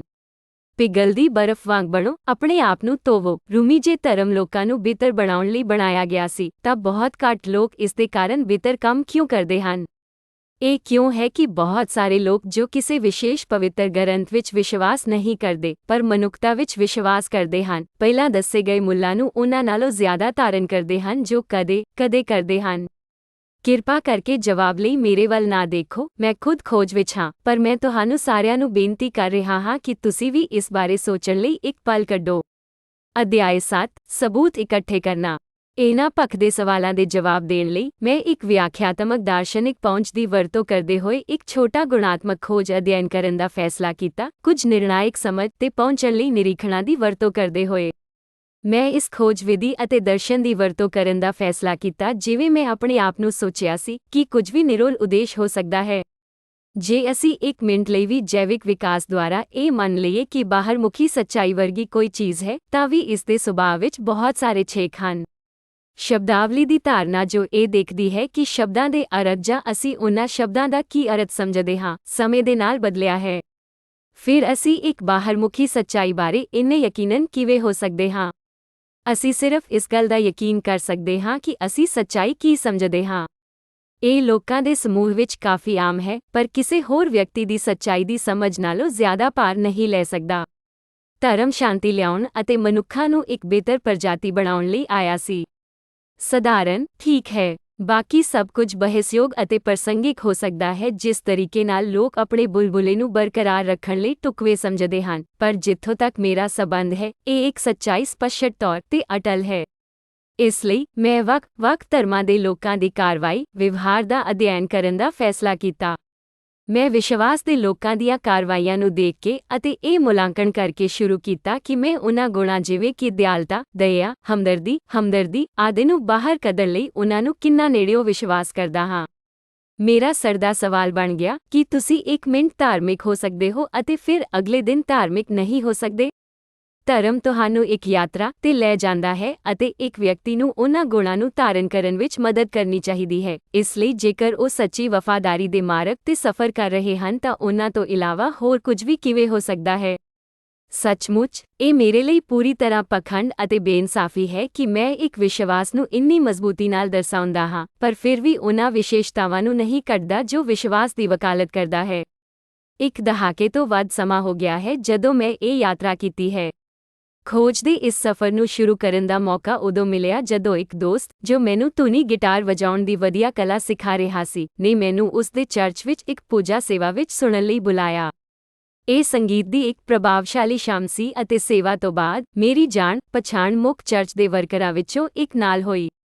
ਮੈਂ ਸੋਚਿਆ ਕਿ ਇਹ ਮੇਰੀ ਖੋਜ ਸ਼ੁਰੂ ਕਰਨ ਦਾ ਸਹੀ ਮੌਕਾ ਸੀ ਕਿਉਂਕਿ ਉਸ ਨੇ ਮੈਨੂੰ ਪੂਰੀ ਮੰਡਲੀ ਦੇ ਨਾਲ ਖਾਣਾ ਖਾਣ ਦੀ ਪੇਸ਼ਕਸ਼ ਕੀਤੀ, ਜਿਵੇਂ ਕਿ ਸੇਵਾਵਾਂ ਤੋਂ ਬਾਅਦ ਉਹਨਾਂ ਦੀ ਪਰੰਪਰਾ ਸੀ। ਉਸ ਆਦਮੀ ਨੇ ਮੈਨੂੰ ਈਸਾਈ ਧਰਮ ਸ਼ਾਸਤਰ ਦੀ ਵਿਆਖਿਆ ਕੀਤੀ, ਜਿਸ ਵਿੱਚ ਉਹਨਾਂ ਦਾ ਵਿਸ਼ਵਾਸ ਵੀ ਸ਼ਾਮਲ ਹੈ ਕਿ ਯਿਸੂ ਮਸੀਹ ਸਲੀਬ ਤੇ ਮਰਿਆ ਸੀ ਅਤੇ ਅਜਿਹਾ ਕਰਦੇ ਹੋਏ ਆਪਣੇ ਵਿਸ਼ਵਾਸੀਆਂ ਦੇ ਪਾਪਾਂ ਲਈ ਆਪਣੇ ਆਪ ਨੂੰ ਕੁਰਬਾਨ ਕੀਤਾ ਸੀ। ਮੈਂ ਪੁੱਛਿਆ ਕਿ ਕੀ ਇਸ ਦਾ ਮਤਲਬ ਇਹ ਹੈ ਕਿ ਕੋਈ ਕਿੰਨਾ ਵੀ ਬੁਰਾ ਵਿਵਹਾਰ ਕਰਦਾ ਹੈ, ਕੀ ਉਸ ਦੇ ਗੁਨਾਹ ਮਾਫ਼ ਹੋ ਜਾਂਦੇ ਹਨ? ਉਸ ਦਾ ਜਵਾਬ ਲਾਜ਼ਮੀ ਤੌਰ ਤੇ ਇਸ ਧਾਰਨਾ ਦੇ ਹਾਂ ਪੱਖੀ ਹੋਣ ਵੱਲ ਇਸ਼ਾਰਾ ਕਰਦਾ ਹੈ, ਹਾਲਾਂਕਿ ਉਸ ਨੇ ਕਿਹਾ ਕਿ ਇਹ ਇਸ ਗੱਲ ਤੇ ਨਿਰਭਰ ਕਰਦਾ ਹੈ ਕਿ ਵਿਅਕਤੀ ਦਾ ਯਿਸੂ ਵਿੱਚ ਕਿੰਨਾ ਵਿਸ਼ਵਾਸ ਹੈ, ਜੋ ਇਸ ਤੱਥ ਵੱਲ ਇਸ਼ਾਰਾ ਕਰਦਾ ਹੈ ਕਿ ਜੇ ਤੁਸੀਂ ਯਿਸੂ ਦੇ ਨਾਲ ਸੱਚੇ ਵਿਸ਼ਵਾਸ ਵਿੱਚ ਹੁੰਦੇ ਤਾਂ ਤੁਸੀਂ ਲਾਜ਼ਮੀ ਤੌਰ ਤੇ ਉਹ ਕਾਰਵਾਈਆਂ ਨਹੀਂ ਕਰਦੇ। ਸਥਾਨ ਮੈਂ ਸੋਚਿਆ ਕਿ ਇਹ ਇੱਕ ਦਿਲਚਸਪ ਵਿਚਾਰ ਸੀ, ਪਰ ਫਿਰ ਕਿਸੇ ਵੀ ਵਿਸ਼ਵਾਸ ਦਾ ਕੋਈ ਵੀ ਵਿਅਕਤੀ ਜਿਸ ਨੂੰ ਪੂਰਾ ਵਿਸ਼ਵਾਸ ਹੈ, ਉਹਨਾਂ ਦੇ ਧਰਮ ਗ੍ਰੰਥਾਂ ਦੇ ਉਲਟ ਕੰਮ ਕਰਨ ਤੋਂ ਗੁਰੇਜ਼ ਕਰੇਗਾ, ਕੀ ਉਹਨਾਂ ਨੂੰ ਨਹੀਂ ਚਾਹੀਦਾ? ਮੈਂ ਕੁਝ ਮਹੀਨਿਆਂ ਲਈ ਐਤਵਾਰ ਦੀ ਸੇਵਾ ਲਈ ਹਰ ਹਫ਼ਤੇ ਮਿਲਣ ਦਾ ਫੈਸਲਾ ਕੀਤਾ। ਮੈਨੂੰ ਪਤਾ ਲੱਗਾ ਕਿ ਈਸਾਈ ਧਰਮ ਦੀਆਂ ਕੁਝ ਵੱਡੀਆਂ ਸ਼ਾਖਾਵਾਂ ਤੋਂ ਵੱਧ ਸਨ। ਮੈਂ ਪ੍ਰੋਟੈਸਟੈਂਟਵਾਦ ਅਤੇ ਕੈਥੋਲਿਕ ਧਰਮ ਬਾਰੇ ਪਹਿਲਾਂ ਹੀ ਜਾਣਦਾ ਸੀ ਅਤੇ ਹੁਣ ਪੂਰਬੀ ਆਰਥੋਡਾਕਸ, ਓਰੀਐਂਟਲ ਆਰਥੋਡਾਕਸ, ਇਵੈਂਜਲੀਕਲ, ਐਂਗਲੀਕਨ, ਮਾਰਮਨਜ਼ ਅਤੇ ਹੋਰ ਬਹੁਤ ਕੁਝ ਬਾਰੇ ਸਿੱਖਿਆ ਹੈ। ਮੈਨੂੰ ਅਗਲੇ ਐਤਵਾਰ ਨੂੰ ਅਹਿਸਾਸ ਹੋਇਆ ਕਿ ਹਾਲਾਂਕਿ ਸੇਵਾ ਕੁਦਰਤ ਦੁਆਰਾ ਇੱਕ ਪੂਰਨ ਆਨੰਦ ਸੀ, ਲੋਕ ਇਹ ਪ੍ਰਗਟ ਕਰਦੇ ਹੋਏ ਇੱਕ ਖੁੱਲ੍ਹੀ ਚਰਚਾ ਚਾਹੁੰਦੇ ਸਨ ਕਿ ਉਹਨਾਂ ਨੇ ਵਿਰੋਧੀ ਵਿਚਾਰਧਾਰਾਵਾਂ ਨੂੰ ਕਿੰਨਾ ਗਲਤ ਮਹਿਸੂਸ ਕੀਤਾ, ਇਸ ਬਿੰਦੂ ਤੱਕ ਕਿ ਉਹਨਾਂ ਨੂੰ ਸੱਚਾਈ ਦੇ ਰਾਹ ਵਿੱਚ ਲਗਭਗ ਗੁਆਚਿਆ ਮੰਨਿਆ ਜਾ ਸਕਦਾ ਹੈ। ਉਹਨਾਂ ਦੇ ਨਜ਼ਰੀਏ ਤੋਂ, ਬੇਸ਼ੱਕ, ਇਹ ਬਹੁਤ ਸਾਰੇ ਧਰਮਾਂ ਦੀਆਂ ਸ਼ਾਖਾਵਾਂ ਵਿੱਚੋਂ ਕਿਸੇ ਇੱਕ ਦੀ ਨੁਕਸ ਹੈ ਜਿਵੇਂ ਕਿ ਮੈਂ ਆਪਣੇ ਅਧਿਐਨ ਦੌਰਾਨ ਸਿੱਖਣ ਲਈ ਆਇਆ ਹਾਂ। ਉਹ ਇਕਸਾਰ ਸਨ ਕਿ ਯਿਸੂ ਪਰਮੇਸ਼ੁਰ ਹੈ ਅਤੇ ਬਾਈਬਲ ਪਰਮੇਸ਼ੁਰ ਦੀ ਕਿਤਾਬ ਹੈ। ਨਹੀਂ ਤਾਂ ਉਹ ਪੋਪ ਦੀ ਭੂਮਿਕਾ, ਸੰਤਾਂ ਦੀ ਹੋਂਦ, ਗਿਰਜਾਘਰਾਂ ਦੀ ਜ਼ਰੂਰਤ, ਸੇਵਾ ਵਿੱਚ ਕਿੰਨਾ ਸੰਗੀਤ ਚਲਾਉਣਾ ਹੈ ਅਤੇ ਇਸ ਤਰ੍ਹਾਂ ਦੇ ਮੁੱਦਿਆਂ ਤੇ ਵੱਖੋ ਵੱਖਰੇ ਸਨ। ਮੇਰੇ ਤਜਰਬੇ ਤੋਂ ਮੈਨੂੰ ਹੈਰਾਨ ਕਰਨ ਵਾਲੀ ਗੱਲ ਇਹ ਸੀ ਕਿ ਵਿਸ਼ਵਾਸ ਦੇ ਲੋਕ ਵਿਭਿੰਨਤਾ ਦੀ ਕਦਰ ਕਰਨ ਅਤੇ ਸਤਿਕਾਰ ਕਰਨ ਦੀ ਬਜਾਏ ਅੰਤਰਾਂ ਤੇ ਕਿੰਨਾ ਧਿਆਨ ਦਿੰਦੇ ਹਨ। ਮੈਨੂੰ ਸਪਸ਼ਟ ਕਰਨਾ ਚਾਹੀਦਾ ਹੈ ਕਿ ਇਹ ਸਿਰਫ ਈਸਾਈ ਧਰਮ ਦੇ ਆਲੇ-ਦੁਆਲੇ ਆਧਾਰਿਤ ਇੱਕ ਵਰਤਾਰਾ ਨਹੀਂ ਹੈ, ਸਗੋਂ ਬਾਕੀ ਸਾਰੇ ਧਰਮ ਜਿਨ੍ਹਾਂ ਦਾ ਮੈਂ ਅਨੁਭਵ ਕੀਤਾ ਹੈ, ਇਸ ਦਾ ਸ਼ਿਕਾਰ ਹੋਏ ਹਨ। ਮੈਨੂੰ ਯਾਦ ਹੈ ਕਿ ਯਿਸੂ ਨੂੰ ਕਿਵੇਂ ਸਤਾਇਆ ਗਿਆ ਸੀ, ਉਸ ਦੀ ਪ੍ਰਤੀਕਿਰਿਆ ਕੀ ਸੀ ਅਤੇ ਕਿਵੇਂ ਪਿਆਰ, ਹਮਦਰਦੀ ਅਤੇ ਹਮਦਰਦੀ ਦੇ ਕਾਰਨ ਉਸਨੇ ਵਿਸ਼ਵਾਸ ਦੇ ਲੋਕਾਂ ਨੂੰ ਇਕਜੁੱਟ ਕਰਨ ਲਈ ਲਿਆਇਆ, ਨਾ ਕਿ ਹਿੱਸਾ।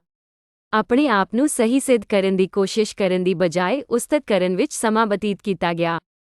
ਸਾਰੇ ਧਾਰਮਿਕ ਸੰਪਰਦਾਵਾਂ ਲਈ ਮੇਰੇ ਵਿਚਾਰ ਹਨ। ਸੋਚੋ ਕਿ ਤੁਸੀਂ ਪਰਮਾਤਮਾ ਦੀ ਉਸਤਤ ਕਰਨ ਦੀ ਕੋਸ਼ਿਸ਼ ਕਰ ਰਹੇ ਹੋ ਜਾਂ ਆਪਣੀ ਹਉਮੈ ਨੂੰ ਪ੍ਰਮਾਣਿਤ ਕਰਨ ਦੀ ਕੋਸ਼ਿਸ਼ ਕਰ ਰਹੇ ਹੋ। ਇਹ ਅਨੁਭਵੀ ਸਫ਼ਰ ਇੱਥੇ ਖਤਮ ਨਹੀਂ ਹੋਇਆ। ਮੇਰਾ ਇੱਕ ਸ਼ੀਆ ਮੁਸਲਮਾਨ ਦੋਸਤ ਹੈ ਜਿਸਨੇ ਮੈਨੂੰ ਕਈ ਵਾਰ ਉਸ ਦੀ ਮਸਜਿਦ ਵਿੱਚ ਉਸ ਦੇ ਨਾਲ ਜਾਣ ਲਈ ਕਿਹਾ ਸੀ। ਇਹ ਮੁਹੱਰਮ ਦਾ ਮਹੀਨਾ ਸੀ, ਇਸਲਾਮੀ ਵਿਸ਼ਵਾਸ ਅਨੁਸਾਰ ਸਾਲ ਦਾ ਪਹਿਲਾ ਮਹੀਨਾ।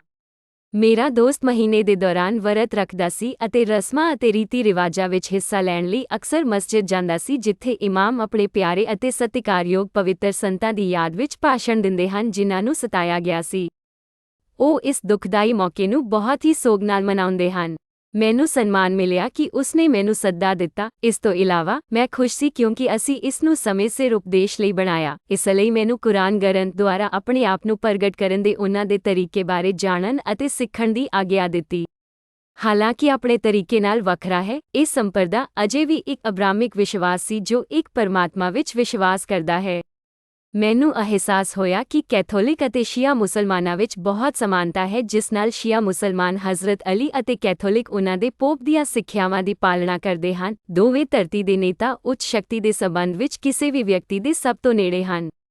ਮੈਂ ਜਾਣਦਾ ਸੀ ਕਿ ਸੁੰਨੀ ਮੁਸਲਿਮ ਭਾਈਚਾਰਿਆਂ ਦੇ ਵਿਚਾਰ ਵੱਖੋ ਵੱਖਰੇ ਹਨ ਕਿਉਂਕਿ ਉਹ ਪਵਿੱਤਰ ਮੰਨਦੇ ਹਨ, ਜਿਵੇਂ ਕਿ ਕੁਰਾਨ ਅਤੇ ਪੈਗੰਬਰ, ਅਤੇ ਉਨ੍ਹਾਂ ਲਈ ਕੁਰਾਨ ਦਾ ਅਨੁਵਾਦ ਕਰਨ ਲਈ ਸੰਤ ਬਣਨ ਜਾਂ ਕਿਸੇ ਮੂਰਤੀ ਤੇ ਜ਼ਿਆਦਾ ਜ਼ੋਰ ਨਹੀਂ ਦਿੱਤਾ ਗਿਆ। ਇਹ ਪ੍ਰੋਟੈਸਟੈਂਟਾਂ ਦੇ ਸਮਾਨ ਧਰਮ ਸ਼ਾਸਤਰ ਨਾਲ ਗੁੰਝਿਆ। ਮੈਂ ਇਸ ਸਮੇਂ ਇੱਕ ਗੈਰ ਅਬਰਾਹਿਮਿਕ ਵਿਸ਼ਵਾਸ ਦੀ ਪੜਚੋਲ ਕਰਨ ਦਾ ਫੈਸਲਾ ਕੀਤਾ ਕਿ ਇਹ ਕਿਵੇਂ ਵੱਖਰਾ ਹੋ ਸਕਦਾ ਹੈ ਅਤੇ ਹਿੰਦੂ ਮੰਦਰ ਨੂੰ ਚੁਣਿਆ ਜੋ ਮੈਂ ਹਮੇਸ਼ਾ ਲੰਡਨ ਵਿੱਚ ਕੰਮ ਕਰਨ ਦੇ ਰਸਤੇ ਵਿੱਚ ਲੰਘਦਾ ਸੀ। ਮੂਹਰਲੇ ਦਰਵਾਜ਼ੇ ਦੇ ਨੇੜੇ ਮੈਨੂੰ ਇੱਕ ਉਤਸੁਕ ਸੁਰੱਖਿਆ ਗਾਰਡ ਦੁਆਰਾ ਮਿਲਿਆ। ਉਸਨੇ ਮੇਰੇ ਵੱਲ ਦੇਖਿਆ ਅਤੇ ਜੈ ਸ਼੍ਰੀ ਕ੍ਰਿਸ਼ਨ ਕਿਹਾ। ਮੈਂ ਜਵਾਬ ਦੇਣ ਅਤੇ ਉਹੀ ਕਹਿਣ ਦਾ ਫੈਸਲਾ ਕੀਤਾ। ਉਹ ਤੁਰੰਤ ਮੇਰੇ ਤੇ ਮੁਸਕਰਾਇਆ ਅਤੇ ਕਿਹਾ, ਦਰਸ਼ਨ ਕਰਨ ਵਾਲੇ ਲੋਕਾਂ ਲਈ ਮੁਫਤ ਪਾਰਕਿੰਗ। ਮੈਂ ਜਾਣਦਾ ਸੀ ਕਿ ਇਸ ਦੇ ਸ਼ਾਬਦਿਕ ਹਿੰਦੀ ਅਰਥਾਂ ਵਿੱਚ ਦਰਸ਼ਨ ਸ਼ਬਦ ਦਾ ਅਰਥ ਸ਼ਰਧਾ, ਸਤਿਕਾਰ ਦੇਣਾ ਹੈ, ਪਰ ਮੈਂ ਅਜੇ ਵੀ ਇਹ ਪਤਾ ਲਗਾਉਣਾ ਬਾਕੀ ਸੀ ਕਿ ਅਸਲ ਵਿੱਚ ਕਿਸ ਨੂੰ। ਜਿਵੇਂ ਹੀ ਮੈਂ ਮੰਦਰ ਦੇ ਦਰਵਾਜ਼ੇ ਦੇ ਨੇੜੇ ਪਹੁੰਚਿਆ, ਮੈਂ ਹੋਰ ਲੋਕਾਂ ਨੂੰ ਮਿਲਿਆ ਜੋ ਵੀ ਦਰਸ਼ਨ ਕਰ ਰਹੇ ਸਨ। ਉੱਥੇ ਰੰਗ ਬਿਰੰਗੇ ਬਸਤਰ ਪਹਿਨੇ ਇੱਕ ਆਦਮੀ ਬੈਠਾ ਸੀ ਜੋ ਇੱਕ ਜਾਂਚ ਮੇਜ਼ ਵਾਂਗ ਜਾਪਦਾ ਸੀ। ਮੈਂ ਰੁਕ ਗਿਆ ਅਤੇ ਉਸ ਨਾਲ ਇਹ ਤੱਥ ਸਾਂਝਾ ਕਰਨ ਦਾ ਫੈਸਲਾ ਕੀਤਾ ਕਿ ਮੈਂ ਇੱਕ ਖੋਜੀ ਅਤੇ ਮਿਲਣ ਜਾ ਰਿਹਾ ਸੀ। ਉਸ ਆਦਮੀ ਨੇ ਮੇਰਾ ਸਵਾਗਤ ਕੀਤਾ ਅਤੇ ਪੁੱਛਿਆ ਕਿ ਮੈਂ ਕੀ ਜਾਣਨਾ ਚਾਹੁੰਦਾ ਹਾਂ। ਮੈਨੂੰ ਬਿਲਕੁਲ ਨਹੀਂ ਪਤਾ ਸੀ ਕਿ ਕਿੱਥੋਂ ਸ਼ੁਰੂ ਕਰਨਾ ਹੈ, ਪਰ ਸਭ ਤੋਂ ਸਪਸ਼ਟ ਪੁੱਛਣ ਲਈ ਸੋਚਿਆ, ਇਹ ਮੂਰਤੀਆਂ ਕੀ ਹਨ ਅਤੇ ਇਹ ਕੀ ਦਰਸਾਉਂਦੀਆਂ ਹਨ। ਉਸਨੇ ਮੈਨੂੰ ਸਮਝਾਇਆ ਕਿ ਹਿੰਦੂ ਧਰਮ ਇੱਕ ਧਰਮ ਘੱਟ ਅਤੇ ਇੱਕ ਦਰਸ਼ਨ ਜ਼ਿਆਦਾ ਹੈ। ਉਸਨੇ ਮੰਦਰ ਵਿੱਚ ਦਿਖਾਈ ਦੇਣ ਵਾਲੀ ਹਰ ਮੂਰਤੀ ਦੀ ਵਿਆਖਿਆ ਕੀਤੀ ਅਤੇ ਹਿੰਦੂ ਗ੍ਰੰਥਾਂ ਵਿੱਚ ਇਹ ਕਿਸ ਨੂੰ ਦਰਸਾਉਂਦਾ ਹੈ। ਇੱਕ ਜੋ ਮੇਰੇ ਨਾਲ ਸਭ ਤੋਂ ਵੱਧ ਗੂੰਜਦਾ ਸੀ, ਉਹ ਸੀ ਕ੍ਰਿਸ਼ਨ। ਇਹ ਮੂਰਤੀ ਸ਼ਾਨਦਾਰ ਸੀ ਅਤੇ ਇੱਕ ਜੰਗ ਦੇ ਮੈਦਾਨ ਵਿੱਚ ਸਥਾਪਿਤ ਕੀਤੀ ਗਈ ਸੀ। ਆਦਮੀ ਨੇ ਸਮਝਾਇਆ ਕਿ ਕ੍ਰਿਸ਼ਨ ਇੱਕ ਦੇਵਤਾ ਸੀ।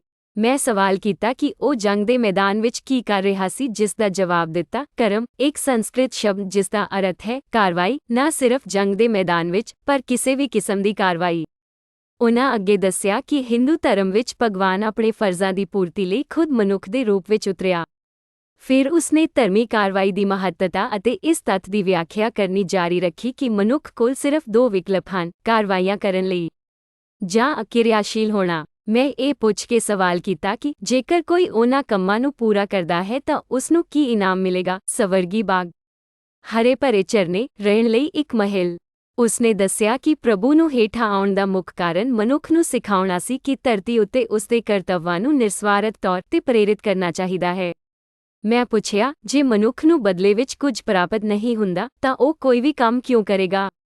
ਉਸਨੇ ਸਮਝਾਇਆ ਕਿ ਬਦਲੇ ਦੇ ਅਜਿਹੇ ਵਿਚਾਰ ਇੱਕ ਮਨੁੱਖੀ ਪ੍ਰਵਿਰਤੀ ਹਨ ਅਤੇ ਇੱਕ ਹੀ ਕਾਰਵਾਈ ਬਨਾਮ ਇਨਾਮ ਦੀ ਧਾਰਨਾ ਇੱਕ ਹੈ ਜਿਸ ਦੇ ਵਿਰੁੱਧ ਸਾਨੂੰ ਨਿਰਸਵਾਰਥ ਕਾਰਵਾਈ ਲਈ ਕੰਮ ਕਰਦੇ ਹੋਏ ਲੜਨਾ ਚਾਹੀਦਾ ਹੈ। ਨੇਕ ਕਰਮ ਆਪਣੇ ਆਪ ਵਿੱਚ ਮਨੁੱਖ ਦਾ ਕਰਤੱਵ ਹੈ, ਕਰਤੱਵ ਪੂਰਨ ਹੋਣ ਦੀ ਵਾਪਸੀ ਦੀ ਉਮੀਦ ਨਹੀਂ ਕਿਉਂਕਿ ਇਹ ਸਾਡੇ ਹੱਥ ਵਿੱਚ ਨਹੀਂ ਹੈ, ਇਸ ਲਈ ਬੋਲਣਾ। ਮੈਨੂੰ ਲੱਗਦਾ ਹੈ ਕਿ ਉਹ ਦੱਸ ਸਕਦਾ ਹੈ ਕਿ ਮੇਰੇ ਕੋਲ ਉਸ ਤੋਂ ਪੁੱਛਣ ਲਈ 50 ਹੋਰ ਸਵਾਲ ਹਨ, ਪਰ ਉਹ ਕਰਨ ਤੋਂ ਪਹਿਲਾਂ ਉਸਨੇ ਕਿਹਾ, ਤੁਸੀਂ ਬਹੁਤ ਸਾਰੇ ਸਵਾਲ ਪੁੱਛੇ ਹਨ, ਮੇਰਾ ਵੀ ਇੱਕ ਸਵਾਲ ਹੈ ਜੇਕਰ ਤੁਸੀਂ ਜਵਾਬ ਦੇਣਾ ਚਾਹੋਗੇ। ਉਸਨੇ ਮੈਨੂੰ ਪੁੱਛਿਆ ਕਿ ਪਿਆਰ ਦੀ ਧਾਰਨਾ ਬਾਰੇ ਮੇਰੀ ਸਮਝ ਕੀ ਹੈ ਅਤੇ ਮੈਨੂੰ ਕਿਹਾ ਕਿ ਮੇਰੇ ਜਵਾਬ ਵਿੱਚ ਸਾਵਧਾਨ ਰਹੋ ਅਤੇ ਵਿਚਾਰ ਕਰੋ ਕਿ ਕੌਣ ਪਿਆਰ ਕਰ ਰਿਹਾ ਹੈ ਅਤੇ ਕਿਸ ਨੂੰ ਪਿਆਰ ਕੀਤਾ ਜਾ ਰਿਹਾ ਹੈ।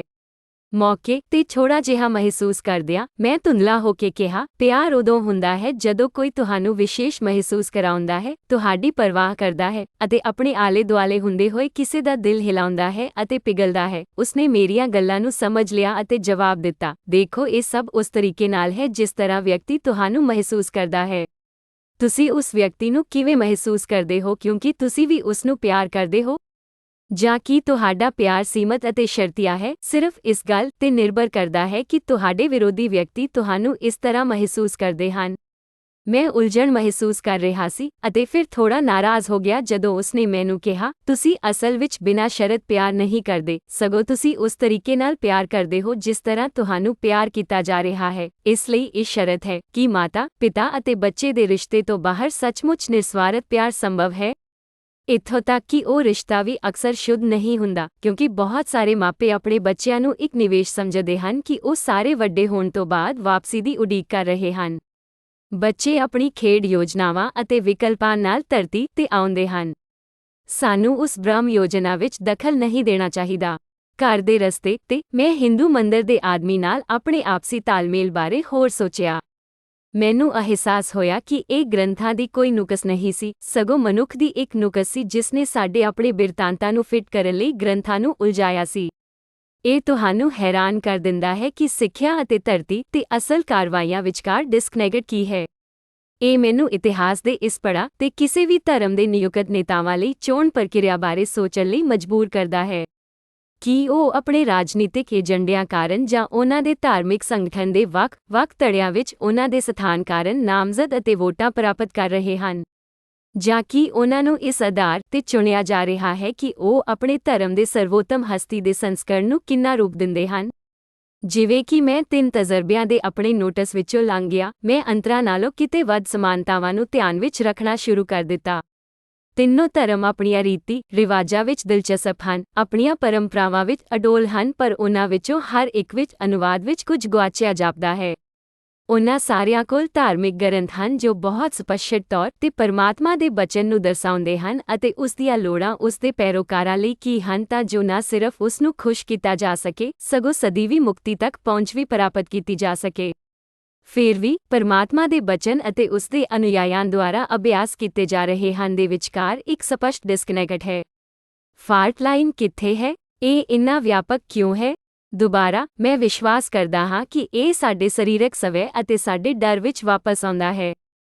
ਅਸੀਂ ਡਰਦੇ ਹਾਂ ਕਿ ਸਾਡੇ ਵਿਸ਼ਵਾਸ ਦੁਆਰਾ ਸਾਨੂੰ ਕੀ ਕਰਨ ਦਾ ਕੰਮ ਸੌਂਪਿਆ ਗਿਆ ਹੈ, ਪਰ ਪਰਮੇਸ਼ੁਰ ਦਾ ਬਚਨ ਵੀ ਸਾਨੂੰ ਉਨ੍ਹਾਂ ਬੁਰੀਆਂ ਆਦਤਾਂ ਤੋਂ ਦੂਰ ਕਰਨ ਲਈ ਕਾਫੀ ਨਹੀਂ ਹੈ ਜੋ ਅਸੀਂ ਸਾਲਾਂ ਦੌਰਾਨ ਬਣਾਈਆਂ ਹਨ, ਜਿਵੇਂ ਕਿ ਦੂਜਿਆਂ ਦੇ ਵਿਸ਼ਵਾਸਾਂ ਨੂੰ ਸਾਡੇ ਲਈ ਵਧੇਰੇ ਮਹੱਤਵਪੂਰਨ ਬਣਾਉਣ ਦੇਣਾ। ਇਹ ਇੱਕ ਚੇਤਨ ਅਭਿਆਸ ਹੈ ਜਿਸ ਨੂੰ ਕਰਨ ਲਈ ਸਾਨੂੰ ਵਾਰ-ਵਾਰ ਕੰਮ ਕਰਨਾ ਪੈਂਦਾ ਹੈ। ਸਾਡੀ ਰੁਟੀਨ ਬਣ ਜਾਂਦੀ ਹੈ ਅਤੇ ਸਾਡੇ ਵਿੱਚੋਂ ਬਹੁਤਿਆਂ ਲਈ ਇਹ ਕੋਸ਼ਿਸ਼ ਕਰਨ ਲਈ ਕਾਫੀ ਸੁਵਿਧਾਜਨਕ ਜਾਂ ਫਲਦਾਇਕ ਨਹੀਂ ਹੈ। ਇਸ ਤਰ੍ਹਾਂ ਅਸੀਂ ਸਵੈ ਸੰਤੁਸ਼ਟੀ ਦੀ ਮੰਗ ਕਰਨ ਦੇ ਚੱਕਰ ਵਿੱਚ ਫਸ ਜਾਂਦੇ ਹਾਂ, ਜਦੋਂ ਕਿ ਸਾਡੀਆਂ ਰੂਹਾਂ ਅੰਦਰਲੀ ਸੱਚੀ ਸ਼ਕਤੀ ਲਈ ਭੁੱਖੇ ਅਤੇ ਦੁੱਖ ਚਲਦੀਆਂ ਹਨ, ਉਹ ਸ਼ਕਤੀ ਜੋ ਸਾਨੂੰ ਉਹ ਕਰਨ ਦਿੰਦੀ ਹੈ ਜੋ ਹਰ ਕਿਸੇ ਲਈ ਸਭ ਤੋਂ ਵਧੀਆ ਹੈ। ਅਧਿਆਇ 8 ਸਾਡੇ ਸਾਂਝੇ ਉਦੇਸ਼ ਦਾ ਸਬੂਤ ਵਿਸ਼ਵਾਸਾਂ ਦਾ ਵਿਸ਼ਾ ਮੈਨੂੰ ਆਕਰਸ਼ਿਤ ਕਰਦਾ ਰਹਿੰਦਾ ਹੈ। ਖਾਸ ਤੌਰ ਤੇ ਉਹ ਕਿੱਥੋਂ ਆਏ ਸਨ, ਉਹ ਕਿਵੇਂ ਬਣੇ ਸਨ, ਸਾਡੀਆਂ ਕੁਦਰਤੀ ਪ੍ਰਵਿਰਤੀਆਂ ਅਤੇ ਪ੍ਰਤੀਕਿਰਿਆਵਾਂ ਅਤੇ ਧਰਮ ਦੁਆਰਾ ਕੀ ਸਿਖਾਇਆ ਜਾਂਦਾ ਹੈ ਅਤੇ ਸਾਡੀ ਅਸਲੀਅਤ ਅਸਲ ਵਿੱਚ ਕਿਹੋ ਜਿਹੀ ਦਿਖਾਈ ਦਿੰਦੀ ਹੈ ਅਤੇ ਅਸੀਂ ਕਿਹੜੀਆਂ ਚੀਜ਼ਾਂ ਨੂੰ ਸਭ ਤੋਂ ਕੀਮਤੀ ਮੰਨਦੇ ਹਾਂ ਵਿਚਕਾਰ ਮੌਜੂਦਾ ਡਿਸਕਨੈਕਟ। ਇਸ ਮੌਜੂਦਾ ਚੱਕਰ ਨੂੰ ਤੋੜਨ ਅਤੇ ਸਾਨੂੰ ਸਾਡੇ ਵਿਅਕਤੀਗਤ ਮੋਹ ਤੋਂ ਦੂਰ ਅਤੇ ਸਮੂਹਿਕ ਅਤੇ ਨਿਰਸਵਾਰਥ ਨੂੰ ਉਜਾਗਰ ਕਰਨ ਵਾਲੇ ਜੀਵਨ ਵਿਕਲਪਾਂ ਵੱਲ ਤੱਕਣ ਦਾ ਹੱਲ ਕੀ ਹੈ? ਮੇਰੇ ਤਜਰਬੇ ਵਿੱਚ ਸਮੱਸਿਆਵਾਂ ਤੇ ਧਿਆਨ ਕੇਂਦਰਿਤ ਕਰਕੇ ਹੱਲ ਕਦੇ ਵੀ ਪ੍ਰਾਪਤ ਨਹੀਂ ਹੋਏ, ਨਾ ਹੀ ਦੋਸ਼ਾਂ ਦੀ ਖੇਡ ਖੇਡ ਕੇ ਹੱਲ ਲੱਭੇ ਗਏ ਹਨ। ਜੇ ਕੁਝ ਵੀ ਹੈ ਤਾਂ ਮਹਾਨਤਾ ਹਮੇਸ਼ਾ ਉਦੋਂ ਪ੍ਰਾਪਤ ਕੀਤੀ ਜਾਂਦੀ ਹੈ ਜਦੋਂ ਮਨੁੱਖ ਇਕਜੁੱਟ ਹੁੰਦੇ ਹਨ ਅਤੇ ਇਕੱਠੇ ਹੁੰਦੇ ਹਨ। ਬੁੱਧੀਮਾਨ ਜੀਵ ਹੋਣ ਦੇ ਨਾਤੇ ਸਾਨੂੰ ਅਜਿਹੇ ਬਿੰਦੂ ਤੇ ਹੋਣਾ ਚਾਹੀਦਾ ਹੈ ਜਿੱਥੇ ਵਿਆਹ ਦੀ ਤਰ੍ਹਾਂ ਅਸੀਂ ਅਸਹਿਮਤ ਹੋਣ ਲਈ ਸਹਿਮਤ ਹੋ ਸਕਦੇ ਹਾਂ। ਸਾਨੂੰ ਆਪਣੇ ਵਿਚਾਰਾਂ ਰਾਹੀਂ ਗੱਲ ਕਰਨ ਦੇ ਯੋਗ ਹੋਣਾ ਚਾਹੀਦਾ ਹੈ ਅਤੇ ਆਪਣੇ ਆਪ ਨੂੰ ਪ੍ਰਮਾਣਿਤ ਕਰਨ ਲਈ ਉਹਨਾਂ ਨੂੰ ਖਾਰਜ ਕੀਤੇ ਬਿਨਾਂ ਇੱਕ ਦੂਜੇ ਦੇ ਨਜ਼ਰੀਏ ਦੀ ਕਦਰ ਕਰਨੀ ਚਾਹੀਦੀ ਹੈ। ਹਾਲ ਹੀ ਦੇ ਸਾਲਾਂ ਵਿੱਚ ਮੈਂ ਸਭ ਤੋਂ ਛੋਟੀਆਂ ਚੀਜ਼ਾਂ, ਖਾਸ ਕਰਕੇ ਧਰਮ ਅਤੇ ਜ਼ਮੀਨ ਦੇ ਸੰਬੰਧ ਵਿੱਚ ਅਸਹਿਮਤੀ ਵਿੱਚ ਗੰਭੀਰ ਵਾਧਾ ਦੇਖਿਆ ਹੈ। ਇਹ ਆਖਰੀ ਅਧਿਆਇ ਮੁੱਖ ਤੌਰ ਤੇ ਕੁਝ ਵੱਖ-ਵੱਖ ਧਰਮਾਂ ਦੀਆਂ ਆਇਤਾਂ ਤੇ ਕੇਂਦਰਿਤ ਹੈ, ਜਿਨ੍ਹਾਂ ਬਾਰੇ ਮੈਨੂੰ ਕੁਝ ਸਮਝ ਪ੍ਰਾਪਤ ਕਰਨ ਲਈ ਕਾਫੀ ਕਿਸਮਤ ਮਿਲੀ ਹੈ, ਹਾਲਾਂਕਿ ਮੈਂ ਕਿਸੇ ਵੀ ਤਰੀਕੇ ਨਾਲ ਕੋਈ ਮਾਰ ਨਹੀਂ ਹਾਂ। ਇੱਥੇ ਮੇਰਾ ਟੀਚਾ ਇਹ ਦਿਖਾਉਣਾ ਹੈ ਕਿ ਇੱਕ ਵਿਸ਼ਵਾਸ ਦੂਜੇ ਨਾਲ ਕਿੰਨਾ ਸਮਾਨ ਹੈ, ਉਹਨਾਂ ਦੇ ਪਵਿੱਤਰ ਗ੍ਰੰਥਾਂ ਦੀਆਂ ਆਇਤਾਂ ਤੇ ਧਿਆਨ ਕੇਂਦਰਿਤ ਕਰਕੇ। ਮੈਨੂੰ ਯਕੀਨ ਹੈ ਕਿ ਬਾਕੀ ਸਾਰੇ ਧਰਮ ਕੁਝ ਅਜਿਹਾ ਹੀ ਉਪਦੇਸ਼ ਦਿੰਦੇ ਹਨ, ਜਿਵੇਂ ਕਿ ਦਿਆਲੂ, ਨਿਰਸਵਾਰਥ, ਉਦਾਰ ਅਤੇ ਹਮਦਰਦ ਹੋਣਾ, ਪਰ ਮੈਂ ਇਹਨਾਂ ਧਰਮਾਂ ਨੂੰ ਪੂਰੀ ਤਰ੍ਹਾਂ ਇਸ ਲਈ ਚੁਣਿਆ ਹੈ ਕਿਉਂਕਿ ਮੈਂ ਉਹਨਾਂ ਨੂੰ ਆਪਣੇ ਜੀਵਨ ਵਿੱਚ ਸੰਗਠਿਤ ਤੌਰ ਤੇ ਇੱਕ ਜੀਵਿਤ ਅਨੁਭਵ ਵਜੋਂ ਅਨੁਭਵ ਕੀਤਾ ਹੈ, ਜਾਂ ਤਾਂ ਕਿਉਂਕਿ ਮੇਰੇ ਦੋਸਤ ਹਨ ਜਿਨ੍ਹਾਂ ਨੇ ਇਸ ਦੀ ਗਾਹਕੀ ਲਈ ਹੈ। ਉਹ ਧਰਮ ਜਾਂ ਮੈਂ ਉਹਨਾਂ ਦੇ ਨਾਲ ਰਸਤੇ ਪਾਰ ਕਰਦਾ ਹਾਂ। ਇਹ ਕਿਤਾਬ ਕਿਸੇ ਦੇ ਵਿਚਾਰ ਜਾਂ ਕਿਸੇ ਆਇਤ ਦੀ ਵਿਆਖਿਆ ਨੂੰ ਪ੍ਰਮਾਣਿਤ ਕਰਨ ਜਾਂ ਬਦਨਾਮ ਕਰਨ ਲਈ ਨਹੀਂ ਹੈ, ਬਲਕਿ ਲੋਕਾਂ ਨੂੰ ਇਕਜੁੱਟ ਕਰਨ ਦੀ ਕੋਸ਼ਿਸ਼ ਵਿੱਚ ਉਹਨਾਂ ਦੀਆਂ ਸਮਾਨਤਾਵਾਂ ਤੇ ਧਿਆਨ ਕੇਂਦਰਿਤ ਕਰਨ ਲਈ ਹੈ। ਸਭ ਤੋਂ ਭੈੜੀ ਚੀਜ਼ ਜੋ ਅਸੀਂ ਮਨੁੱਖਾਂ ਵਜੋਂ ਕਰਦੇ ਹਾਂ ਉਹ ਹੈ ਸਾਡੀਆਂ ਸਰੀਰਕ ਪ੍ਰਵਿਰਤੀਆਂ ਨੂੰ ਜਾਇਜ਼ ਠਹਿਰਾਉਣ ਅਤੇ ਪ੍ਰਮਾਣਿਤ ਕਰਨ ਲਈ ਸਾਡੇ ਪਵਿੱਤਰ ਗ੍ਰੰਥਾਂ ਦੀਆਂ ਆਇਤਾਂ ਦੀ ਵਰਤੋਂ। ਮਹੱਤਵਪੂਰਨ ਗੱਲ ਇਹ ਹੈ ਕਿ ਇਸ ਪ੍ਰਵਿਰਤੀ ਦਾ ਵਿਰੋਧ ਕਰੀਏ ਅਤੇ ਆਪਣੇ ਵਿਵਹਾਰ ਨੂੰ ਲਗਾਤਾਰ ਬਦਲਣ ਦੀ ਕੋਸ਼ਿਸ਼ ਕਰੀਏ। ਮੈਂ ਕਈ ਵਾਰ ਕੋਸ਼ਿਸ਼ ਕੀਤੀ ਹੈ ਕਿ ਮੈਂ ਆਪਣੀ ਪਤਨੀ ਨੂੰ ਘਰ ਦੇ ਕੰਮ ਕਰਨ ਲਈ ਮਜਬੂਰ ਕਰ ਦਿੱਤਾ ਹੈ ਜੋ ਮੈਂ ਨਹੀਂ ਚਾਹੁੰਦਾ ਅਤੇ ਇਸ ਨੂੰ ਰੱਬ ਦੇ ਹੁਕਮ ਵਜੋਂ ਜਾਇਜ਼ ਠਹਿਰਾਉਂਦਾ ਹਾਂ। ਜੇ ਉਹ ਅਣਆਗਿਆਕਾਰੀ ਕਰਦੀ ਹੈ ਤਾਂ ਉਸ ਨੂੰ ਨਰਕ ਦੀ ਧਾਰਨਾ ਨਾਲ ਧਮਕੀ ਦਿੱਤੀ ਜਾਂਦੀ ਹੈ। ਕਈ ਵਾਰ ਉਸ ਕੋਲ ਅਜਿਹਾ ਨਾ ਕਰਨ ਦਾ ਬਹੁਤ ਜਾਇਜ਼ ਕਾਰਨ ਸੀ, ਜਿਵੇਂ ਕਿ ਬੱਚਿਆਂ ਜਾਂ ਮੇਰੇ ਵਧੇ ਹੋਏ ਪਰਿਵਾਰ ਦੀ ਦੇਖਭਾਲ ਤੋਂ ਥੱਕ ਜਾਣਾ, ਜਾਂ ਜਦੋਂ ਉਸ ਦਾ ਮਾਈਗ੍ਰੇਨ ਸਿਰ ਦਰਦ ਭੜਕ ਉੱਠਦਾ ਹੈ। ਕੀ ਇਹ ਚੰਗੇ ਕਾਰਨ ਨਹੀਂ ਹਨ? ਕੀ ਮੈਂ ਇਹਨਾਂ ਹਾਲਾਤਾਂ ਵਿੱਚ ਇੱਕ ਬਿਹਤਰ ਹੱਲ ਬਾਰੇ ਨਹੀਂ ਸੋਚ ਸਕਦਾ ਸੀ? ਕੀ ਧਰਮ ਸਾਡੇ ਸੰਗੀ ਮਨੁੱਖਾਂ ਵਿੱਚ ਬਿਨਾਂ ਸ਼ਰਤ ਦਿਆਲਤਾ ਪੈਦਾ ਕਰਨ ਲਈ ਨਹੀਂ ਲਿਆਇਆ ਗਿਆ ਸੀ? ਇੱਕ ਦੂਜੇ ਨਾਲ ਦੇਖਭਾਲ, ਹਮਦਰਦੀ, ਪਿਆਰ ਅਤੇ ਏਕਤਾ ਨਾਲ ਪੇਸ਼ ਆਉਣਾ ਹੈ। ਇਸ ਦੀ ਬਜਾਏ ਅਸੀਂ ਇਸ ਨੂੰ ਆਪਣੇ ਦ੍ਰਿਸ਼ਟੀਕੋਣ ਨੂੰ ਜਾਇਜ਼ ਠਹਿਰਾਉਣ ਅਤੇ ਆਪਣੀਆਂ ਸਰੀਰਕ ਇੱਛਾਵਾਂ ਨੂੰ ਪੂਰਾ ਕਰਨ ਲਈ ਵਰਤਦੇ ਹਾਂ। ਕੁਰਾਨ ਵਿੱਚ ਜ਼ਿਕਰ ਕੀਤਾ ਗਿਆ ਹੈ ਕਿ ਅੱਲਾਹ ਕਬੀਲਿਆਂ ਅਤੇ ਕੌਮਾਂ ਲਈ ਪ੍ਰਦਾਨ ਕਰਦਾ ਹੈ, ਇਸ ਲਈ ਉਸ ਦੀ ਰਚਨਾ ਨੂੰ ਪ੍ਰਮਾਣਿਤ ਕਰਦਾ ਹੈ ਅਤੇ ਸਾਡੇ ਲਈ ਵਿਭਿੰਨਤਾ ਨੂੰ ਸਵੀਕਾਰ, ਪ੍ਰਸ਼ੰਸਾ ਕਰਦਾ ਹੈ। ਇੱਕ ਸਧਾਰਨ ਉਦਾਹਰਣ ਜੋ ਮੇਰੇ ਸਾਹਮਣੇ ਸੀ, ਦੁਬਾਰਾ ਕਿਸੇ ਹੋਰ ਗ੍ਰੰਥਾਂ ਨੂੰ ਕ੍ਰੈਡਿਟ ਜਾਂ ਬਦਨਾਮ ਕਰਨ ਲਈ ਨਹੀਂ। ਹੇ ਮਨੁੱਖ ਜਾਤੀ, ਸੱਚਮੁੱਚ ਅਸੀਂ ਤੁਹਾਨੂੰ ਨਰ ਅਤੇ ਮਾਦਾ ਤੋਂ ਬਣਾਇਆ ਹੈ ਅਤੇ ਤੁਹਾਨੂੰ ਕੌਮਾਂ ਅਤੇ ਕਬੀਲਿਆਂ ਵਿੱਚ ਬਣਾਇਆ ਹੈ ਤਾਂ ਜੋ ਤੁਸੀਂ ਇੱਕ ਦੂਜੇ ਨੂੰ ਜਾਣ ਸਕੋ। ਅਸਲ ਵਿੱਚ ਅੱਲਾਹ ਦੀ ਨਜ਼ਰ ਵਿੱਚ ਤੁਹਾਡੇ ਵਿੱਚੋਂ ਸਭ ਤੋਂ ਨੇਕ ਉਹ ਹੈ ਜੋ ਤੁਹਾਡੇ ਵਿੱਚੋਂ ਸਭ ਤੋਂ ਵੱਧ ਧਰਮੀ ਹੈ। ਅਸਲ ਵਿੱਚ ਅੱਲਾਹ ਜਾਣਦਾ ਹੈ। ਅਤੇ ਜਾਣੂ 49:13। ਜੇ ਇੱਕ ਪਲ ਲਈ ਅਸੀਂ ਕੁਝ ਵੱਖਰੇ ਗ੍ਰੰਥਾਂ ਨੂੰ ਵੇਖੀਏ ਅਤੇ ਸ਼ਾਂਤੀ ਦੇ ਸੰਕਲਪ ਨੂੰ ਵੇਖੀਏ ਤਾਂ ਹਰ ਇੱਕ ਆਪਣੇ ਸੁੰਦਰ ਤਰੀਕੇ ਨਾਲ ਸ਼ਾਂਤੀ ਦਾ ਐਲਾਨ ਕਰਦਾ ਹੈ। ਇੱਕ ਕੁਰਾਨ, ਇਸਲਾਮ ਅਤੇ ਮਿਹਰਬਾਨ ਦੇ ਸੇਵਕ ਉਹ ਹਨ ਜੋ ਧਰਤੀ ਤੇ ਆਸਾਨੀ ਨਾਲ ਚੱਲਦੇ ਹਨ ਅਤੇ ਜਦੋਂ ਅਗਿਆਨੀ ਉਹਨਾਂ ਨੂੰ ਕਠੋਰ ਨਾਲ ਸੰਬੋਧਨ ਕਰਦੇ ਹਨ ਤਾਂ ਉਹ ਸ਼ਾਂਤੀ ਦੇ ਸ਼ਬਦ ਬੋਲਦੇ ਹਨ। ਕੁਰਾਨ, ਸੂਰਾ ਅਲ-ਫੁਰਕਾਨ 25:63। 2 ਭਗਵਦ ਗੀਤਾ, ਹਿੰਦੂ ਧਰਮ ਯੋਗੀ ਸੰਨਿਆਸੀ ਨਾਲੋਂ ਵੱਡਾ, ਅਨੁਭਵੀ ਤੋਂ ਵੱਡਾ ਅਤੇ ਫਲਦਾਇਕ ਕੰਮ ਕਰਨ ਵਾਲੇ ਨਾਲੋਂ ਵੱਡਾ ਹੈ। ਇਸ ਲਈ ਹੇ ਅਰਜੁਨ, ਹਰ ਹਾਲਤ ਵਿੱਚ ਯੋਗੀ ਬਣੋ। ਉਹ ਭਗਵਦ ਗੀਤਾ, ਅਧਿਆਇ 6, ਆਇਤ 46। 3 ਬਾਈਬਲ, ਈਸਾਈਅਤ, ਧਨ ਹਨ ਸ਼ਾਂਤੀ ਬਣਾਉਣ ਵਾਲੇ, ਕਿਉਂਕਿ ਉਹ ਪਰਮੇਸ਼ੁਰ ਦੇ ਬੱਚੇ ਕਹਾਉਣਗੇ। ਮੱਤੀ 5:9 ਨਵਾਂ ਨੇਮ। 4 ਤੋਰਾ, ਯਹੂਦੀ ਧਰਮ, ਸ਼ਾਂਤੀ ਪਾਲੋ ਅਤੇ ਇਸ ਦਾ ਪਿੱਛਾ ਕਰੋ। ਉਹ ਜ਼ਬੂਰ 34:14 ਪੁਰਾਣਾ ਨੇਮ। 5 ਗੁਰੂ ਗ੍ਰੰਥ ਸਾਹਿਬ, ਸਿੱਖ ਧਰਮ, ਉਹ ਸ਼ਾਂਤੀ ਅਤੇ ਖੁਸ਼ੀ ਉਦੋਂ ਹੀ ਆਵੇਗੀ ਜਦੋਂ ਤੁਸੀਂ ਪ੍ਰਭੂ ਦੇ ਮਾਰਗ ਤੇ ਚੱਲਦੇ ਹੋ। ਮਨੁੱਖ ਧਰਮ ਦੇ ਨਾਂ ਤੇ ਦੂਸਰਿਆਂ ਨੂੰ ਮਾਰਨ ਤੇ ਜਾਂ ਧਰਮ ਦੇ ਨਾਂ ਤੇ ਸਾਡਾ ਧਿਆਨ ਖਿੱਚਣ ਤੇ ਕਾਲਾ ਹੁੰਦਾ ਹੈ, ਪਰ ਦੇਖੋ ਕਿ ਦੂਜਿਆਂ ਦੀ ਜ਼ਿੰਦਗੀ ਦੀ ਰੱਖਿਆ ਕਿੰਨੀ ਜ਼ਰੂਰੀ ਹੈ। ਇੰਨਾ ਜ਼ਿਆਦਾ ਕਿ ਜੇ ਕੋਈ ਦੂਜੇ ਨੂੰ ਮਾਰਦਾ ਹੈ ਤਾਂ ਇਹ ਇਸ ਤਰ੍ਹਾਂ ਹੈ ਜਿਵੇਂ ਉਹਨਾਂ ਨੇ ਮਨੁੱਖਤਾ ਨੂੰ ਮਾਰਿਆ ਹੈ। ਕੁਰਾਨ, ਇਸਲਾਮ ਤੋਂ 1 ਅਤੇ ਉਸ ਰੂਹ ਨੂੰ ਨਾ ਮਾਰੋ ਜਿਸ ਨੂੰ ਅੱਲਾਹ ਨੇ ਮਨਾ ਕੀਤਾ ਹੈ, ਸਿਵਾਏ ਹੱਕ ਦੇ। ਕੁਰਾਨ, ਸੂਰਾ ਅਲ-ਇਸਰਾ 5:33। 2 ਅਤੇ ਜੀਵਨ ਨੂੰ ਨਾ ਲਓ ਜਿਸ ਨੂੰ ਅੱਲਾ ਨੇ ਪਵਿੱਤਰ ਬਣਾਇਆ ਹੈ ਸਿਵਾਏ ਨਿਆਂ ਦੇ ਦੌਰਾਨ। ਕੁਰਾਨ ਸੂਰਾ ਅਲ-ਅਨਮ 6:151। 3 ਜਿਹੜਾ ਵੀ ਕਿਸੇ ਆਤਮਾ ਲਈ ਜਾਂ ਜ਼ਮੀਨ ਵਿੱਚ ਭ੍ਰਿਸ਼ਟਾਚਾਰ ਕੀਤਾ ਲਈ ਕਿਸੇ ਆਤਮਾ ਨੂੰ ਮਾਰਦਾ ਹੈ, ਇਹ ਇਸ ਤਰ੍ਹਾਂ ਹੈ ਜਿਵੇਂ ਉਸਨੇ ਮਨੁੱਖ ਜਾਤੀ ਨੂੰ ਪੂਰੀ ਤਰ੍ਹਾਂ ਮਾਰ ਦਿੱਤਾ ਹੈ। ਉਹ ਕੁਰਾਨ ਸੂਰਾ ਅਲ-ਮਾਇਦਾ 5:32। ਬਾਈਬਲ ਈਸਾਈ ਤੋਂ 1 ਤੁਸੀਂ ਨਹੀਂ ਕਰੋਗੇ ਕਤਲ। ਉਹ ਕੂਚ 8:13। ਪੁਰਾਣਾ ਨੇਮ 2 ਪਰ ਮੈਂ ਤੁਹਾਨੂੰ ਆਖਦਾ ਹਾਂ ਕਿ ਹਰ ਕੋਈ ਜਿਹੜਾ ਆਪਣੇ ਭਰਾ ਨਾਲ ਗੁੱਸੇ ਹੁੰਦਾ ਹੈ, ਉਹ ਨਿਆਂ ਲਈ ਜ਼ਿੰਮੇਵਾਰ ਹੋਵੇਗਾ। ਜੋ ਕੋਈ ਆਪਣੇ ਭਰਾ ਦੀ ਬੇਇੱਜ਼ਤੀ ਕਰਦਾ ਹੈ, ਉਹ ਸਭਾ ਲਈ ਜਵਾਬਦੇਹ ਹੋਵੇਗਾ, ਅਤੇ ਜੋ ਕੋਈ ਕਹਿੰਦਾ ਹੈ, ਹੇ ਮੂਰਖ, ਉਹ ਨਰਕ ਦੀ ਅੱਗ ਲਈ ਜ਼ਿੰਮੇਵਾਰ ਹੋਵੇਗਾ। ਮੱਤੀ 5:22। ਨਵਾਂ ਨੇਮ 3 ਪਿਆਰੇ, ਕਦੇ ਵੀ ਬਦਲਾ ਨਾ ਲਓ, ਪਰ ਇਸ ਨੂੰ ਪਰਮੇਸ਼ੁਰ ਦੇ ਕਰੋਧ ਤੇ ਛੱਡ ਦਿਓ, ਕਿਉਂਕਿ ਇਹ ਲਿਖਿਆ ਹੋਇਆ ਹੈ, ਬਦਲਾ ਲੈਣਾ ਮੇਰਾ ਕੰਮ ਹੈ, ਮੈਂ ਬਦਲਾ ਲਵਾਂਗਾ, ਪ੍ਰਭੂ ਆਖਦਾ ਹੈ। ਰੋਮੀਆਂ 12:19। ਨਵਾਂ ਨੇਮ ਤੋਰਾ ਯਹੂਦੀ ਧਰਮ ਤੋਂ 1 ਤੁਸੀਂ ਕਤਲ ਨਾ ਕਰੋ। ਉਹ ਕੂਚ 8:13। 2 ਤੁਹਾਨੂੰ ਆਪਣੇ ਗੁਆਂਢੀ ਦੇ ਖੂਨ ਨਾਲ ਵੇਲੇ ਨਹੀਂ ਰਹਿਣਾ ਚਾਹੀਦਾ। ਉਹ ਲੇਵੀਆਨ 7:16। 3 ਜਿਹੜਾ ਮਨੁੱਖ ਦਾ ਲਹੂ ਵਹਾਉਂਦਾ ਹੈ, ਉਸ ਦਾ ਲਹੂ ਮਨੁੱਖ ਦੁਆਰਾ ਵਹਾਇਆ ਜਾਵੇਗਾ, ਕਿਉਂਕਿ ਪਰਮੇਸ਼ੁਰ ਨੇ ਮਨੁੱਖ ਨੂੰ ਆਪਣੇ ਸਰੂਪ ਵਿੱਚ ਬਣਾਇਆ ਹੈ। ਉਹ ਉਤਪਤ 9:6।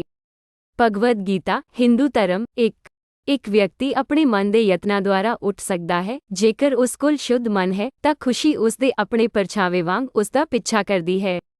ਉਹ ਭਗਵਦ ਗੀਤਾ ਅਧਿਆਇ 6 ਆਇਤ 5-2 ਆਤਮਾ ਨਾ ਤਾਂ ਜੰਮਦੀ ਹੈ ਅਤੇ ਨਾ ਹੀ ਮਰਦੀ ਹੈ। ਉਹ ਭਗਵਦ ਗੀਤਾ ਅਧਿਆਇ 2 ਆਇਤ 20-3 ਹਥਿਆਰ ਇਸ ਨੂੰ ਨਹੀਂ ਕੱਟਦਾ, ਅੱਗ ਨਹੀਂ ਸਾੜਦੀ, ਪਾਣੀ ਇਸ ਨੂੰ ਗਿੱਲਾ ਨਹੀਂ ਕਰਦਾ ਅਤੇ ਹਵਾ ਇਸ ਨੂੰ ਮੁਰਝਾ ਨਹੀਂ ਦਿੰਦੀ। ਉਹ ਭਗਵਦ ਗੀਤਾ ਅਧਿਆਇ 2 ਆਇਤ 23 ਗੁਰੂ ਗ੍ਰੰਥ ਸਾਹਿਬ ਵਿੱਚੋਂ 1 ਕਿਸੇ ਪ੍ਰਤੀ ਕੋਈ ਮਾੜਾ ਇਰਾਦਾ ਜਾਂ ਨਫ਼ਰਤ ਨਾ ਰੱਖੋ, ਇਹ ਗੁਰੂ ਦਾ ਉਪਦੇਸ਼ ਹੈ।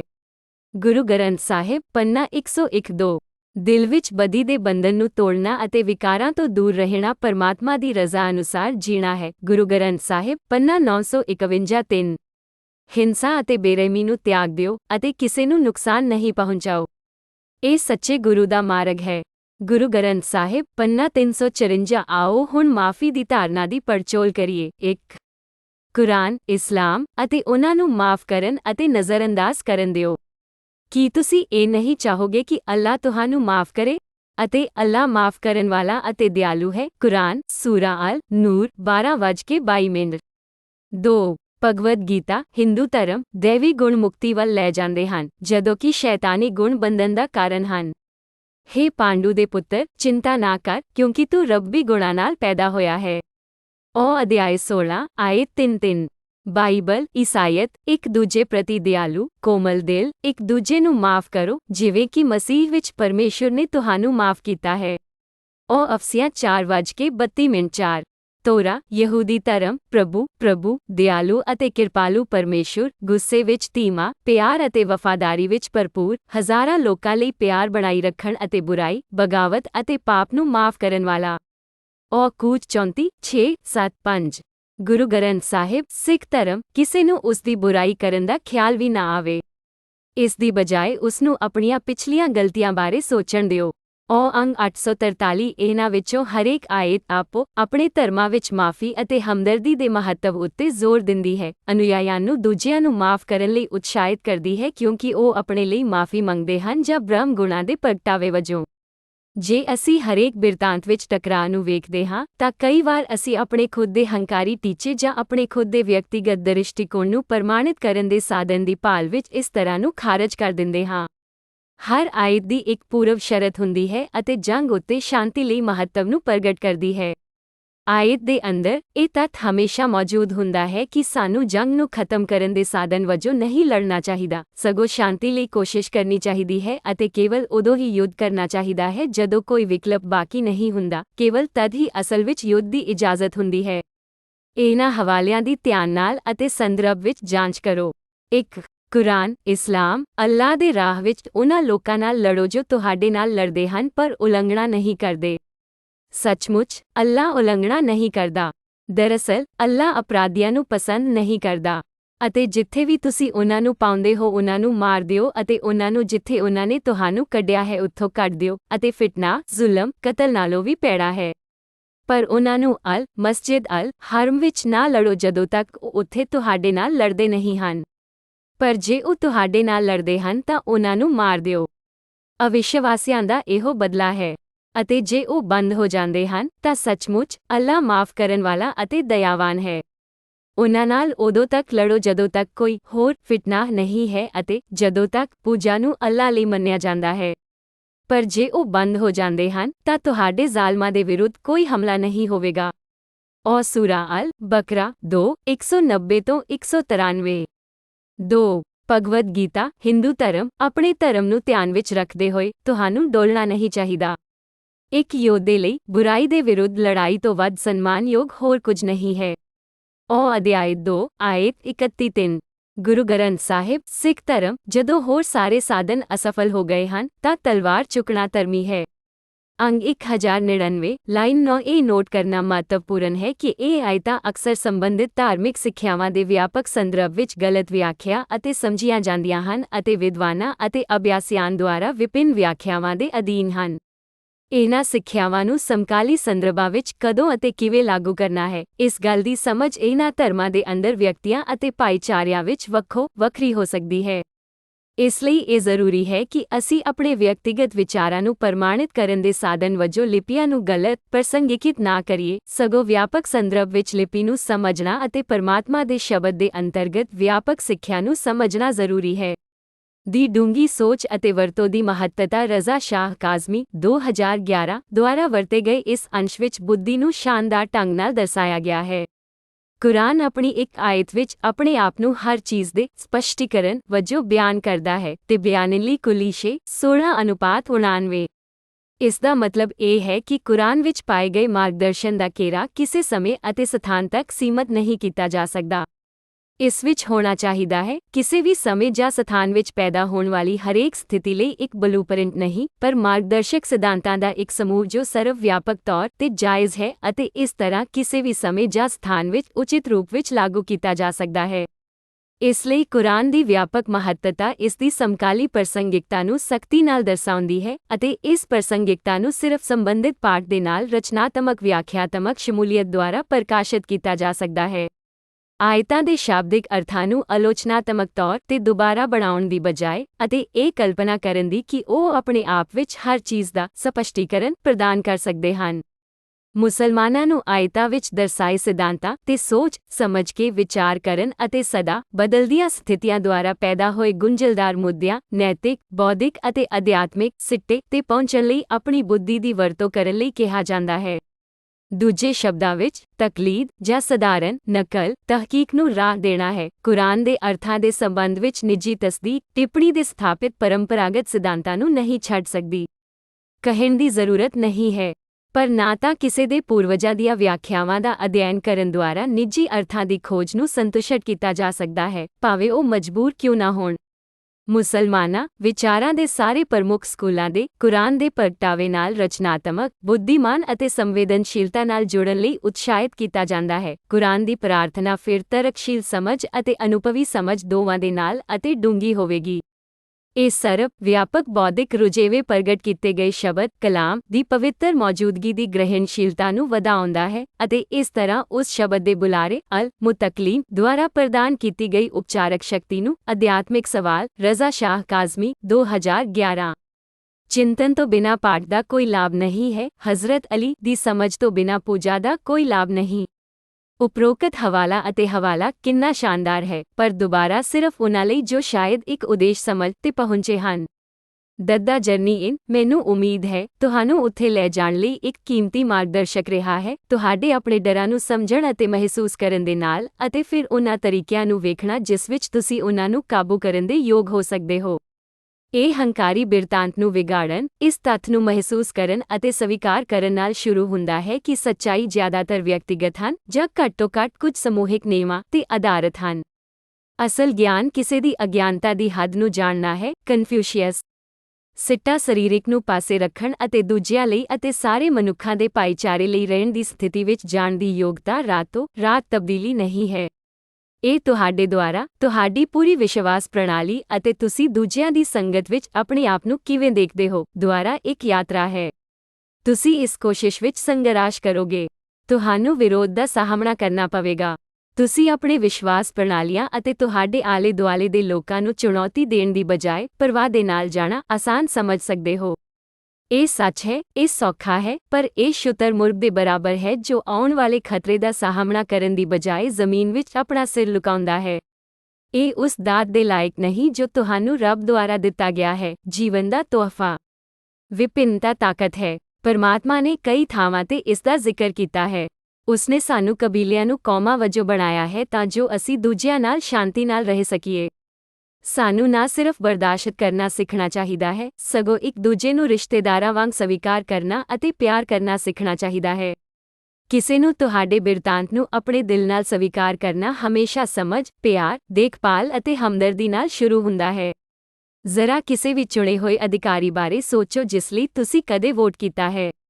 ਕੀ ਉਨ੍ਹਾਂ ਵਿੱਚੋਂ ਕੋਈ ਵੀ ਪਹਿਲਾਂ ਦਿਆਲਤਾ, ਦੇਖਭਾਲ, ਦਇਆ ਅਤੇ ਹਮਦਰਦੀ ਦੇ ਕੰਮਾਂ ਨਾਲ ਲੋਕਾਂ ਦੇ ਦਿਲ ਜਿੱਤਣ ਤੋਂ ਬਿਨਾਂ ਲੋਕਾਂ ਦੀਆਂ ਵੋਟਾਂ ਜਿੱਤਣ ਦੇ ਯੋਗ ਹੋਇਆ ਹੈ? ਮੈਂ ਤੁਹਾਨੂੰ ਆਪਣੇ ਲਈ ਸੋਚਣ ਅਤੇ ਆਪਣੀ ਰਾਏ ਬਣਾਉਣ ਲਈ ਦਿਲੋਂ ਉਤਸ਼ਾਹਿਤ ਕਰਦਾ ਹਾਂ। ਸਿਰਫ ਦੂਜਿਆਂ ਦੇ ਵਿਸ਼ਵਾਸਾਂ ਨੂੰ ਸਵੀਕਾਰ ਨਾ ਕਰੋ। ਜਿਸ ਬਾਰੇ ਤੁਸੀਂ ਲਗਾਤਾਰ ਸੋਚਦੇ ਹੋ, ਉਹੀ ਬਣ ਜਾਂਦਾ ਹੈ ਜਿਸ ਬਾਰੇ ਤੁਸੀਂ ਲਗਾਤਾਰ ਗੱਲ ਕਰਦੇ ਹੋ, ਅਤੇ ਜਿਸ ਬਾਰੇ ਤੁਸੀਂ ਲਗਾਤਾਰ ਗੱਲ ਕਰਦੇ ਹੋ, ਉਹ ਤੁਹਾਡੀਆਂ ਕਾਰਵਾਈਆਂ ਬਣ ਜਾਂਦਾ ਹੈ। ਇਸ ਲਈ ਸ਼ੁਰੂ ਤੋਂ ਹੀ ਸਾਵਧਾਨ ਰਹੋ ਅਤੇ ਧਿਆਨ ਰੱਖੋ ਕਿ ਤੁਸੀਂ ਆਪਣੇ ਮਨ ਨੂੰ ਕੀ ਭੋਜਨ ਦਿੰਦੇ ਹੋ। ਅਸੀਂ ਹਮੇਸ਼ਾ ਆਪਣੇ ਵਿਚਾਰਾਂ ਦੀ ਚੋਣ ਨਹੀਂ ਕਰ ਸਕਦੇ, ਪਰ ਨਿਰੰਤਰ ਸਿਖਲਾਈ ਦੇ ਨਾਲ ਸਮੇਂ ਦੇ ਨਾਲ ਉਹਨਾਂ ਨੂੰ ਨਿਯੰਤਰਿਤ ਕਰ ਸਕਦੇ ਹਾਂ। ਇਹ ਇੱਕ ਪ੍ਰਕਿਰਿਆ ਹੈ, ਇੱਕ ਮੈਰਾਥਨ, ਇੱਕ ਸਪ੍ਰਿੰਟ ਨਹੀਂ। ਮੈਨੂੰ ਲੱਗਦਾ ਹੈ ਕਿ ਇਹ ਇੱਕ ਕਾਰਨ ਹੈ ਕਿ ਬਹੁਤ ਸਾਰੇ ਲੋਕ ਇਸ ਕਿਸਮ ਦੇ ਜੀਵਨ ਪ੍ਰਤੀ ਵਚਨਬੱਧਤਾ ਨੂੰ ਬਣਾਉਣ ਅਤੇ ਇਸ ਨੂੰ ਕਾਇਮ ਰੱਖਣ ਵਿੱਚ ਅਸਫਲ ਰਹਿੰਦੇ ਹਨ। ਉਹ ਇੱਕ ਅਜਿਹਾ ਹੱਲ ਚਾਹੁੰਦੇ ਹਨ ਜੋ 30 ਮਿੰਟ ਜਾਂ ਫਿਰ 1 ਗੀਗਾ ਸੈਕਿੰਡ ਲਵੇ।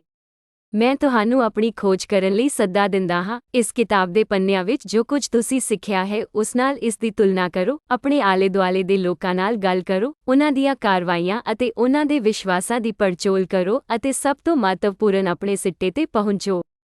ਕਾਰਵਾਈ ਸ਼ਬਦ ਵੱਧ ਉੱਚੀ ਬੋਲਦੇ ਹਨ। ਇਹ ਤੁਹਾਡੀ ਆਪਣੀ ਜਰਨੀ ਇਨ ਦਾ ਰੋਡ ਮੈਪ ਹੈ, ਤੁਹਾਡੇ ਆਪਣੇ ਮਨ, ਤੁਹਾਡੀ ਆਤਮਾ ਅਤੇ ਧਰਤੀ ਉੱਤੇ ਤੁਹਾਡੇ ਆਪਣੇ ਉਦੇਸ਼ ਦੇ ਸਭ ਤੋਂ ਮਹੱਤਵਪੂਰਨ ਹਿੱਸੇ। ਸਾਡੇ ਸਰੀਰਕ ਸੁਭਾਅ ਦੇ ਕਾਰਨ, ਅਰਥਾਤ ਭੌਤਿਕ ਹਮੇਸ਼ਾ ਬਾਹਰੀ ਤੌਰ ਤੇ ਖੋਜ ਕਰਨ ਦੀ ਕੋਸ਼ਿਸ਼ ਕਰਦਾ ਹੈ, ਲਗਾਤਾਰ ਕਿਸੇ ਠੋਸ ਚੀਜ਼ ਦੀ ਖੋਜ ਕਰਦਾ ਹੈ, ਭਾਵ ਕੁਝ ਅਜਿਹਾ ਜਿਸ ਨੂੰ ਉਹ ਛੂ ਸਕਦਾ ਹੈ, ਮਹਿਸੂਸ ਕਰ ਸਕਦਾ ਹੈ ਜਾਂ ਦੇਖ ਸਕਦਾ ਹੈ। ਕੀ ਤੁਸੀਂ ਕਦੇ ਆਪਣੇ ਆਪ ਬਾਰੇ ਸੋਚਿਆ ਹੈ? ਤੁਸੀਂ ਬਹੁਤ ਸਾਰੇ ਲੋਕ ਮਿਲੇ ਹੋਣਗੇ ਜੋ ਭੌਤਿਕ ਸਫਲਤਾ ਦੇ ਸਿਖਰ ਤੇ ਪਹੁੰਚ ਗਏ ਹਨ, ਪਰ ਉਨ੍ਹਾਂ ਵਿੱਚੋਂ ਕਿੰਨੇ ਲੋਕ ਕਿਸੇ ਨਾ ਕਿਸੇ ਨਸ਼ੇ ਵਿੱਚ ਗ੍ਰਸਤ ਹੋ ਗਏ ਹਨ ਜਾਂ ਆਪਣੇ ਆਪ ਨੂੰ ਮਾਰ ਵੀ ਗਏ ਹਨ? ਕੀ ਤੁਸੀਂ ਸੋਚਿਆ ਹੈ ਕਿ ਕਿਉਂ? ਜਵਾਬਾਂ ਲਈ ਮੇਰੇ ਵੱਲ ਨਾ ਦੇਖੋ। ਇਹ ਕਿਤਾਬ ਹੱਲਾਂ ਵਿੱਚੋਂ ਇੱਕ ਨਹੀਂ ਹੈ, ਸਗੋਂ ਇੱਕ ਅਜਿਹੀ ਕਿਤਾਬ ਹੈ ਜੋ ਤੁਹਾਨੂੰ ਆਪਣੀ ਖੁਦ ਦੀ ਯਾਤਰਾ ਕਰਨ ਅਤੇ ਤੁਹਾਡੇ ਆਪਣੇ ਜਵਾਬਾਂ ਦੀ ਖੋਜ ਕਰਨ ਦੀ ਕੋਸ਼ਿਸ਼ ਕਰਦੀ ਹੈ। ਮੇਰੀ ਇੱਕ ਵਿਅਕਤੀਗਤ ਰਾਏ ਹੋ ਸਕਦੀ ਹੈ, ਪਰ ਮੇਰੀ ਰਾਏ ਤੁਹਾਡੇ ਵਾਂਗ ਹੀ ਵੈਧ ਹੈ, ਜਿਵੇਂ ਕਿ ਇਹ ਤੁਹਾਡੀ ਆਪਣੀ ਯਾਤਰਾ ਹੈ। ਮੈਂ ਤੁਹਾਨੂੰ ਇਸ ਬਾਰੇ ਕੁਝ ਸੋਚਣ ਲਈ ਉਤਸ਼ਾਹਿਤ ਕਰਦਾ ਹਾਂ। ਇੱਥੋਂ ਤੱਕ ਕਿ ਸੰਤਾਂ, ਪੁਜਾਰੀਆਂ, ਪੀਰਾਂ ਆਦਿ ਦੀ ਧਾਰਨਾ ਵੀ ਸਹੀ ਹੋ ਸਕਦੀ ਹੈ, ਕਿਉਂਕਿ ਉਨ੍ਹਾਂ ਸਾਰਿਆਂ ਨੇ ਸਵੈ ਬੋਧ ਦੇ ਮਹਾਨ ਪੱਧਰਾਂ ਨੂੰ ਪ੍ਰਾਪਤ ਕੀਤਾ ਹੋ ਸਕਦਾ ਹੈ, ਪਰ ਆਪਣੀ ਖੁਦ ਦੀ ਯਾਤਰਾ ਵਿੱਚ ਡੂੰਘਾਈ ਨਾਲ ਆਪਣੇ ਖੁਦ ਦੇ ਸੱਚ ਨੂੰ ਮਹਿਸੂਸ ਕਰਨ ਤੋਂ ਬਿਹਤਰ ਹੋਰ ਕੁਝ ਨਹੀਂ ਹੈ। ਤੁਹਾਡੀ ਆਪਣੀ ਯਾਤਰਾ ਵਿੱਚ ਅੰਦਰੂਨੀ ਤੁਹਾਡੀ ਰੂਹ ਹੈ ਜੋ ਤੁਹਾਡੇ ਦਿਲ ਨੂੰ ਸੱਚਾਈ ਨੂੰ ਬੋਲਦੀ ਹੈ। ਤੁਹਾਨੂੰ ਆਪਣੀ ਸੂਝ ਤੇ ਭਰੋਸਾ ਕਰਨ ਵਿੱਚ ਮੁਸ਼ਕਲ ਹੋਣ ਦਾ ਕਾਰਨ ਇਹ ਹੈ ਕਿ ਤੁਹਾਨੂੰ ਅਜੇ ਵੀ ਯਕੀਨ ਹੈ ਕਿ ਕੁਝ ਬਾਹਰੀ ਅਥਾਰਟੀ ਅਜੇ ਵੀ ਤੁਹਾਡੇ ਨਾਲੋਂ ਬਿਹਤਰ ਜਾਣਦੀ ਹੈ। ਅੱਜ ਮੈਂ ਤੁਹਾਨੂੰ ਯਾਦ ਦਿਵਾਉਣਾ ਚਾਹੁੰਦਾ ਹਾਂ ਕਿ ਤੁਹਾਡੀ ਸੂਝ ਇੱਕ ਤੋਹਫਾ ਹੈ। ਜਦੋਂ ਤੁਸੀਂ ਇਸ ਅੰਦਰਲੀ ਆਵਾਜ਼ ਨੂੰ ਨਜ਼ਰਅੰਦਾਜ਼ ਕਰਦੇ ਹੋ, ਤਾਂ ਤੁਸੀਂ ਗਿਆਨ ਦੇ ਭੰਡਾਰ ਨੂੰ ਖਾਰਜ ਕਰ ਰਹੇ ਹੋ ਜੋ ਤੁਹਾਡੇ ਅੰਦਰ ਸਟੋਰ ਹੈ। ਅਨੂਨ ਤੁਹਾਡੀ ਯਾਤਰਾ ਸ਼ੁਰੂ ਹੋਣ ਦਿਓ।